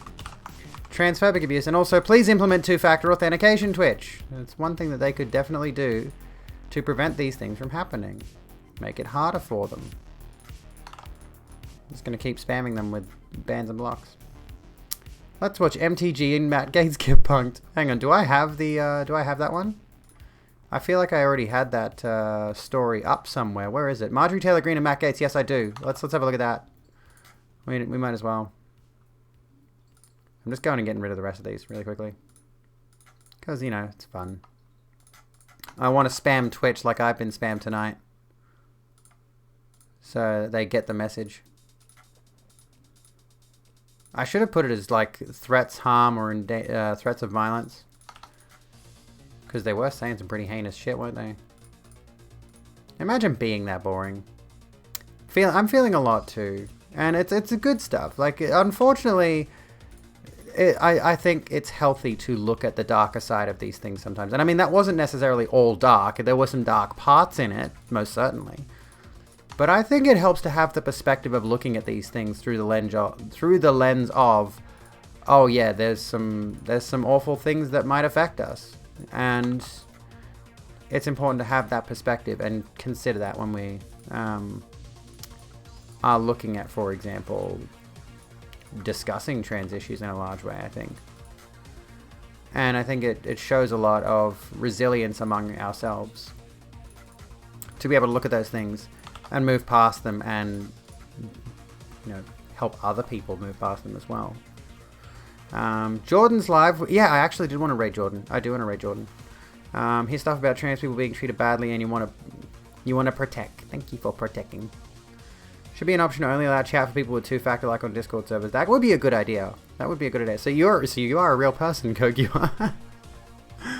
Oh goodness. Good. Oh my god, they keep going. Yeah, there should be an option for like only certain accounts can be allowed to follow and all that kind of stuff, because they're just like making spam accounts at this point. But if we're getting harassed with this shit, I don't want to raid Jordan at the same time. Because they're just going to follow us over there like what happened last time, so... You know. What are we going to do? Oh, Thembo! There we go. Themboification. Awesome. So we got a couple of legitimate follows amid this horde of bullshit. Alright, so... I've got this video here. I don't know if this is what you were specifically talking about with the Matt Gates and Marjorie Taylor Greene thing. But over here we've got Marjorie Taylor Greene and Matt Gates get the perfect California welcome. You're a real person. At least we can tell who's a real person. Oh my god, I'm so excited! So let's have a look at this. Oh my god, I'm so excited. So what's going on here? I don't know. I have no idea what's happening. I'm I'm so excited! In California, the two most shameful conservatives in Congress think they've met a fan. Georgia's Marjorie Taylor Greene is on the left, and Florida's Matt Gaetz is on the right. I mean, everyone thinks you're crazy. I don't think you're crazy. People think you're a pedophile. I don't think you're a pedophile at all. No, not at all. And check out the look on Gaetz's face. At all. I don't think he's a pedophile at all. Yes, he said it again. And look at Greene. She still has her thumbs up. The charges against him are totally false. They're totally false. The context makes this prank even funnier. First, though, here it is in real time. Oh my God, I'm so excited. I'm so excited. I mean, everyone thinks you're crazy. I don't think you're crazy. People think you're a pedophile. I don't think you're a pedophile at all. I don't think he's a pedophile at all. The charges against him are totally false. They're totally false. Oh my God. Greene and Gaetz staged this photo up along the Pacific because 3 previous venues where they planned to speak canceled their permits one after the other. Earlier, the lawmakers put out the word about a street corner where they would appear. Less than 100 people showed up. And again, the taunt of pedophile filled the air. It all means Matt Gaetz and Marjorie Taylor Greene got the welcome in California they deserved. Embarrassing for them, funny for nearly everybody else. Hello, I'm David Schuster, and thanks for joining us. Just in case you have forgotten, the U.S. Justice Department is investigating whether Matt Gaetz had a sexual relationship with a 17-year-old and paid for her travel across state lines. Gaetz has denied the allegations. Okay, but technically a 17-year-old does not make that person... No, I'm not going to do that joke. No, I'm not going to do that joke. But the young woman, along with a former friend of Gaetz, are cooperating with investigators and have reportedly told him the allegations are true. A Gaetz indictment is expected this summer. Last February, Marjorie Taylor Greene had her committee assignments revoked after musing about the Who poses like that? Can I just ask that question? Who takes a photograph like that? What is that? What is that pose? What is this? I don't... Yeah, white supremacists, honestly. Like, what are they... 2 thumbs up. Abby ANCAP arc. What's ANCAP? I don't know what ANCAP is. Yeah, for the record, in the UK, that is not a crime as the age of consent is 16. Isn't there a thing where it's like, it's 16, but only if you're up to like the age of 20 or something? Yeah, it's kind of a Fonzie pose, isn't it? Hey! Pose is called Desperate to Be Okay. Okay, but you thought with a girl when she was 15 and then tried again when she was older. I don't know the full story, honestly, but I do know the charges. I do know of the general story. But yeah, I think it's more like a, there is no close of age rule. Okay. Alright, that's, so somebody look up the actual laws. I mean, I don't want to go into age of consent laws, honestly. My stance is that, like, it should just be 18 and don't fuck around with it. You know? UK has the sliding scale thing, it's just a hard 16. Okay. That's weird and creepy. That's way too young, in my opinion. Execution of Democratic politicians.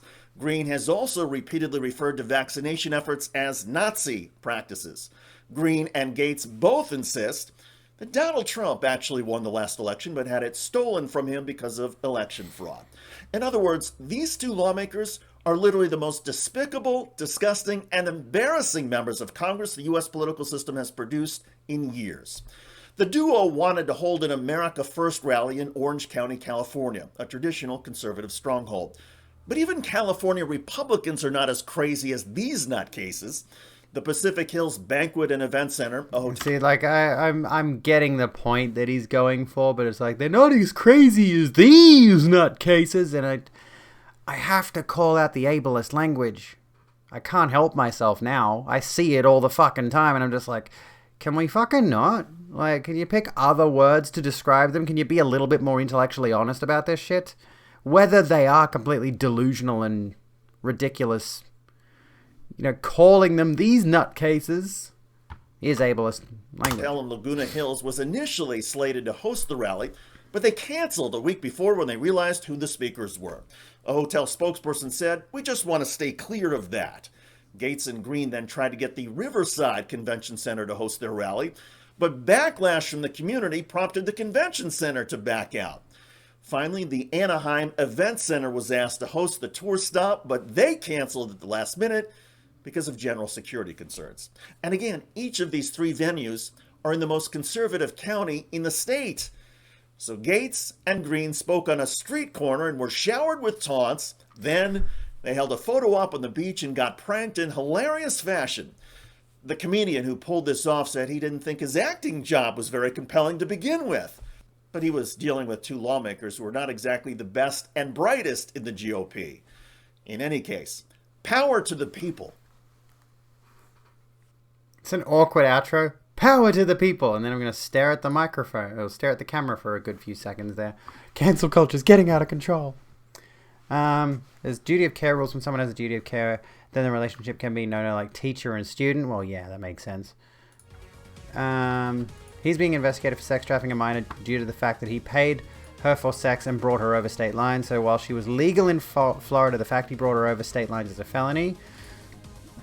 It's 16 if you're 16 and 18 and 18 plus if you had a birthday and were in a relationship with the younger person, which is that Romeo and Juliet law, I think it's called. Would anybody agree on like a close of age and or age of consent upper limit rule? I'm not sure what those two specific terms mean in this context. 16 to 18 comment is not correct in the UK. Okay.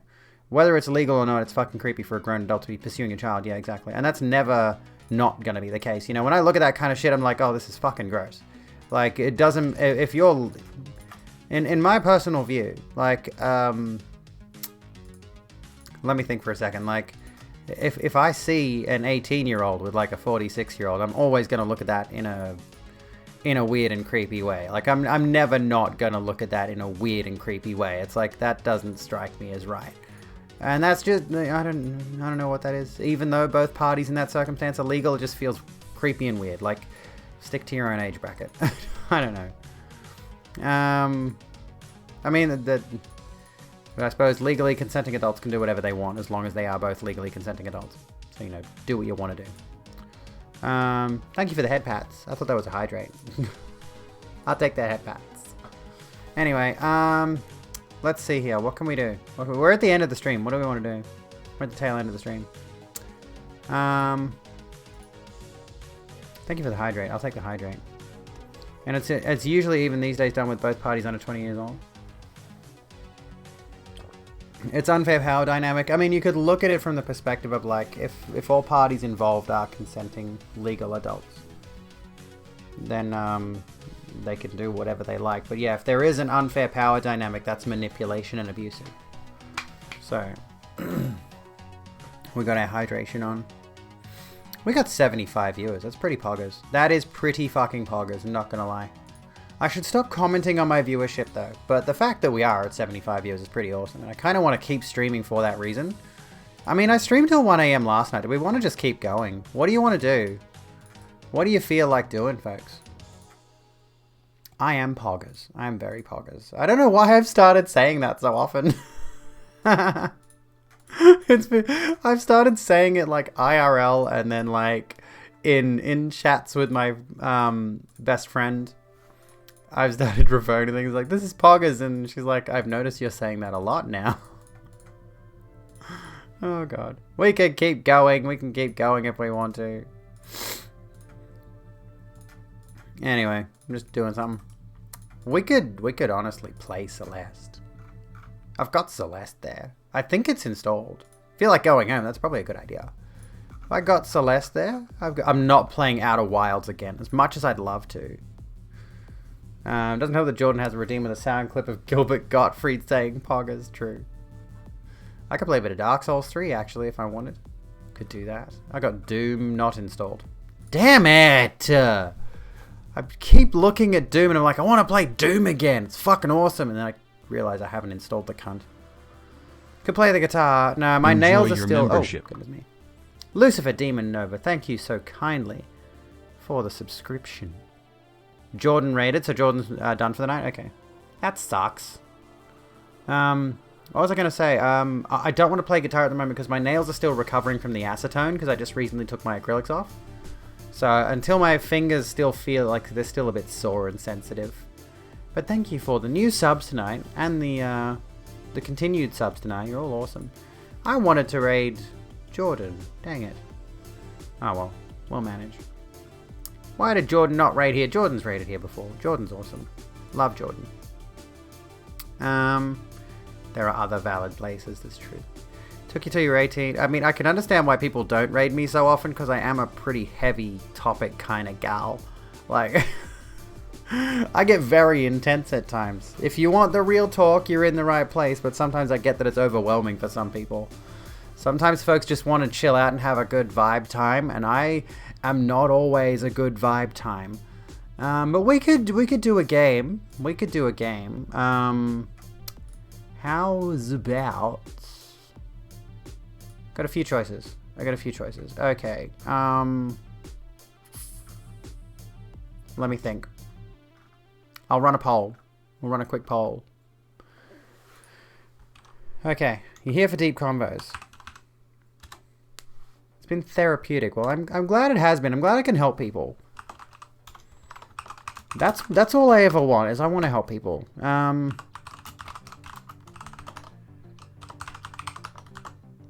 Let me see here. Kinda don't want to play something I haven't played before.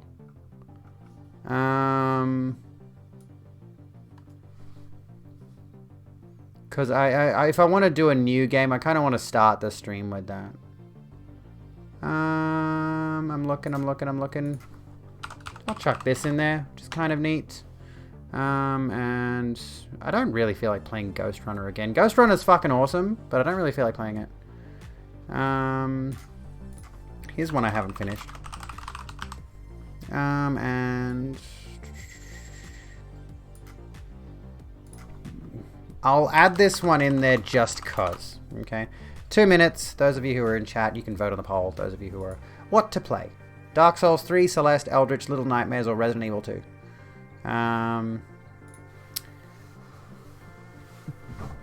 Anyway. What did I miss? I could probably recommend you as a stream target to some streamers you watched a lot. Yeah, we can take recommendations if you want, yeah. Not again. They're still going. God. How miserable. And you can tell they're bots now because they're posting the same messages. And like, this happened recently on Reddit. There were a bunch of like really unoriginal troll accounts following a whole bunch of... If you were like active in any trans subreddit, they were following you in those trans subreddits. So you would get such and such has followed you.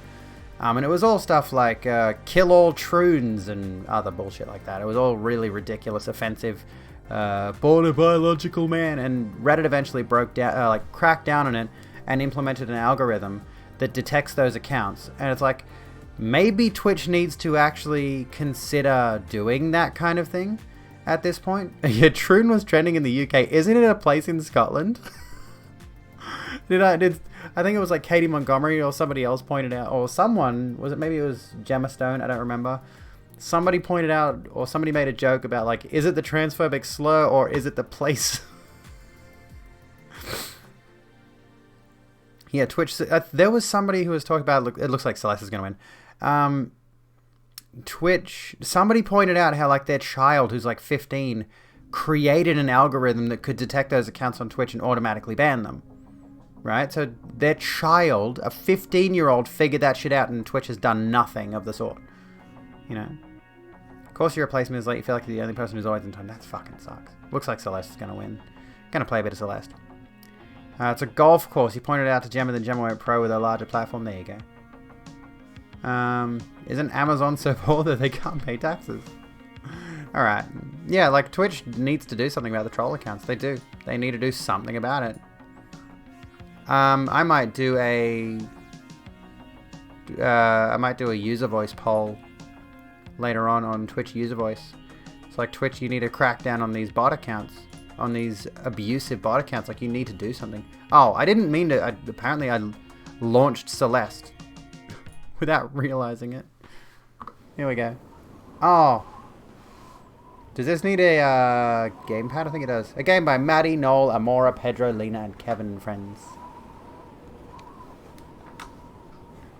Gemma and Katie are awesome British people. They are awesome British people. Most of the trans folks I follow tend to be either British or American. Another round and on B. you. Thank you for the 40. Feel like we should just end stream without any raids. Oh no, I mean I've thought about that. Yeah, we're gonna play some Celeste. Oh, do I press C? I don't want to press C. I want to use my controller. There we go. Okay. Climb. Continue. So where are we up to?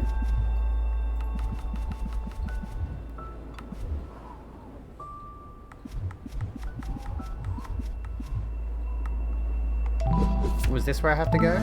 I can't recall. About a year later, so I think this is the DLC that I haven't played, and I don't know what I need to do to access it. And I got pink hair, look at me.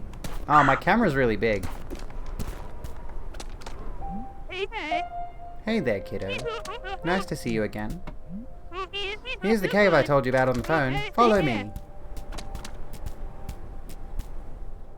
Now following me on the Twitter, why thank you. I post on there way too much. Okay, I gotta remember how to play this. Oh, fuck. Oops.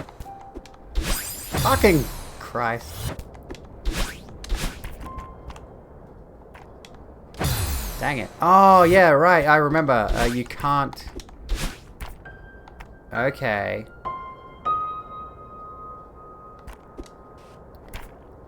Oh, I remember now.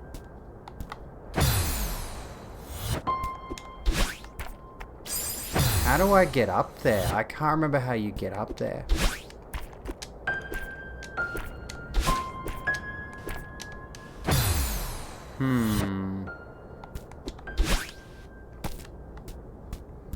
I've forgotten. Oh, hang on.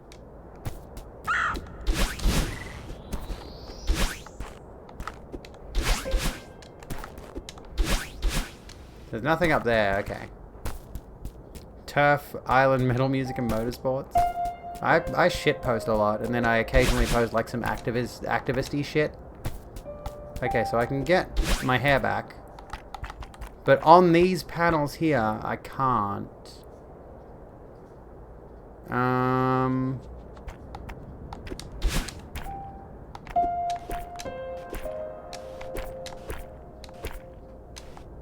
God damn it. I can't remember what you had to do here.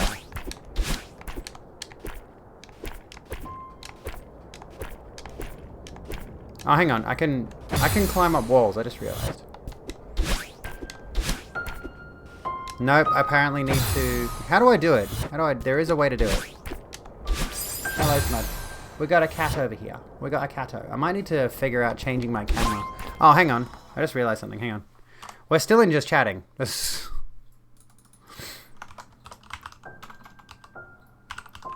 Cats are awesome. Celeste. There we go. Oops. Okay, I think, yeah, we're in the Celeste category. Oops, I forgot to do that. Here's a smudge. He's doing smudge things. There he is.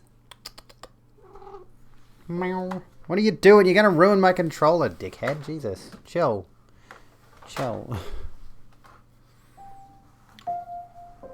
Morning cat or evening cat, whatever. Music is excellent, isn't it? I could probably just listen to the Celeste soundtrack, honestly. All cats are beautiful. Can we get some all cats are beautiful in chat? Or, you know, if you want to say, if you want to shorten it, you can just say ACAB. You know. How do you do this? If it makes it easier for you, just say ACAB.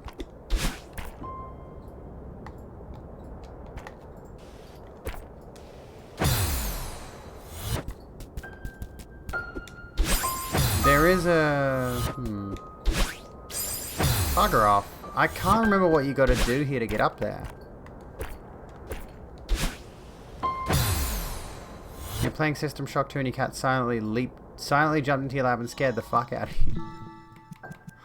Controller config, left, right, up, down, jump, dash, grab. That's what I'm after. Okay. Let me get my hair back.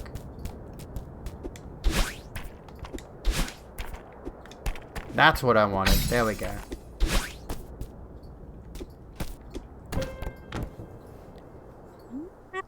What is this place? This passage leads to the center of the mountain. Said you wanted to come back and explore deeper. Ha ha ha, doesn't get any deeper than this. Be careful though. When you get this close to the heart of the mountain, its power will start affecting you differently. Yeah, I already noticed some of that. Good luck in there. Kato can sit on my lap. Where's that other part of you? I don't know. I expected her to show up by now. Maybe I've changed and she's not part of me anymore. Or maybe you've grown together. Maybe it's not so easy for the mountain to separate you now. I'd wager she's still with you in some form. I like that theory better. I still wish I could talk to her though. Is there more dialogue? Do you keep in touch with Theo? Yeah, he spent the summer in Vancouver. We got to spend some quality time together. What's he up to these days? He's back in California with his family now. He wants to be around while his sister finishes law school. Sounds pretty intense, but he wants to be there to support her. Seems like a nice young man. Why would people go to Canada? It's been a while. How have you been? Oh, same old, same old. And in my case, that's pretty old. Not getting any younger, that's for sure. Some days, just keeping the lights on can take all my energy. Mountain still keeps me sharp, though. Not ready to give up the ghost anytime soon. I'd expect no less from you. Take care of yourself. Alright, in we go, to the heart of the mountain. You found a pogger skirt. Ooh, gender fluid skirt. So, I've got one heart, and I don't know what that means. Which means I have to do something, but I don't know what I have to do to unlock it. Does anyone know? Anyone know what I've got to do? I think we were working on this last time and we had to look it up or something. Nope, no idea. So I can't actually access this chapter until I've done whatever it is that it needs me to do. So hang on a second. Let me just quickly look it up because the voices are really cute, aren't they? Let's see. Let's get rid of all this nonsense. Heart of the mountain. Core. Here we go. So, until certain conditions are met, completing Chapter 7, the summit. However, Crystal Heart Gate blocks off the player from most of the chapter's content. The player must collect a certain number of Crystal Hearts to unlock a given side of the chapter as detailed below. To access a side of this chapter, the player must have obtained at least 4 Crystal Hearts. Hang on. Can be found in every chapter. They appear in different colors, which resemble the alternate side the player has played. So I need to find 4 Crystal Hearts. How do I get them? There are a total of 24, and a fake Crystal Heart can be found right before Event Horizon sub-chapter of Farewell. So I got to do A sides, do I? I think that's what that is. I got to do the A side stuff or B side. I don't know. I don't know. What have I got to do? I'm confused. Okay, so if we go to return a map.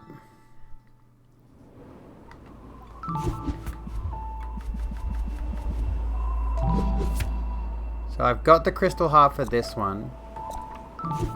I think that's what we were doing. We were doing the Crystal Hearts. But I don't recall how you do. Do you just get the...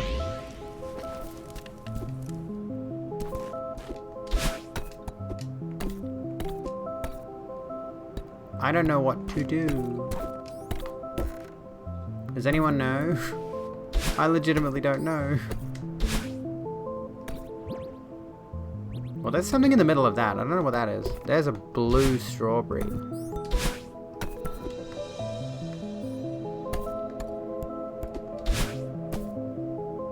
There's a regular strawberry.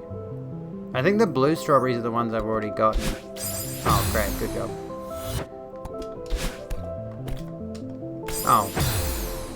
Yeah, blue just meant you've already got them. Yeah. Ow. Fucker. Well, that's not going to help me. Now I can't jump. I think I have to get that one from the top somehow, or...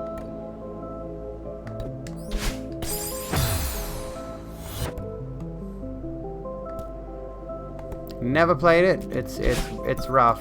Prepare yourself for that.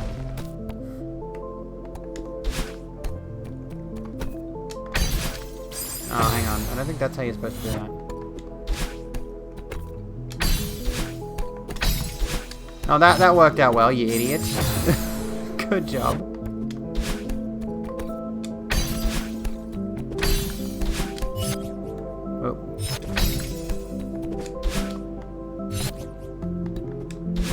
I'm not quite sure where the heart would even be. Not near the heart. Well, there's a little crack in the wall there. I'm sorry I'm covering up such a significant portion of the screen. I should have changed my camera angle. Or put it somewhere. But the problem is, like, this game is full screen, so, like, you're looking at everything on the screen. Every element is something. It's not like, say, Jump King, where it's like a 3 by... what's it called? 3 by 4? Yeah, it's like basically a square screen. Which is very useful, because then you can put the screen over to one side, or, like... if I was, for example, oh, we got this one. Oops. So here's the mirror segment. So I need to sort out therapy as you were forced to install Dark Souls 3 by the speedrunning Dark Souls streamer last week. You don't need therapy, you just need to get good.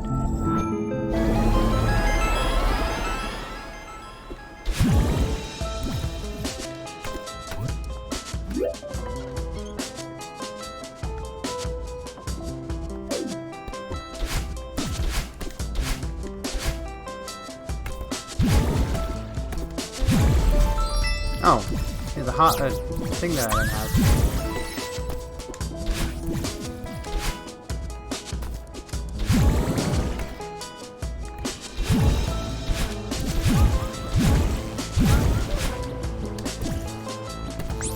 Oh, I think I have to collect all of these. Dang it. I think I gotta collect all these little things. They do something. Ah, okay.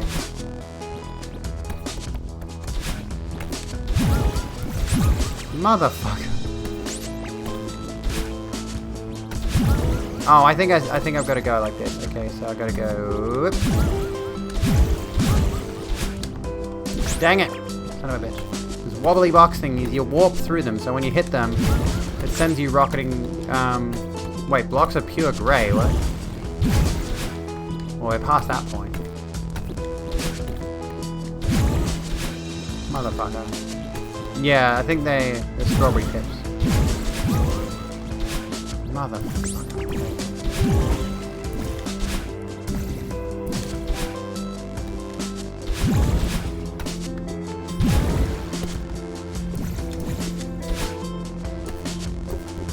So we're back here, and there was a strawberry earlier, wasn't there? That I couldn't get to. Which was that? Was that this one? Or, hang on, I think I might have already got this one.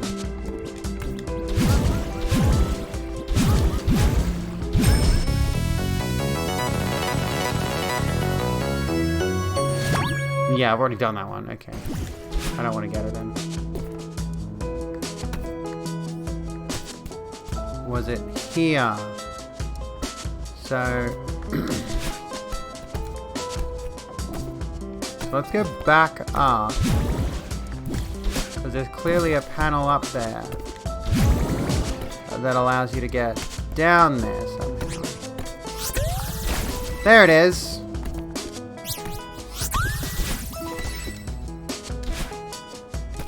So I think that means I've got... continue. I think that means I've got every strawberry in the chapter thing. There were 2 strawberries missing. Not what I was going for. I wanted to get the crystal hearts, but... yeah.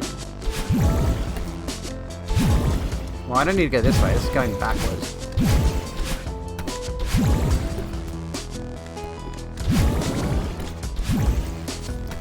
Hope you've had a great night. We've had an interesting night. It's been fun. We've had a lot of cool discussions, honestly. Ah, no. Okay. Cuddled with your friend Moon and watched Linkara. What's Linkara? How long is Oz closed for? At least until the 30th of July. So we're stuck in lockdown until the 30th of July. Which sucks a lot of butts. You know, you wouldn't want to suck on a butt. You can eat ass if you want, but you wouldn't want to suck on one.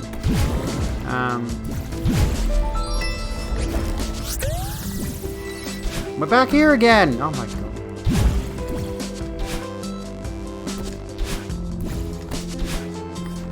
No, son of a lich. Yeah, at least until July 30th we're closed, which means the entirety of my birth month. Bloody state's been locked down, which sucks. Because I wanted to get laser. I needed to get laser on it, I think the 15th or something. And I was not able to do that. Which was not very poggers. Not happy, Jan. Not happy, Jan! So I'm just looking at, I think down the bottom there are supposed to be the strawberries. I don't recall. What is this? How do I... It's a dead end. What the heck? Oh, yeah, right. Right into the spikes, you silly bitch. Good job. How'd you manage that one? Oh, yeah. Oh, I remember now. Because if you smack into a surface, I see. So what I want to do is go up there like that. Hang on. So I want to go... No. Oh my god. You're supposed to like go up on an angle. Not sideways. And then we go up here, and that will take us further up. I don't know where the B-sides are. Where do you do the B-sides? That's not how you do it. You go like this.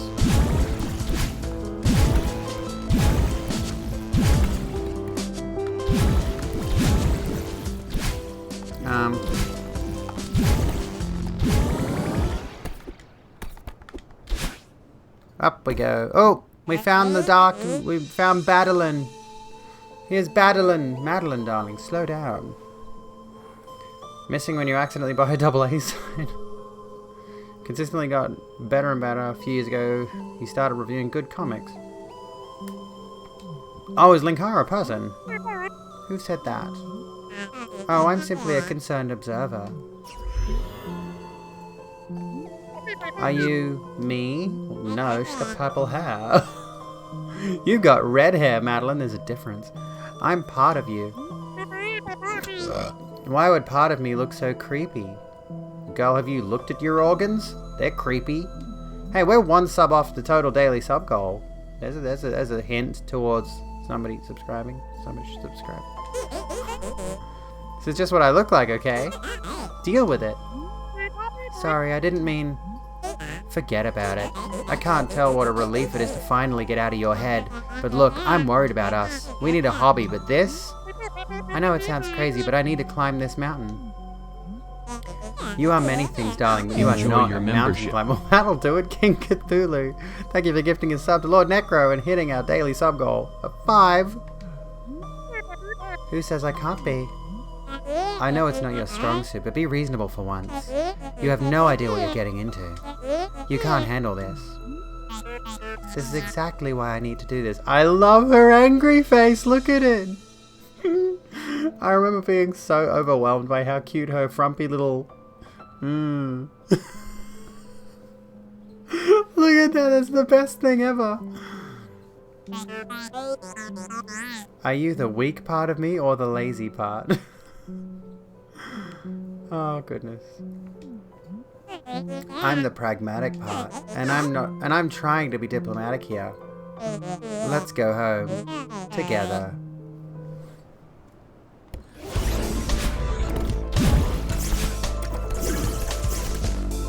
Nope.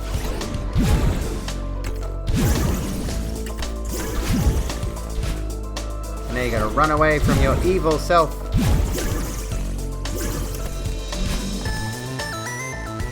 Oh no, I died. I don't want to be died. Oh.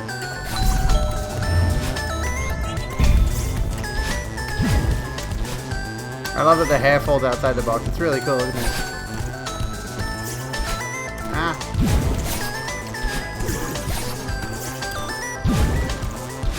No, I missed it.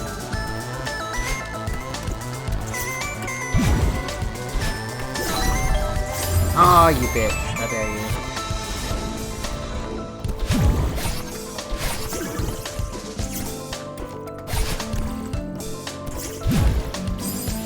Son of a...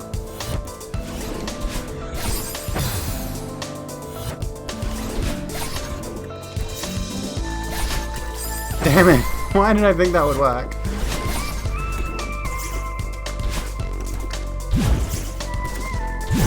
So you might notice she follows your every move. So you got to be careful to not double back over where you go.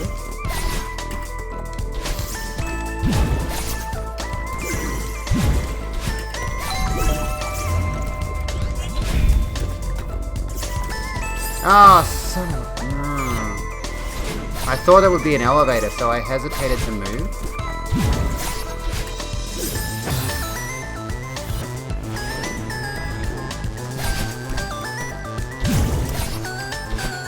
Oh, you bastard. Oh, that was close. No! Okay, we're up, we're up. Oh fuck, I forgot about the multiple battlings.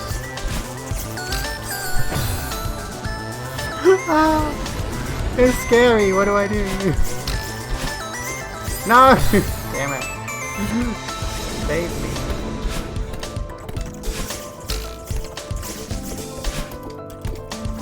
I've already got that strawberry, so I don't need to get it. Come at me, you bitches. Let's go.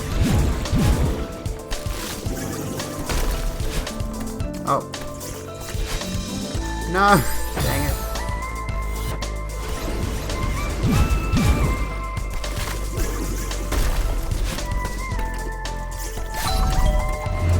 Oh, is that what that does? Oh, okay. I think I see what you gotta do there. Okay, okay, okay.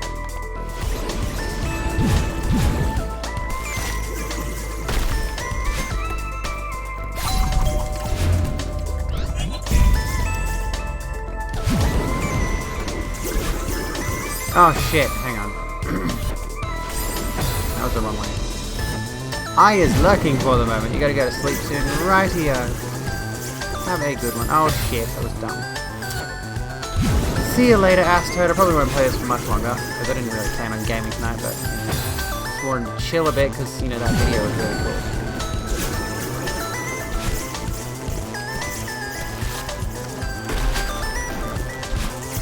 No! Dang it. If you're entranced by the gameplay, it's quite good. Like, if you like this kind of stuff where you fail and you try again over and over again.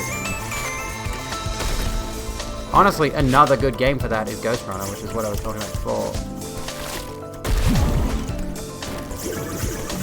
Which is fucking awesome. Ah, dang it, I forgot about that. Oh, I gotta do this whole segment again? Oh, damn it. That's not what I wanted. That's not very poggers. Let's stick with that joke for the rest of the night, I guess.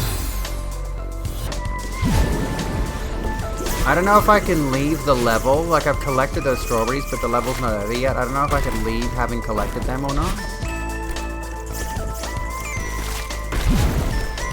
Or if I'm stuck here until... Got him. There we go. Ah, you. So I can leave, okay. Because I kind of don't feel like finishing the level. Kind of feel done with it. I don't know. I just wanted to play a little bit. And like we could do a proper gaming night on Friday where we're gonna play Skjolde Story.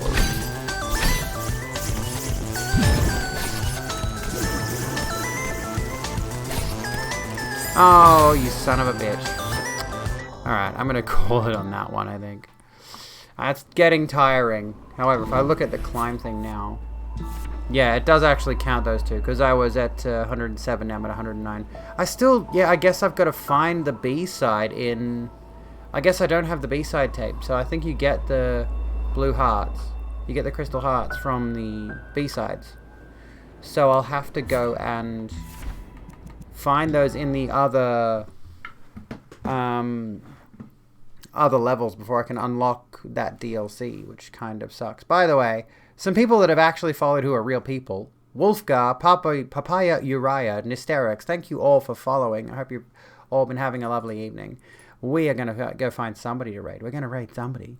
We're definitely going to raid a person, not a bot. A person and not a bot. Who can we raid? So if Jordan's left, we can't raid Jordan. I don't really feel like watching anyone play Apex Legends. That's kind of boring. We raided Richie last night. Who can we go to? Who could we harass? Plodsky's playing Parasite Eve. Sky is playing Tell Me Why, but I want to continue Tell Me Why soon because I've left it sitting there collecting dust. It's really good, and I've been enjoying the story. Could rate a 0 trans streamer if you've got someone. Oh, by the way, I just need to point this out. Look at him. He's just sitting next to me. He's not even doing anything. He's just sitting next to me. Yeah, I think we've gotten past those idiots. Anyway, Twitch does need to do something about that, but anyway, it's not neither here nor there. I'm trying to see, like, do I recognize any of these names? Who's, like, from one of the streamer groups I'm in, maybe? No, not really. Story Girl is live doing some music. That could be fun.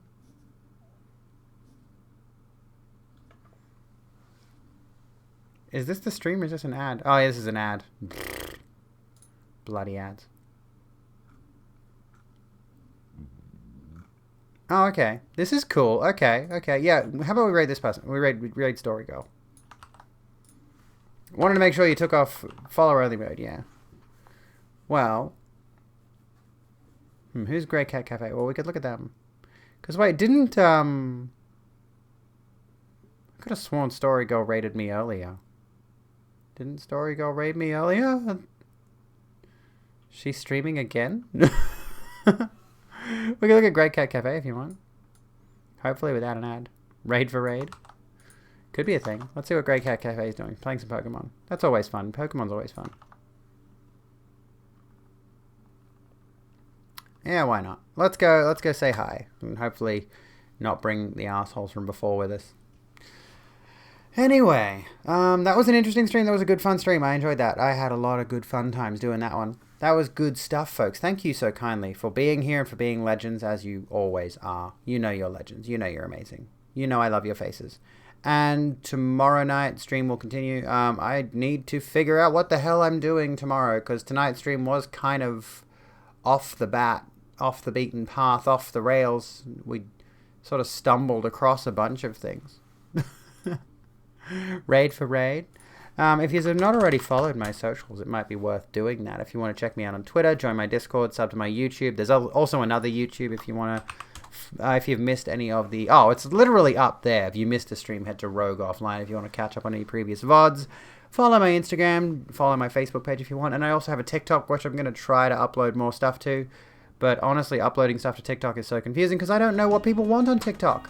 I've got no idea. At any rate, I love your faces. Be kind to yourselves and each other. And I'll see you when I'm looking at you.